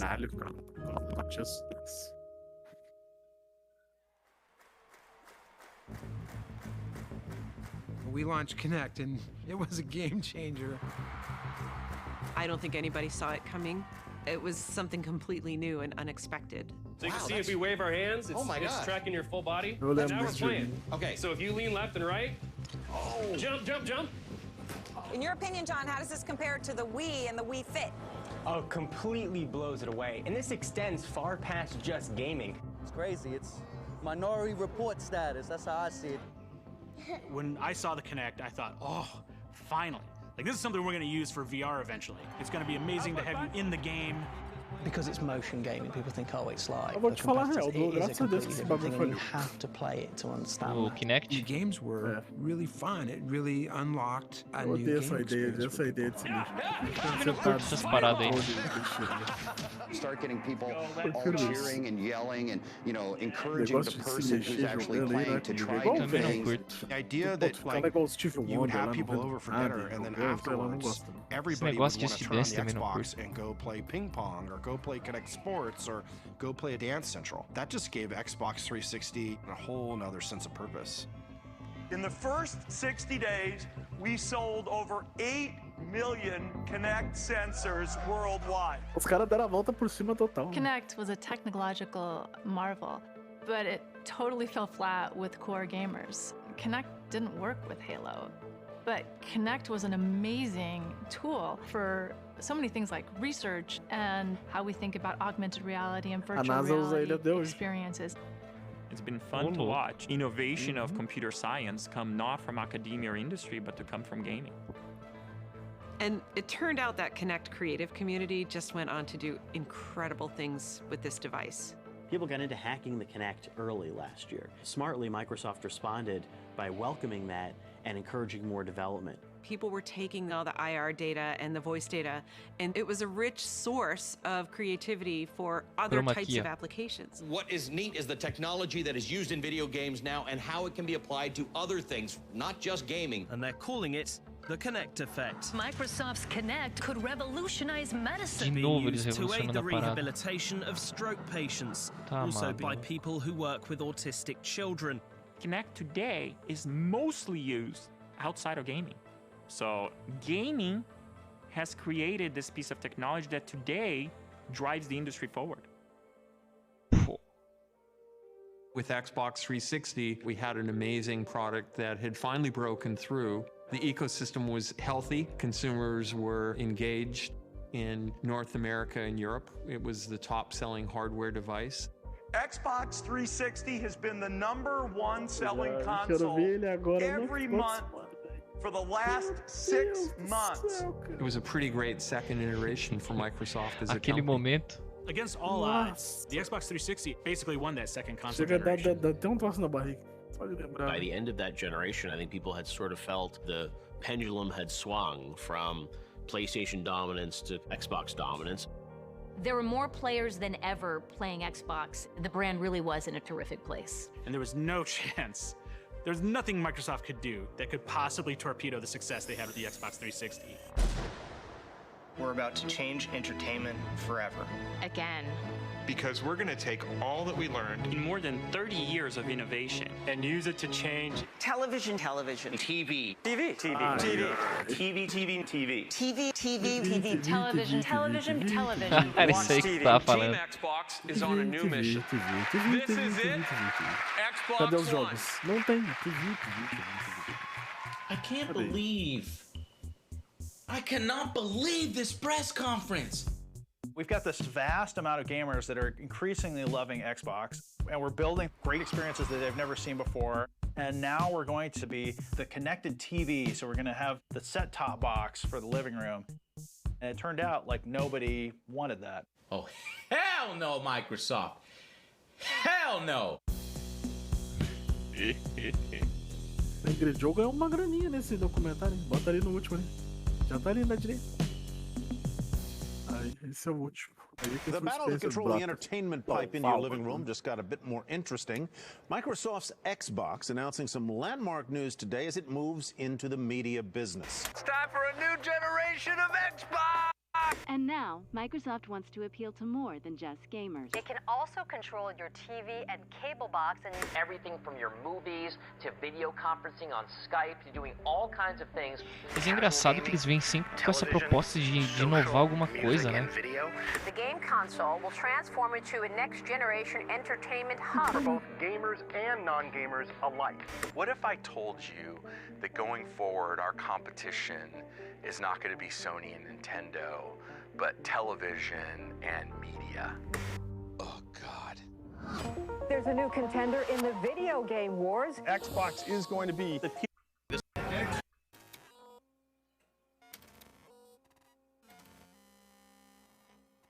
On May 21st, Microsoft will unveil its latest Xbox system. Xbox has been the best-selling gaming console for 27 consecutive months. We're expecting a slew of entertainment options, including possibly taking over your cable box and also delivering web content in easy and attractive ways. It was exciting to think about what a single-purpose, dedicated entertainment console could be. So we picked that as a path with Xbox One. We wanted a broad device Aí tu tem que lembrar uma coisa, o Xbox One, gaming and entertainment. Ele nunca teve problema de We wanted to aquecimento. bring new Pois é. audiences into Xbox. Já o PlayStation People that 4 were não. O outside of PlayStation what 4 tinha traditionally was problema de thought of as our cuspir core disco, gaming tinha audience. That was monte really de the problema de intent of the brand. aquecimento. Within the company, there's always a sense se of do segurou more também, and né? grow. É. But I think Don Mesmo was assim se looking for segurou. like, what's that Mas se next segurou big porque a leap Microsoft after estava Connect? todo And I fodido. think there was a sense that TV Se eles could be tivessem that thing. acertado, Microsoft's nossa. gaming platform is becoming a true entertainment Mas também se hub. tivesse It acertado, a just gente não announced that tinha for the o first time, people are Game using the Pass. Xbox more for É. entertainment, A mais TV, que movies, and nem music, than for playing video games. Having our team think not only about gaming, but television, movies, Mas isso faz sentido, o fato de a Sony não... Eu lembro desse anúncio, velho. Nossa, todo mundo ficou em choque, velho. Caralho, Metal Okay, this Gear is no an Xbox. interesting idea. Microsoft's going to get behind linear entertainment as well. Xbox Entertainment Studios. The idea was to take Xbox, the brand, from gaming to Xbox, the brand, as entertainment. Movies, music, television. There's going to be a number of documentaries. We all had big eyes sério for que that. It's fizeram like, isso? whoa, we're going to go Hollywood now. Isso tudo foi anunciado no E3, cara. Meu Deus. Aí, ó. Saiu do nicho é morte. After years in development, Microsoft's next-generation console was finally ready to be unveiled at a media event codenamed Newcastle. Coming off the success of the Xbox 360, expectations were through the roof. Good morning, everyone. On behalf of the entire Cara team, de we're bunda thrilled mole. to Sabe qual é unveil o mais the ultimate incrível? all-in-one home entertainment Esse system. cara foi We did a demitido logo stream depois. from around the world and invited a bunch of media and influencers up to watch. We gathered everybody into the conference room. We have it streaming on our television. We're all really excited. Team Xbox is on a new mission to become the all-in-one system for every living room. The place where your games, TV, and entertainment come alive. We're driven to build a future-proof system that brings together the cloud, smart devices, new Fora que o content. console era We mais are caro que a really excited concorrência. to bring the world of Halo to Mais Xbox as a premium television series. We're sitting there listening to it the whole time. And I remember one of our engineers said, like, they're not even talking about any of the games yet. Are they gonna talk about games? With Kinect, we made you the controller. This is human control for a human experience. It was all about entertainment. Esqueceram do Even principal, in né? partnership with Steven Spielberg, and they showed a TV guide at the reveal event. I mean, that was really like the vision. This is the beginning of truly intelligent TV. Xbox, watch TV. You said television. We wanted to hear video games. You know, we showed a few games, but core gamers were left unsatisfied. We're all in the green room, and as each person would get off stage, you know, the execs in the room would ask what the pulse is on social, and it was not good. This is not going well. This is not going well at all. I am really, really disappointed. I think I'm gonna go into mourning now. That's how I feel about you, Xbox One. There were hypercuts released minutes after the initial unveiling of the Xbox. Watch TV. TV remote. TV, TV. Television, TV, Entendi a referência do TV. It was not the right way to unveil the next generation of gaming.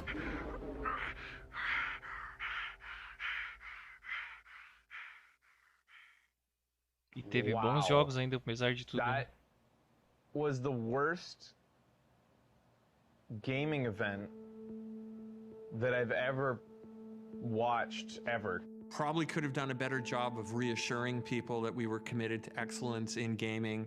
The response was so negative, and that was when I knew our lack of focus was going to hurt us with our core audience. I can't even start. The Newcastle reveal really was about showcasing the entertainment proposition that was going to come with the Xbox One. We knew that E3 coming up in a few weeks was about games. We'll talk about all games when we get to E3. In hindsight, definitely not the right decision. You don't tell console gamers to tune into something and then not show them the games. The next evolution of gaming is a voice remote control for your television. The Xbox One reveal had obviously underwhelmed fans, but Microsoft saw an opportunity to right the ship just 3 weeks later, on the game industry's biggest stage. This is an exciting day for our teams. And as we've been promising, mas a conferência foi uma merda também. We're excited to share with you a stunning lineup of world premiere gameplay and announcements. The ball's in Microsoft's court, and they come out and they show some games. And then right at the end of their press conference, I remember looking up at the teleprompter. Xbox One will launch this November in 21 markets around the world at $499 in the US. $499. At the time, the ideal price point was $399. Anything that over $399, you're in for a real struggle. A Sony veio e derrubou eles.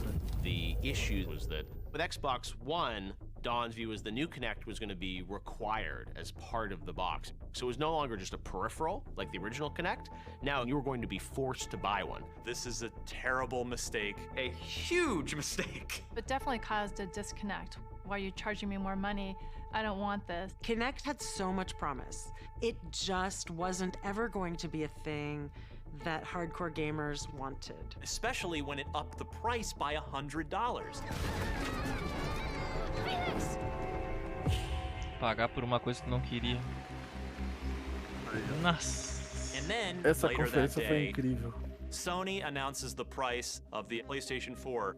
I'm very proud to Não announce foi, o pior that não foi só o PlayStation preço, 4 will be available at Eles mataram a Microsoft. A $399. Microsoft tinha o negócio de tu não poder emprestar jogo. We were surprised by the chegou a ver $100 isso. difference. Eu lembro disso. You know, O cara, o japa me entra e mostra como é que tem que emprestar jogo pro PlayStation e passa a caixa do jogo pro outro cara. Mano, isso aí foi one legal. device is $100 cheaper. Cool. I'm Ele gonna go só with that alcançou a one. caixa do jogo pro outro cara. É assim que você empresta And that's where jogo they no lost. PlayStation. Nossa, Sério que a Sony fez isso? 360 set us up for being the best box for developers, the best box for core gamers. Eles chegaram e falaram, não, você não vai poder compartilhar o seu jogo no flipped it Xbox around porque and o said, console this tem que estar o isn't a tempo dev todo conectado na box, internet this e isn't tudo a mais. core Blá, blá, gaming blá. box, this is A Sony an entra no entertainment palco device. anunciar, não, nosso People console vai ser didn't know what to think, they were just $2.999 confused. You know, they wanted e é to assim push que into você this empresta jogo digital PlayStation. Ele future. pega The uma idea caixa was all porque connected o all Sony the chegou time. ao The fall, console o jogo que é would have lançado to be able no to check console in with e alcança Microsoft pro cara do servers, lado dele, o or cara else the pega a games caixa e wouldn't mostra. work. Your É assim que content is você empresta available jogo and it's no stored in the PlayStation. cloud. There were Que going to be merda. benefits to this, but Foi, Microsoft mano. did a bad job Cravou o of último prego messaging no those personagem. benefits. You don't Imagine. always have to be connected, but for a lot of things Ah lá. like multiplayer gaming, for streaming content from the internet, you're going to need an internet connection. That's the world we O live in. tempo todo conectado. One of the biggest points of confusion was how the new, always online device complicated the selling, Sempre trading, online, and cara. gamers' biggest concern. Mas isso não sharing procedia, games. né? We knew the digital age and era Sim, was tinha coming. que estar conectado pra jogar, mas depois eles não tiraram isso? Sim, eles mudaram toda a política. We knew Ah, it. tá. The original concept Mas daí was foi quando o you Phil were going to have to Spencer be entrou. connected to play your games. You're going to play your games on your Xbox One. Here's a disc. Load it in, and you were going to have to get a license for that disc. But you had to be online to buy the license. So it's a great way to not have people do big downloads, but here's the disc and just pass it around. That's it. Simple as that. Well, that wasn't clear. Seems like every single outlet got a slightly different statement on used games. Yep. You can't share games between friends. You don't own the game you're buying. Yeah. Don't pretend like you own this thing that you just paid for. And then stuff got really ugly. Sony came out, guns blazing. Vai mostrar? The immediate response to the Xbox One. This is how you share your games on PS4. Não acredito. Passo 1. Thanks. One person just hands another person a disc. Because you weren't going to be able to do that with this Daí always acabou, velho. online Isso aí, mano, Xbox foi- One. Your game is your game. You own it. You can sell it. You can trade it Já in. era, velho. That was that was brutal. Caraca, que merda. Ou Dark Souls. Que merda. Como As a assassinar um team, console you've antes de gotta take lançar? some bets on things that you believe in and put that thing out. Agora faz sentido, Clearly, in tudo hindsight, faz it was sentido. wrong. People didn't want to spend $499 for a box to plug into their television to watch TV. They weren't wrong. Microsoft wasn't wrong that gamers wanted and expected more from their consoles. Absolutely. In fact, it was Microsoft's fault, if anything. They were too far ahead of where their users thought they should be. And there was this whole backlash that they didn't expect. In 2013, the world wasn't ready for it. We got pushback from consumers, from journalists, questioning whether we made the right choice as a company. It was a valid criticism, but it was a very binary choice, and we chose to bet on online. It was a dark, dark, dark, dark moment for us, and very, very, very painful.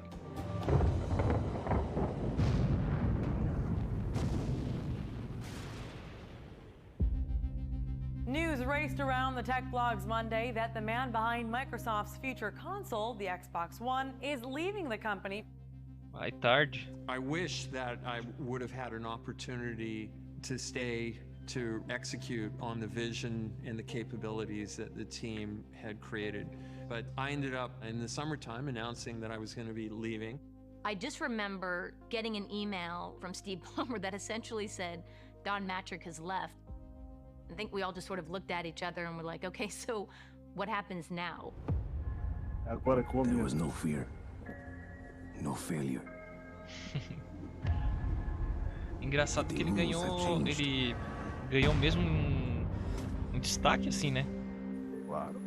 O cara salvou o Xbox. It was a long road and a long path from there, but the team didn't give up, didn't want to quit, didn't feel like we couldn't overcome this. And we still had to come out and deliver the console. Well, it's here. Xbox One, finally on sale. Mas aí sabe qual é o engraçado? The launch event, people were excited No PlayStation ele era no we had PlayStation. No kind of an Brasil ele early era um signal console mais that maybe barato. things are okay. The NPD Group has revealed that Xbox One Ele era led console sales in 2,5 no December, Brasil no and with its lançamento, $500 price point, the Xbox One led annual hardware sales on a dollars basis. É, mas desde a cagada já tava feita, né? April, Sim, não, mas no Brasil ele dominou. 6 or 7 to 1 in the market, maybe No Brasil 8 ele to 1. dominou mesmo com toda a cagada, porque ele era mais barato e vinha com mais jogo. This was really bad, like catastrophic bad. Na época eu lembro que tinha console sendo vendido a The 2 reality contos is, com when you have todos os jogos moments de like lançamento. this, De tanto console que tava sobrando no mercado. the future of the brand is at stake. You question whether or not you're gonna be here in 5 years. It's never a given that you're gonna get to make another generation of a console. Brands die every day. No one's playing on an Atari anymore. Like, nobody is playing on a Sega Genesis. We felt like our future was at stake. I think Microsoft learned the hard way. If you take your eye off the ball, and if you don't put gamers and games at the center of your ambitions, it's going to come back and bite you. Our fans had lost faith. It's collapsing. How do we re-earn the trust of customers? One thing that was very clear, more of the same was not going to work. Today, Microsoft has announced that Microsoft Studios corporate vice president Phil Spencer is the new head of Xbox. Let's talk about your new role. What are you going to be doing? The emergency glass was shattered, and Phil was pulled out and put into right the Xbox ship that was sinking. He was there early days, studied under Ed Fries, so he knew exactly what made the original Xbox work. He was a gamer, but he was also a longtime Microsoft guy, so he's sort of the perfect hybrid. Era jogador também. He is a proxy for gamers. They believe in Phil. I play lots of games with Phil on weekends and evenings, and he's always thinking about the player first. Having someone lead the platform. Ele tem 3.000 horas de Destiny 2. It was a big turning point for us, and we needed somebody that could lead us, that we trusted. We cared about the team. Colocaram um cara que atrai investimento provavelmente também, né? I had no training in running a team of that size or the platform Hoje em dia é basicamente ele que dita as regras. So I knew that it would be a do challenge. mercado de game. One of the things that was really hard about the Xbox One launch was Phil had more than a broken business. He had a broken culture. There were people who would literally come up to me in tears. Who had killed themselves to try to get a product into market. The product did not make gamers happy. So I knew we had to get the team on board. We have to believe in why we're here. The first thing that Phil did was he went after culture. I wanted to try to continue to see Xbox be an important brand in gaming, but it's not just about me. As a leader, you realize that if we can't empower our great people to do great things, that we should give up. I knew that this effort would take the entire team, and it was going to be incredibly hard. Under Phil's leadership, and with a green light from Microsoft, the Xbox team launched a plan to pull back from the edge of console obscurity. Xbox had a lot of plates to spin. They had to gain the trust chegaram of no fundo do developers, poço they had to make assim, a statement with the gamers, reverse all the messaging that they made, and that's not a switch that you flip overnight. That can take years. Years. I don't think there was a question around where I wanted to focus. We know that day one customer every year has to be the gamer. You expand from that gaming audience out. Nossa, quebrou o discurso já. With Phil being in charge, it sort of cemented putting a game face back on Xbox. Foco, nicho, tem que ser, não adianta. Quer ganhar dinheiro, tem que ser nicho. Microsoft announced that a connectless Xbox One is coming June 9th for $399. Como salvar Xbox? One of the decisions that we had made is that we were going to offer Xbox One without Connect and lower the price by $100. This is what everyone wanted. Xbox Entertainment Studios, which is better known as the TV division, Podcast has been shut existia down. na época. Shutting down Xbox Entertainment Studios was really just trade-offs we had to make. All of the investments that you're making in that entertainment, the movies, the TV shows and things, are going to come at the expense of making the same investments in games. And we still had more games we needed to make. Microsoft has announced a new platform for independent developers looking to bring their games to Xbox One. Game content is the thing that's going to drive our success as much as anything else that we do. We needed external independent developers to be successful on our platform. Independent developers have fundamentally changed the way we play games this generation. The smartest move that Microsoft made was they took Chris Charla, who was a developer, and said, we're going to allow self-publishing, and this is the guy who's going to really help that. Players don't care if it's from a big company or a single person. They just want to play fun games. And our job as a platform holder is to make that happen. This is a guy who was a developer, a smart guy. He understands the community. He's been there himself. He was great in that role. Major League Baseball publishes a baseball game through the ID at Xbox program. Fortnite from Epic came through the ID at Xbox program. We have the ability to get, our small, cool little ideas up on the big screen. It's just an amazing experience that none of us really saw coming. Tem muito jogo indie que chega. Back when Microsoft said Phil's going to be in charge, our faith went way up that things were going to change, and then right away they did. And then when Microsoft showed that they were making these moves, you were like, this has all the opportunities to really go the right way. But the gamers were still upset. And you're like, well, look, it's a big ship, but the changes they just made, give them a chance. While lowering the price of Xbox One and reprioritizing developers were major steps towards getting back into the good graces of gamers, a desire to enlist an entirely new generation of players inspired Xbox to go somewhere it had never been before. Let's go to a place where everything is made of blocks. A compra the da only Minecraft limit is your imagination. The team said how many kids have their first experience with any Foram video buscando game os with nichos mom or dad's lucrativos, né? cell phone in the back seat playing Minecraft. The company best known for Windows and word processors will pay $2.5 billion for Swedish game developer Mojang. That is the company behind the wildly successful, ever popular Minecraft game. No, they're gonna mess it up. Right after the acquisition, all of the public perception when you read about it in the press was that evil Microsoft was going to come ruin Minecraft. Can Microsoft keep its hands off Minecraft and just keep that pure experience? There was an assumption, again, that old console war thinking that Microsoft would pull it off of any platforms that weren't Windows or Xbox. And there certainly could have been a decision that, look, we just paid a bunch of money for this game. We needed to go help Xbox. So from now on, the only place you're going to be able to play Minecraft is on Xbox. There's got to be something bigger going on here. But I'm grateful that Phil Spencer understood that what we had was a cultural phenomenon, and what we had acquired almost as much as a game was the community that came with it. O cara fez justamente o oposto. The world is changing. Okay. And the idea O that cara limiting the colocou. places where Hoje em people dia can tu consegue experience jogar their Minecraft onde games tu is not quiser com always qualquer right. tipo de pessoa. Pois é. Minecraft é totalmente Whether you're playing on an cross-plataforma hoje em Xbox, dia. PlayStation, and Android, iOS device, our goal is to continue to evolve and innovate with Minecraft across all those platforms. Eles entenderam que é o jogo, né? Não é a plataforma. O dispositivo que consiga rodar o jogo para tu estar conectado, e é o que eles precisam. But Xbox had something on the horizon that would upend it. Wondering what's going on, eh? Wonderful. Let's get started. With all of the things that we're trying to go do, creating Game Pass was a decision that was going to be disruptive to the industry.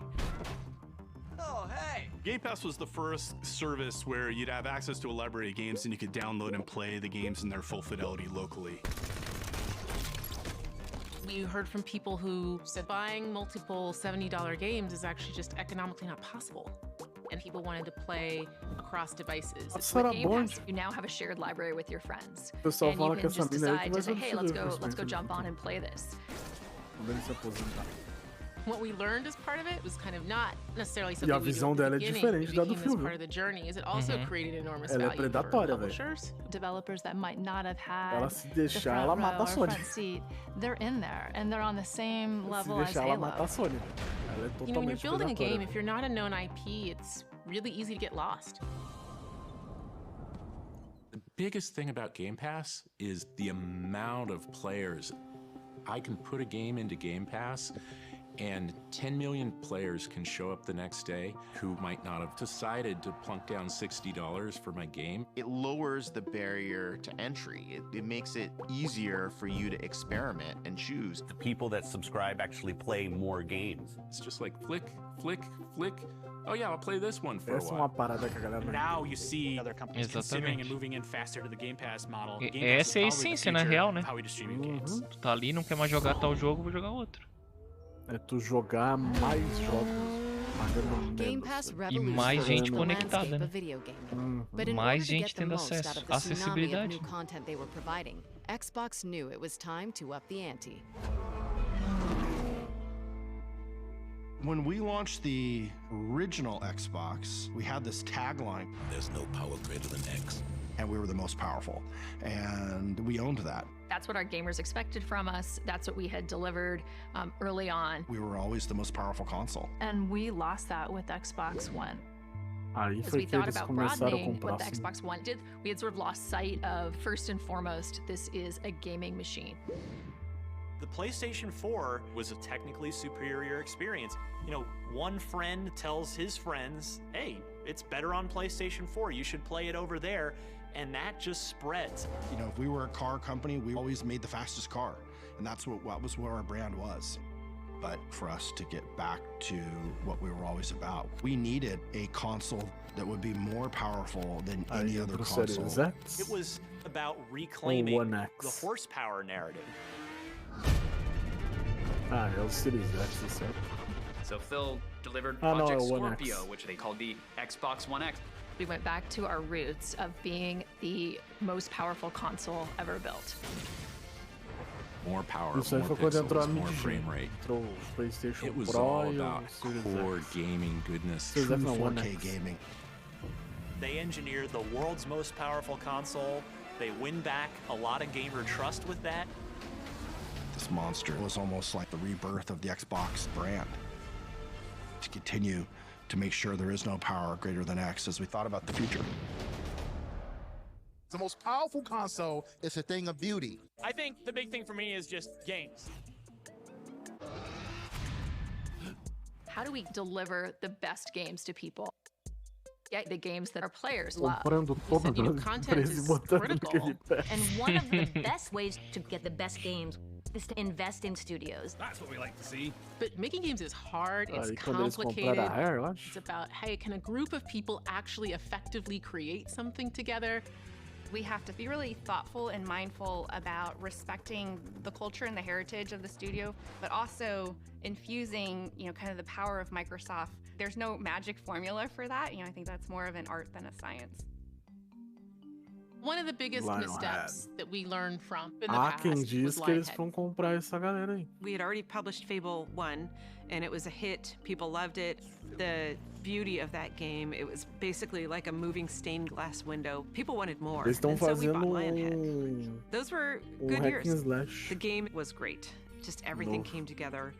Ainda não But foi after anunciado, Fable né? 2, Connect came along, and the Fable Connect marriage just never really took. And then Fable Journey was a passion project for a lot of people, but I think it deviated pretty significantly from the pillars of what made Fable 1 and 2 so popular. There's some very, very Toda sad vida que eles news coming out tiraram of o foco dos Microsoft jogos deu today. cagada, So né? they're shutting down Fable developer Lionhead Studios. We acquired Lionhead in 2006, shut it down in 2016. A couple years later, we reflected back on that experience. What did we learn? How do we not repeat our same mistakes? You acquire a studio for what they're great at now, and your job is to help them accelerate how they do what they do, not them accelerate what you do.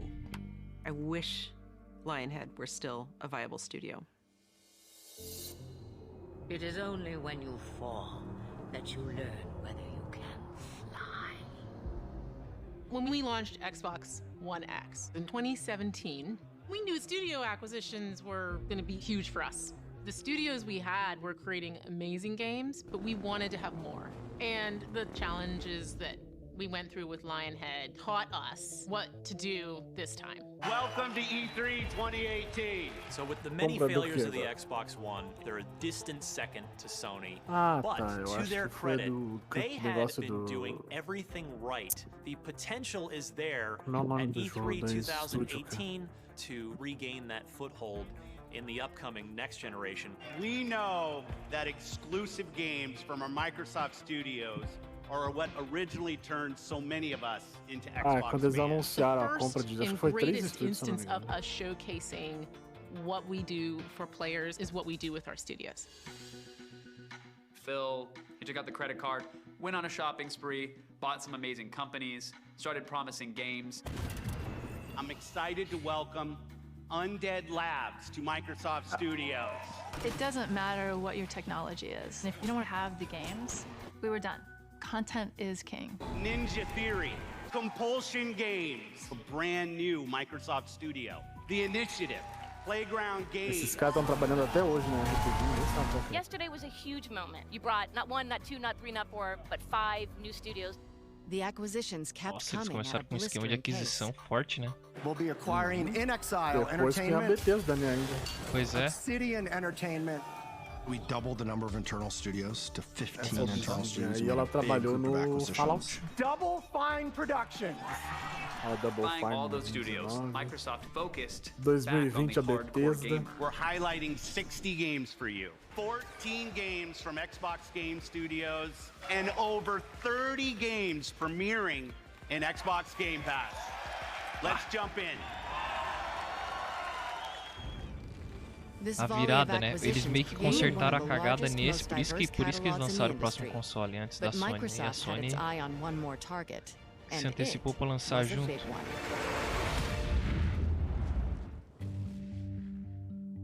We're really delighted to reach this agreement with ZeniMax and Compra bring da Bethesda Bethesda foi into the colossal, Microsoft velho. family.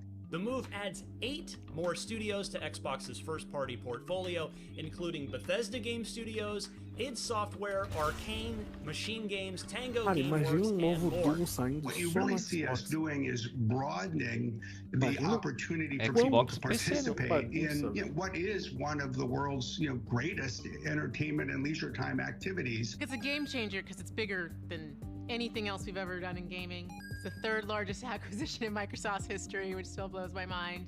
And so now more than ever, like, our commitment to games is absolute.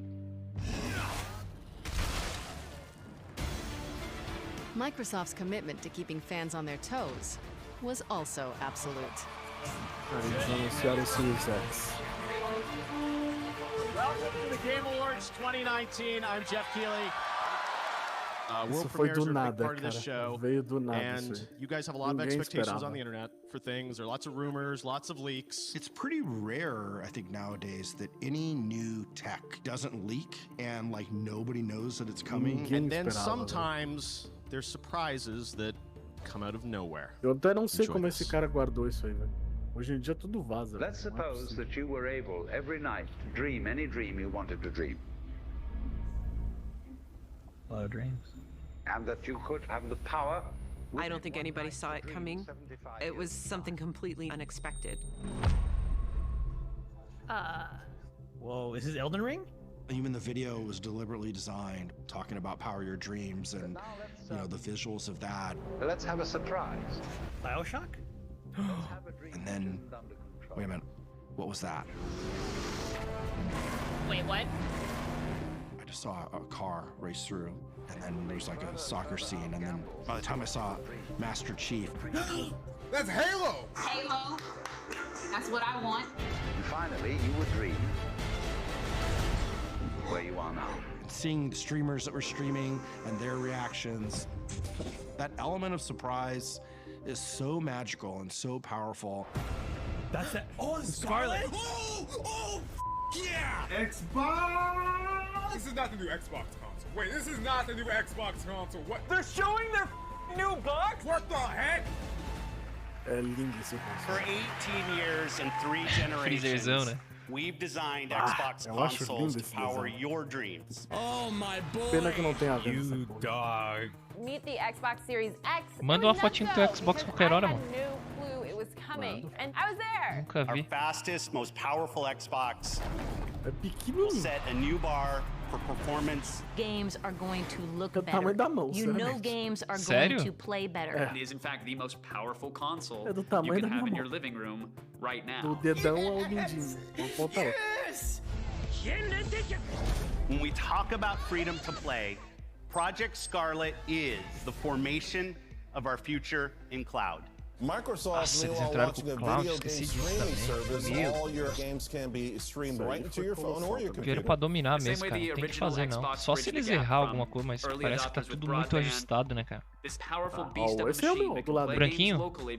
It's also going to connect to the cloud, so it will bridge the gap between traditional in the living room local gaming and cloud-based gaming. We envision a world where you can play any game with anyone on any device. It is the next instance of what it means to game anywhere.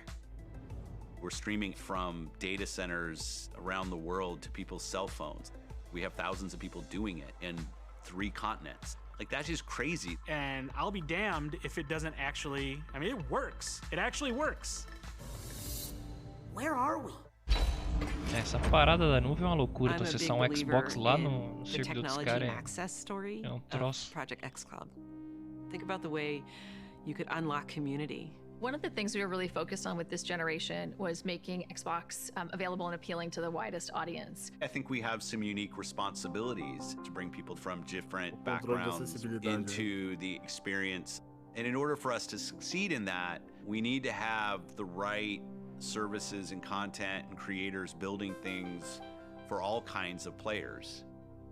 It's Que about massa. creating an opportunity for Mexendo na those that parte would social not have agora. had it otherwise. 2.5 billion people on the planet play video games today, half the connected world. And that is the scale of opportunity a company like Microsoft should go after. Being bold and making bets is part of the culture of what it means to be here. I think that's true now, Nossa, no notebookzão. and it was true from the beginning.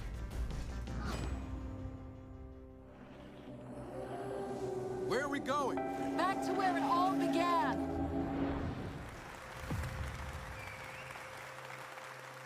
And we had some guys at Microsoft came and said we should do a console. A Microsoft console?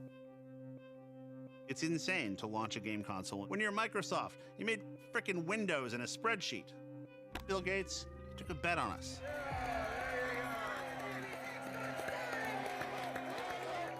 Being able to do something very different and revolutionary was where you were getting our energy from. If you think about where we were 20 years ago, when I first moved into the games group, my dad was horrified because gaming wasn't a career and gaming was something that nobody did. One of the most incredible things is this turning point in how gaming is viewed. That evolution of people suddenly seeing the value of the community that comes with gaming. There's a fundamental change to the way we think about human interaction. There he is. We can have deep, meaningful relationships with people a world away that we've never met in person. 11 years of playing together. 11 years. We finally see each other.